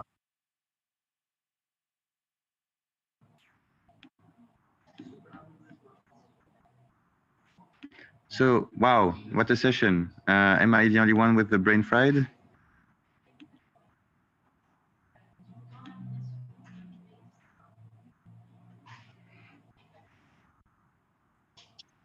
Hello there. Hi. Hello. Hello, Nathalie. Hello, Mika. Hi. Hello. Hello, Idris. Hello, Gaëtan. Good to have you. Right, so I think almost everyone is here. Are we expecting someone else? I don't think so. So I will actually pass the torch to Nathalie, who will basically be moderating this session. So Nathalie is partner at Brightkey. So she will probably introduce herself, but they're like a service firm helping VCs to de-risk their investment post-investment, so to accelerate the growth of their portfolio companies. And we will discuss a very specific topic, which is how to create values for both portfolio companies and LPs. So what are the key value creation drivers with three panelists. So Ertan Khan from Multiple Capital, Mika Koch from Blackhorn Ventures, and my fellow Belgian Gaëtan Baudelet from Rise PropTech Fund. So Nathalie, the floor is all yours, and I vanish. Oh, thank you so much. So thank you so much, everyone, for joining us today. I hope that we're going to have a really interesting conversation. I think that these topics are very prescient given all of the conversations we've been having at Brightkey, and perhaps we can go around and start the conversation with some introductions. My name is Natalie. I'm a partner at Brightkey. We connect capital to imagination in 4 verticals. That's built environment, climate solutions, circular economy, water and agriculture. So one way to think about us is we're strategic growth partners to funds. That's VC, private equity, family offices, and we work with their portcos at different points of inflection, usually around raising or scaling, to help teams with their sustainable growth. And I'm really keen to hear from perhaps you, Gaëtan. Could you tell me a little bit about what you're doing and what's top of mind for you this season? Yeah, thank you, Nathalie. So I am Gaëtan Baudelet, so one of the partners at Rise PropTech Fund. Rise PropTech is a fund that we launched in 2021. It's based in Belgium, but we invest in the Benelux, in France and in the DACH region, in PropTech and context startup, in late seed and Series A mainly, from tickets from 500K up to 3 million. Thank you, Gaëtan. Ertan? Hi, my name is Ertan Can. I'm the founder of Multiple. Multiple is a fund of fund focused on micro VC funds in Europe. We've invested in almost 50 funds in the last 10 years and continue with the same focus on backing very small funds that invest very early stage. Thank you. Micah, would you go next? Yeah, pleasure to be here. My name is Micah Koch. I'm a partner at Blackhorn. We are a seed and Series A stage fund investing in digital infrastructure for the energy transition. So we've been around since 2017, really focused on buildings and construction, but also the intersection with energy, transportation, and supply chain and logistics. I'm here in New York. We primarily invest here in North America, as well as in the EU. Awesome. Thanks so much, everyone. So the topic of this conversation is around value creation, and I'm really keen to kind of define our parameters before we launch into that. Really interested in whether our ideas of value are different or sort of aligned. And I'd love, Ertan, if you could offer how you're defining value and yeah, what does value mean to you and how are you measuring that day to day in your work? So for us, I think it's relatively clear as a fund of fund focus on financial return. So we don't have any public money invested in our funds. Means we don't really track any other KPIs except of, like our name says, multiple of the funds or multiple on return. And so the whole thesis that we have is mainly focused on what kind of funds could deliver the highest multiples within the VC ecosystem. And so again, like to answer shortly is, to give you a short answer is, our value is mainly driven by returns of the funds. It's very pragmatic. Does that echo your definition of value, Gaetan? We, as a VC, of course, we are here for the financial return, but we are also backed by some corporate players coming from the industry. So for us, it's also important to provide them with an operational, strategic return on top of the financial return that they are targeting as well by investing in our fund. So I would say both financial return, but also we do not forget the strategic and operational return that we can deliver to the corporate investor in our fund. Yeah, that makes a lot of sense. Does that align with what you're feeling and measuring as value over on the other side of the Atlantic, Micah? Yeah, so I mean, I think I think the issue of measurement we take particularly seriously, especially around impact. So on the decarbonization impact perspective, on a labor productivity perspective, I think we think about value for our portfolio companies. It really tends to fall into three buckets. So that is talent, business development, and fundraising and syndicate building. But for LPs, I'll also say, so I think particularly like in prop tech and construction tech, corporates play an outsized role. And I would argue that they've really started to come much earlier versus if you look back, 10 or even 20 years ago. And as a result, many of our corporate strategic partners are kind of limited in name only.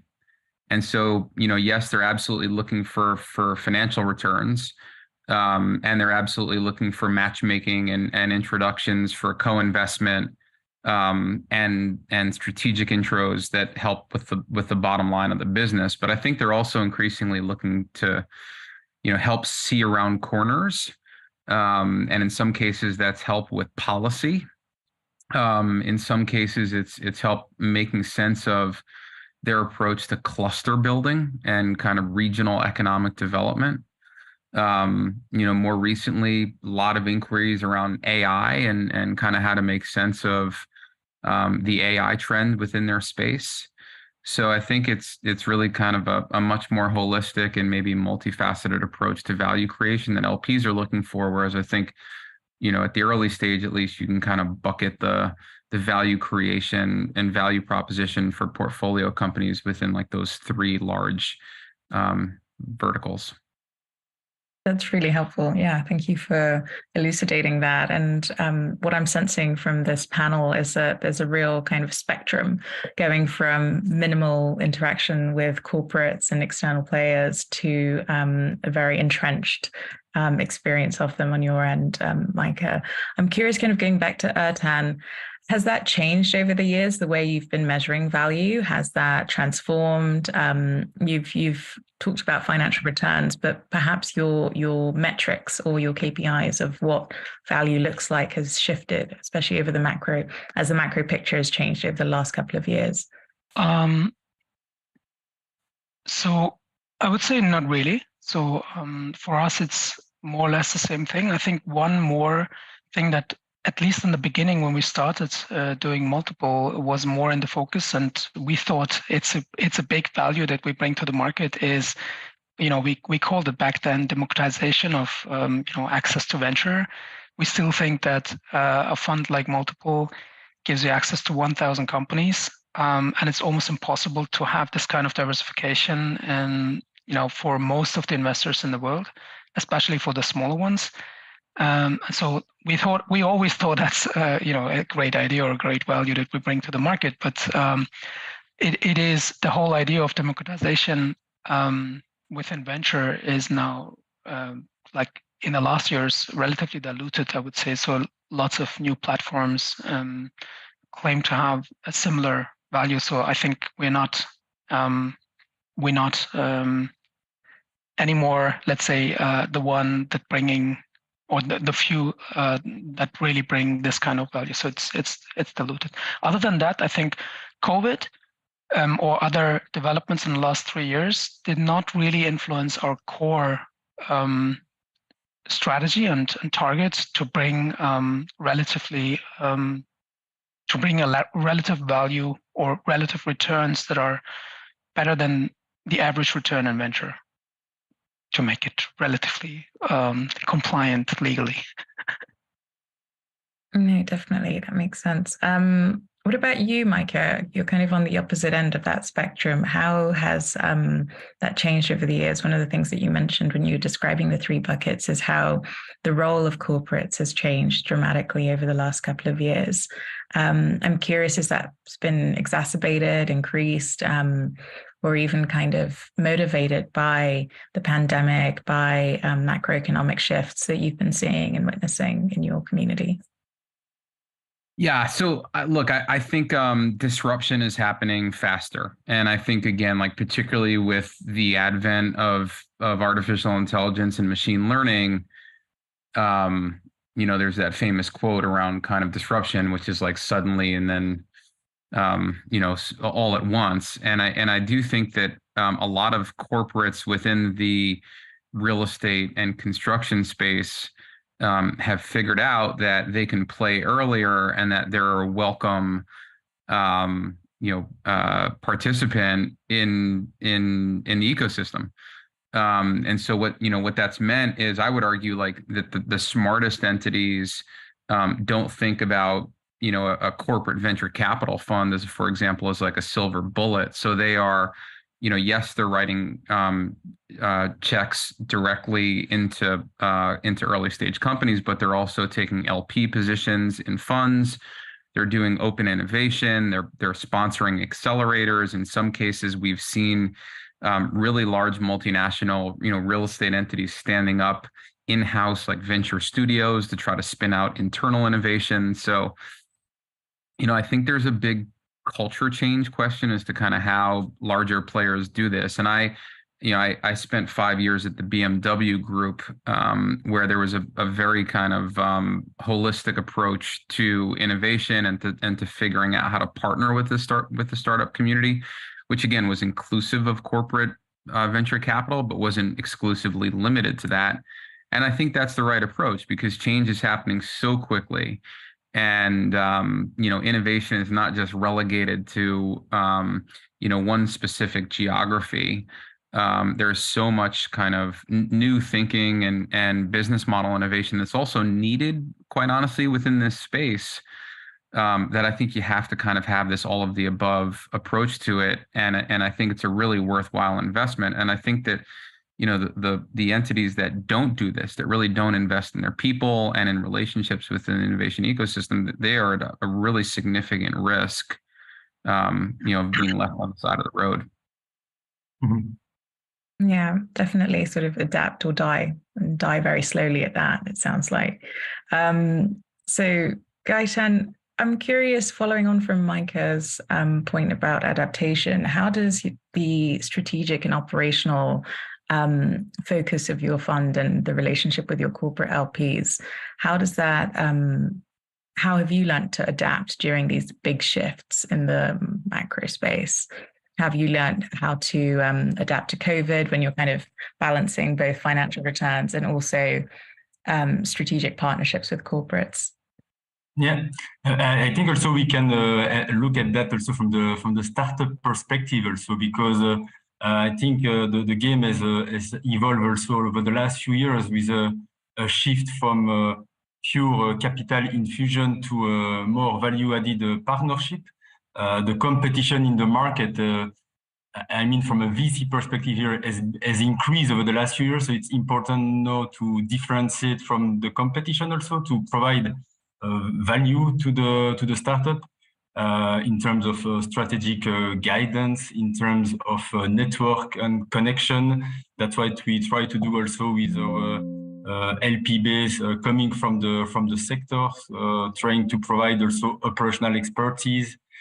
These are things today that are very important for the startup, especially in this industry where the time to market is also much longer than in other industries. So it's important for startup to be supported by players who knows the industries with a sectoral expertise, who can also open doors and provide a relevant network, especially in the early phase of the startup journeys in seed and late seed. It's very useful. So that's what we try to do at Rise, to provide that kind of support in the early phase of the journey, more than just pure financial support, I would say. That's really interesting. I'm keen to kind of quickly circle back to you, Micah, and ask from your experience following on from that at BMW Group. How is the value offer received by the startups who are interacting in that ecosystem, where they have touch points with corporates? I mean, I think they're very receptive to it. I do think there's probably a fine line with respect to, at the early stage. I don't think you necessarily want a large corporate, on the board.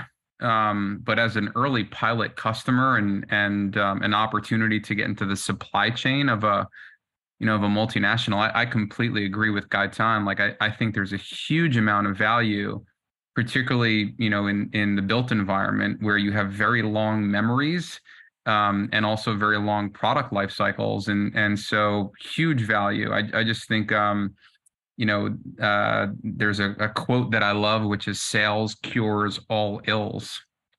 And like, particularly in this very challenging fundraising environment, at the end of the day, the best thing that a startup can do to increase their likelihood of a successful fundraising round, or to increase the valuation of that round, is to generate revenue.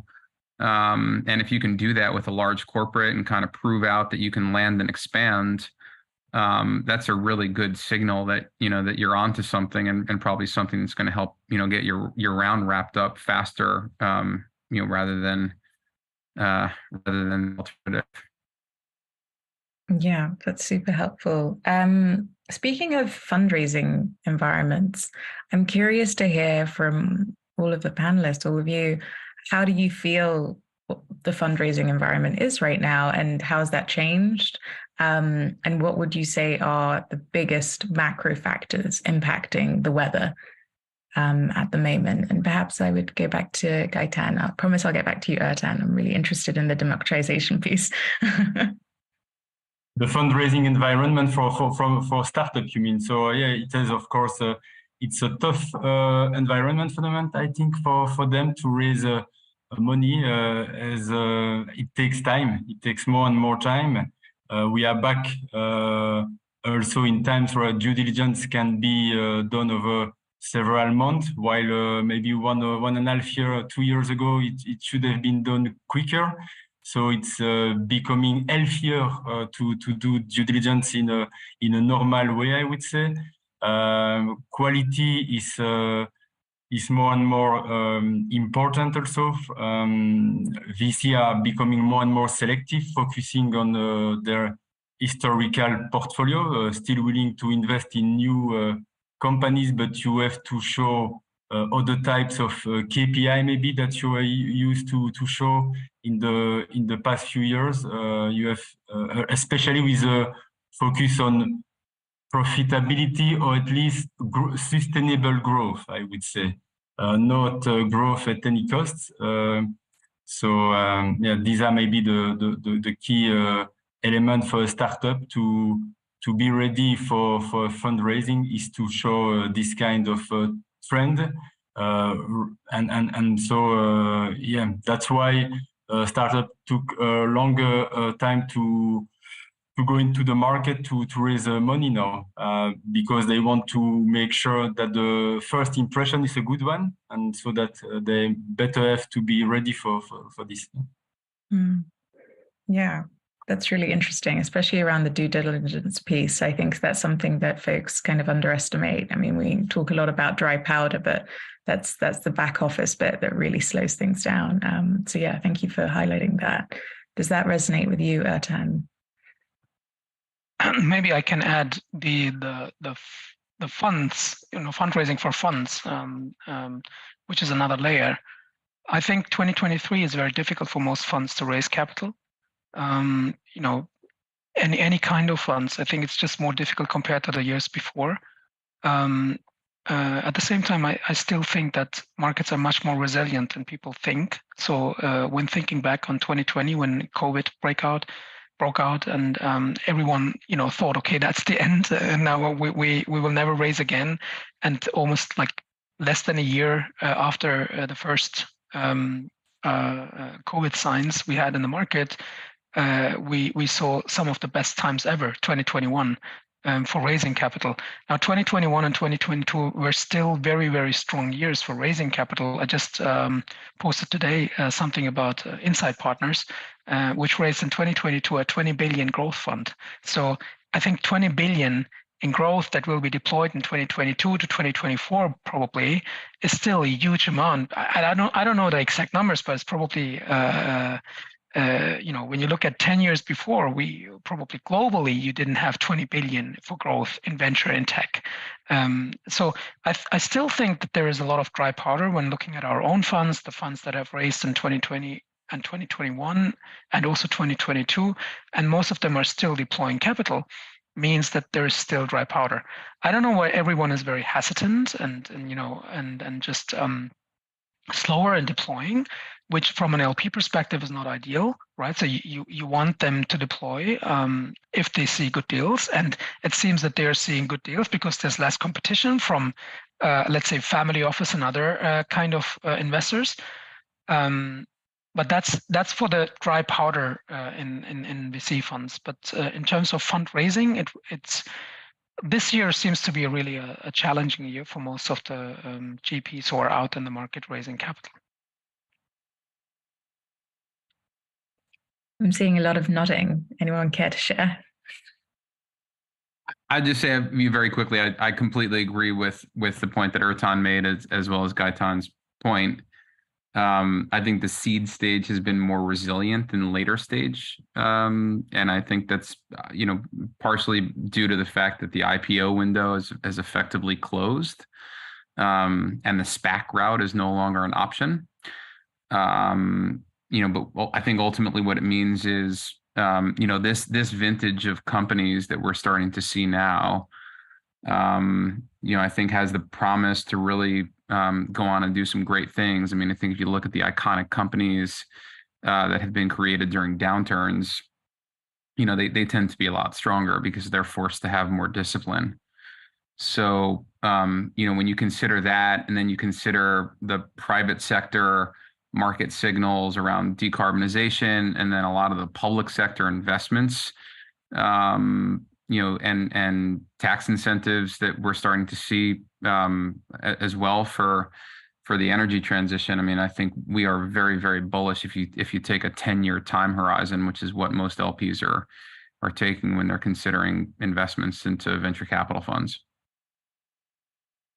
Thank you. And speaking of bullishness, I'm curious, how does the sort of different risk appetites of the LPs in your fund impact your firm's value creation playbook for the portcos? If some LPs want to kind of move faster, or if some are a little bit shaken by certain events, how does that impact how you put together your strategy for advising portcos on operations, on growth, on anything that supports them?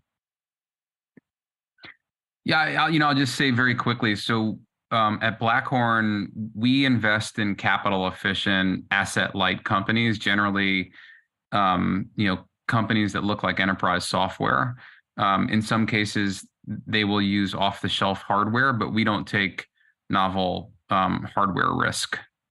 And so, we think that there's a real bias towards action in terms of the go-to-market of these companies. And I think we are investing with the notion that we want to be able to return capital to our LPs, in advance of our 10-year fund life. And so, I think that governs the decisions that we make in terms of portfolio selection and the way that we think about accelerating portfolio company growth, again, via talent or sales and business development or help with syndicate building. But I think most LPs are in this and understand, that we are really on the cusp of, like I say, I think just a transformational moment around the energy transition. And again, I think buildings and construction and supply chain and logistics are like right at the center of that.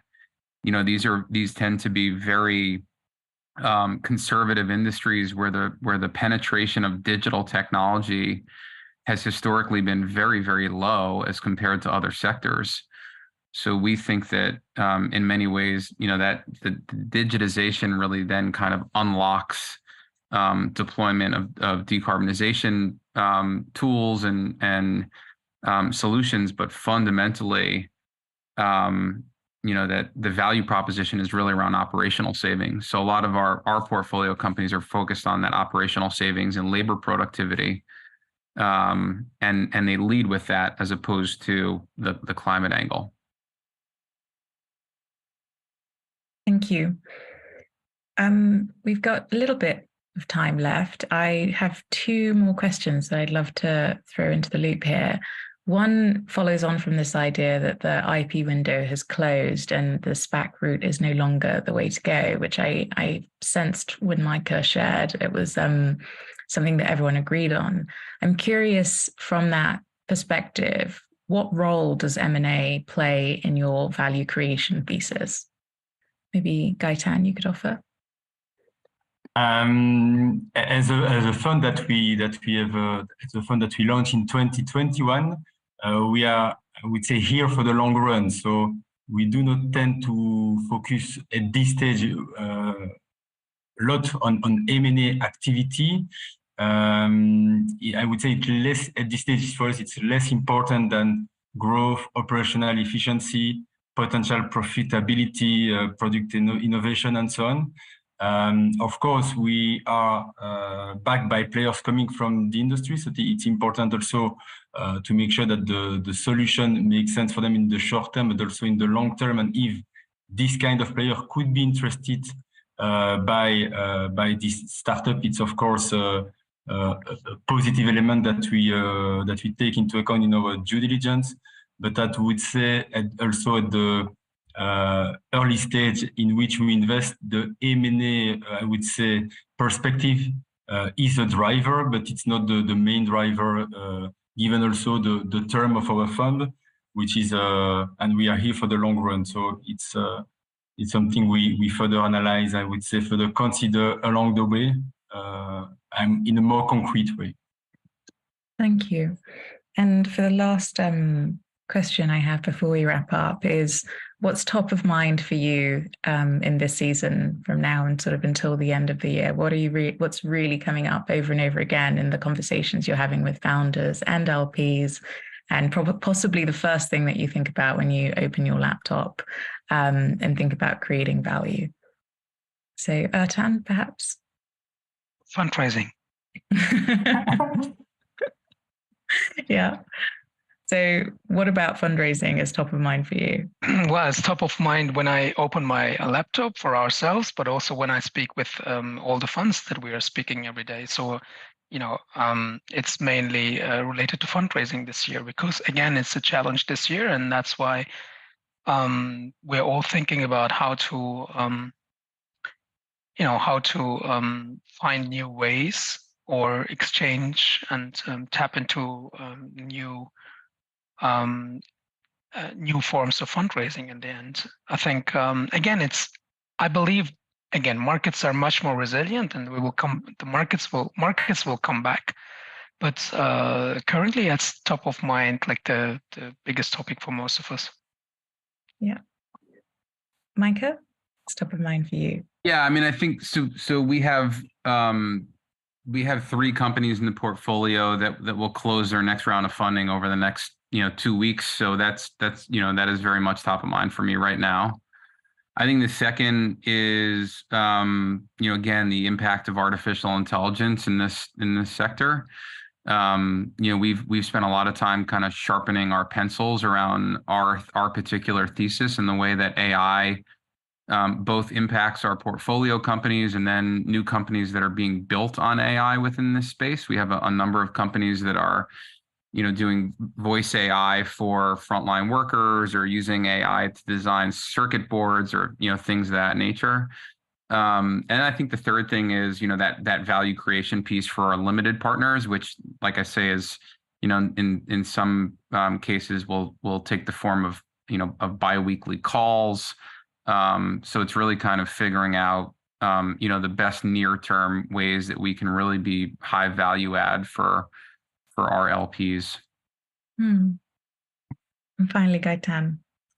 Yeah, and from our corporate partners coming from the industry, I would say that the key topic today is construction tech, more than real estate tech. ESG is also very important for them, even if we see a kind of bubble also slowly but surely. And that's why also they remind us also to not forget, I would say, digitization.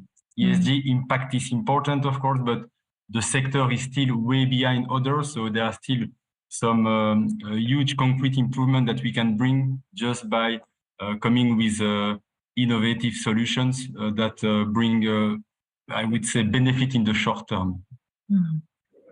Yeah, well, thank you so much for taking the time today to chat. And I found this conversation really illuminating. It's kind of broken some myths I had about what was going on in the industry, and I really appreciated the multiple different perspectives that you all brought to the table. So thank you very much, Idris. I can only echo. Thank you very much.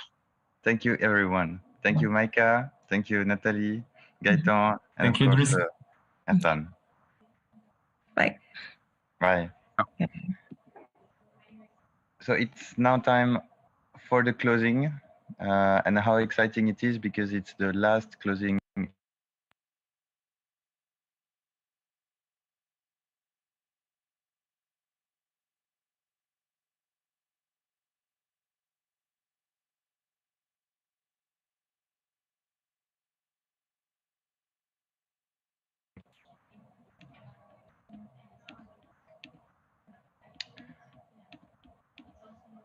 Right, so let's do this.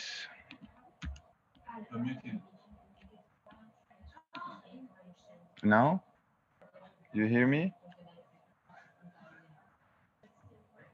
Great, so let's do this. The last closing ever.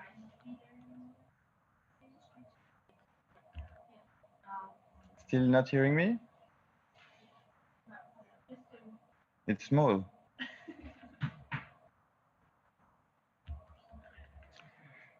Ay, ay, ay.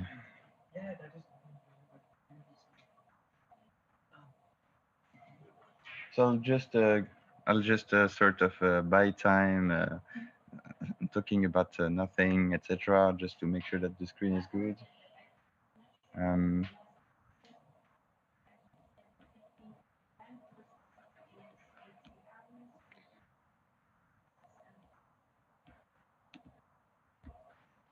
Okay, can you show me the screen?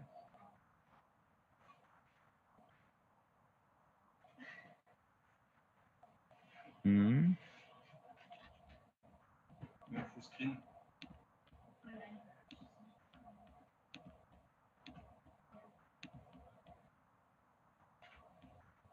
Like, do you? Ouais, but do you hear me now? You hear me?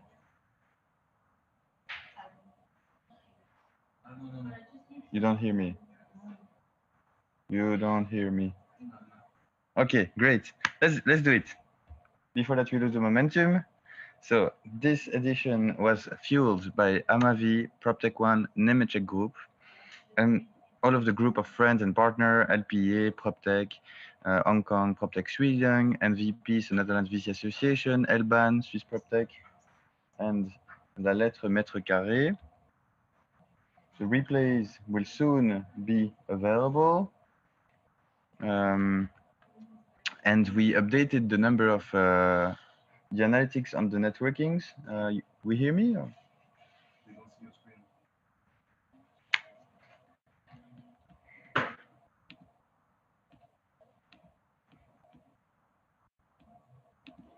Okay. Yes, we updated the number of the meetings, and I will download the slides in PDF to make sure you see them.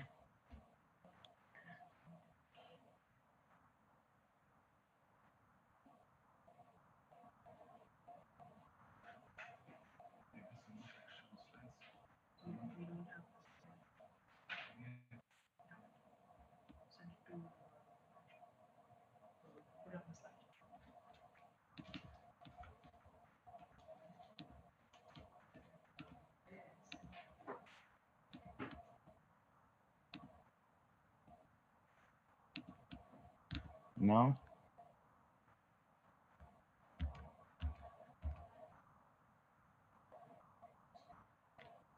If the slides are good now, we will see.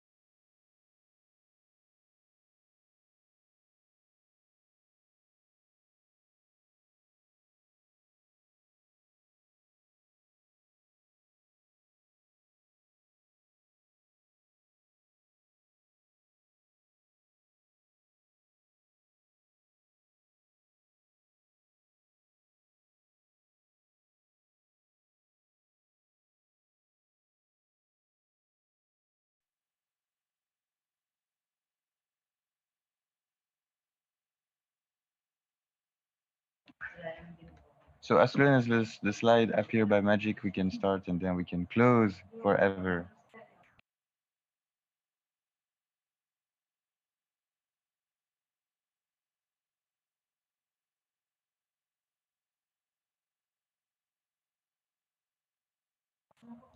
Okay, I'll do freestyle.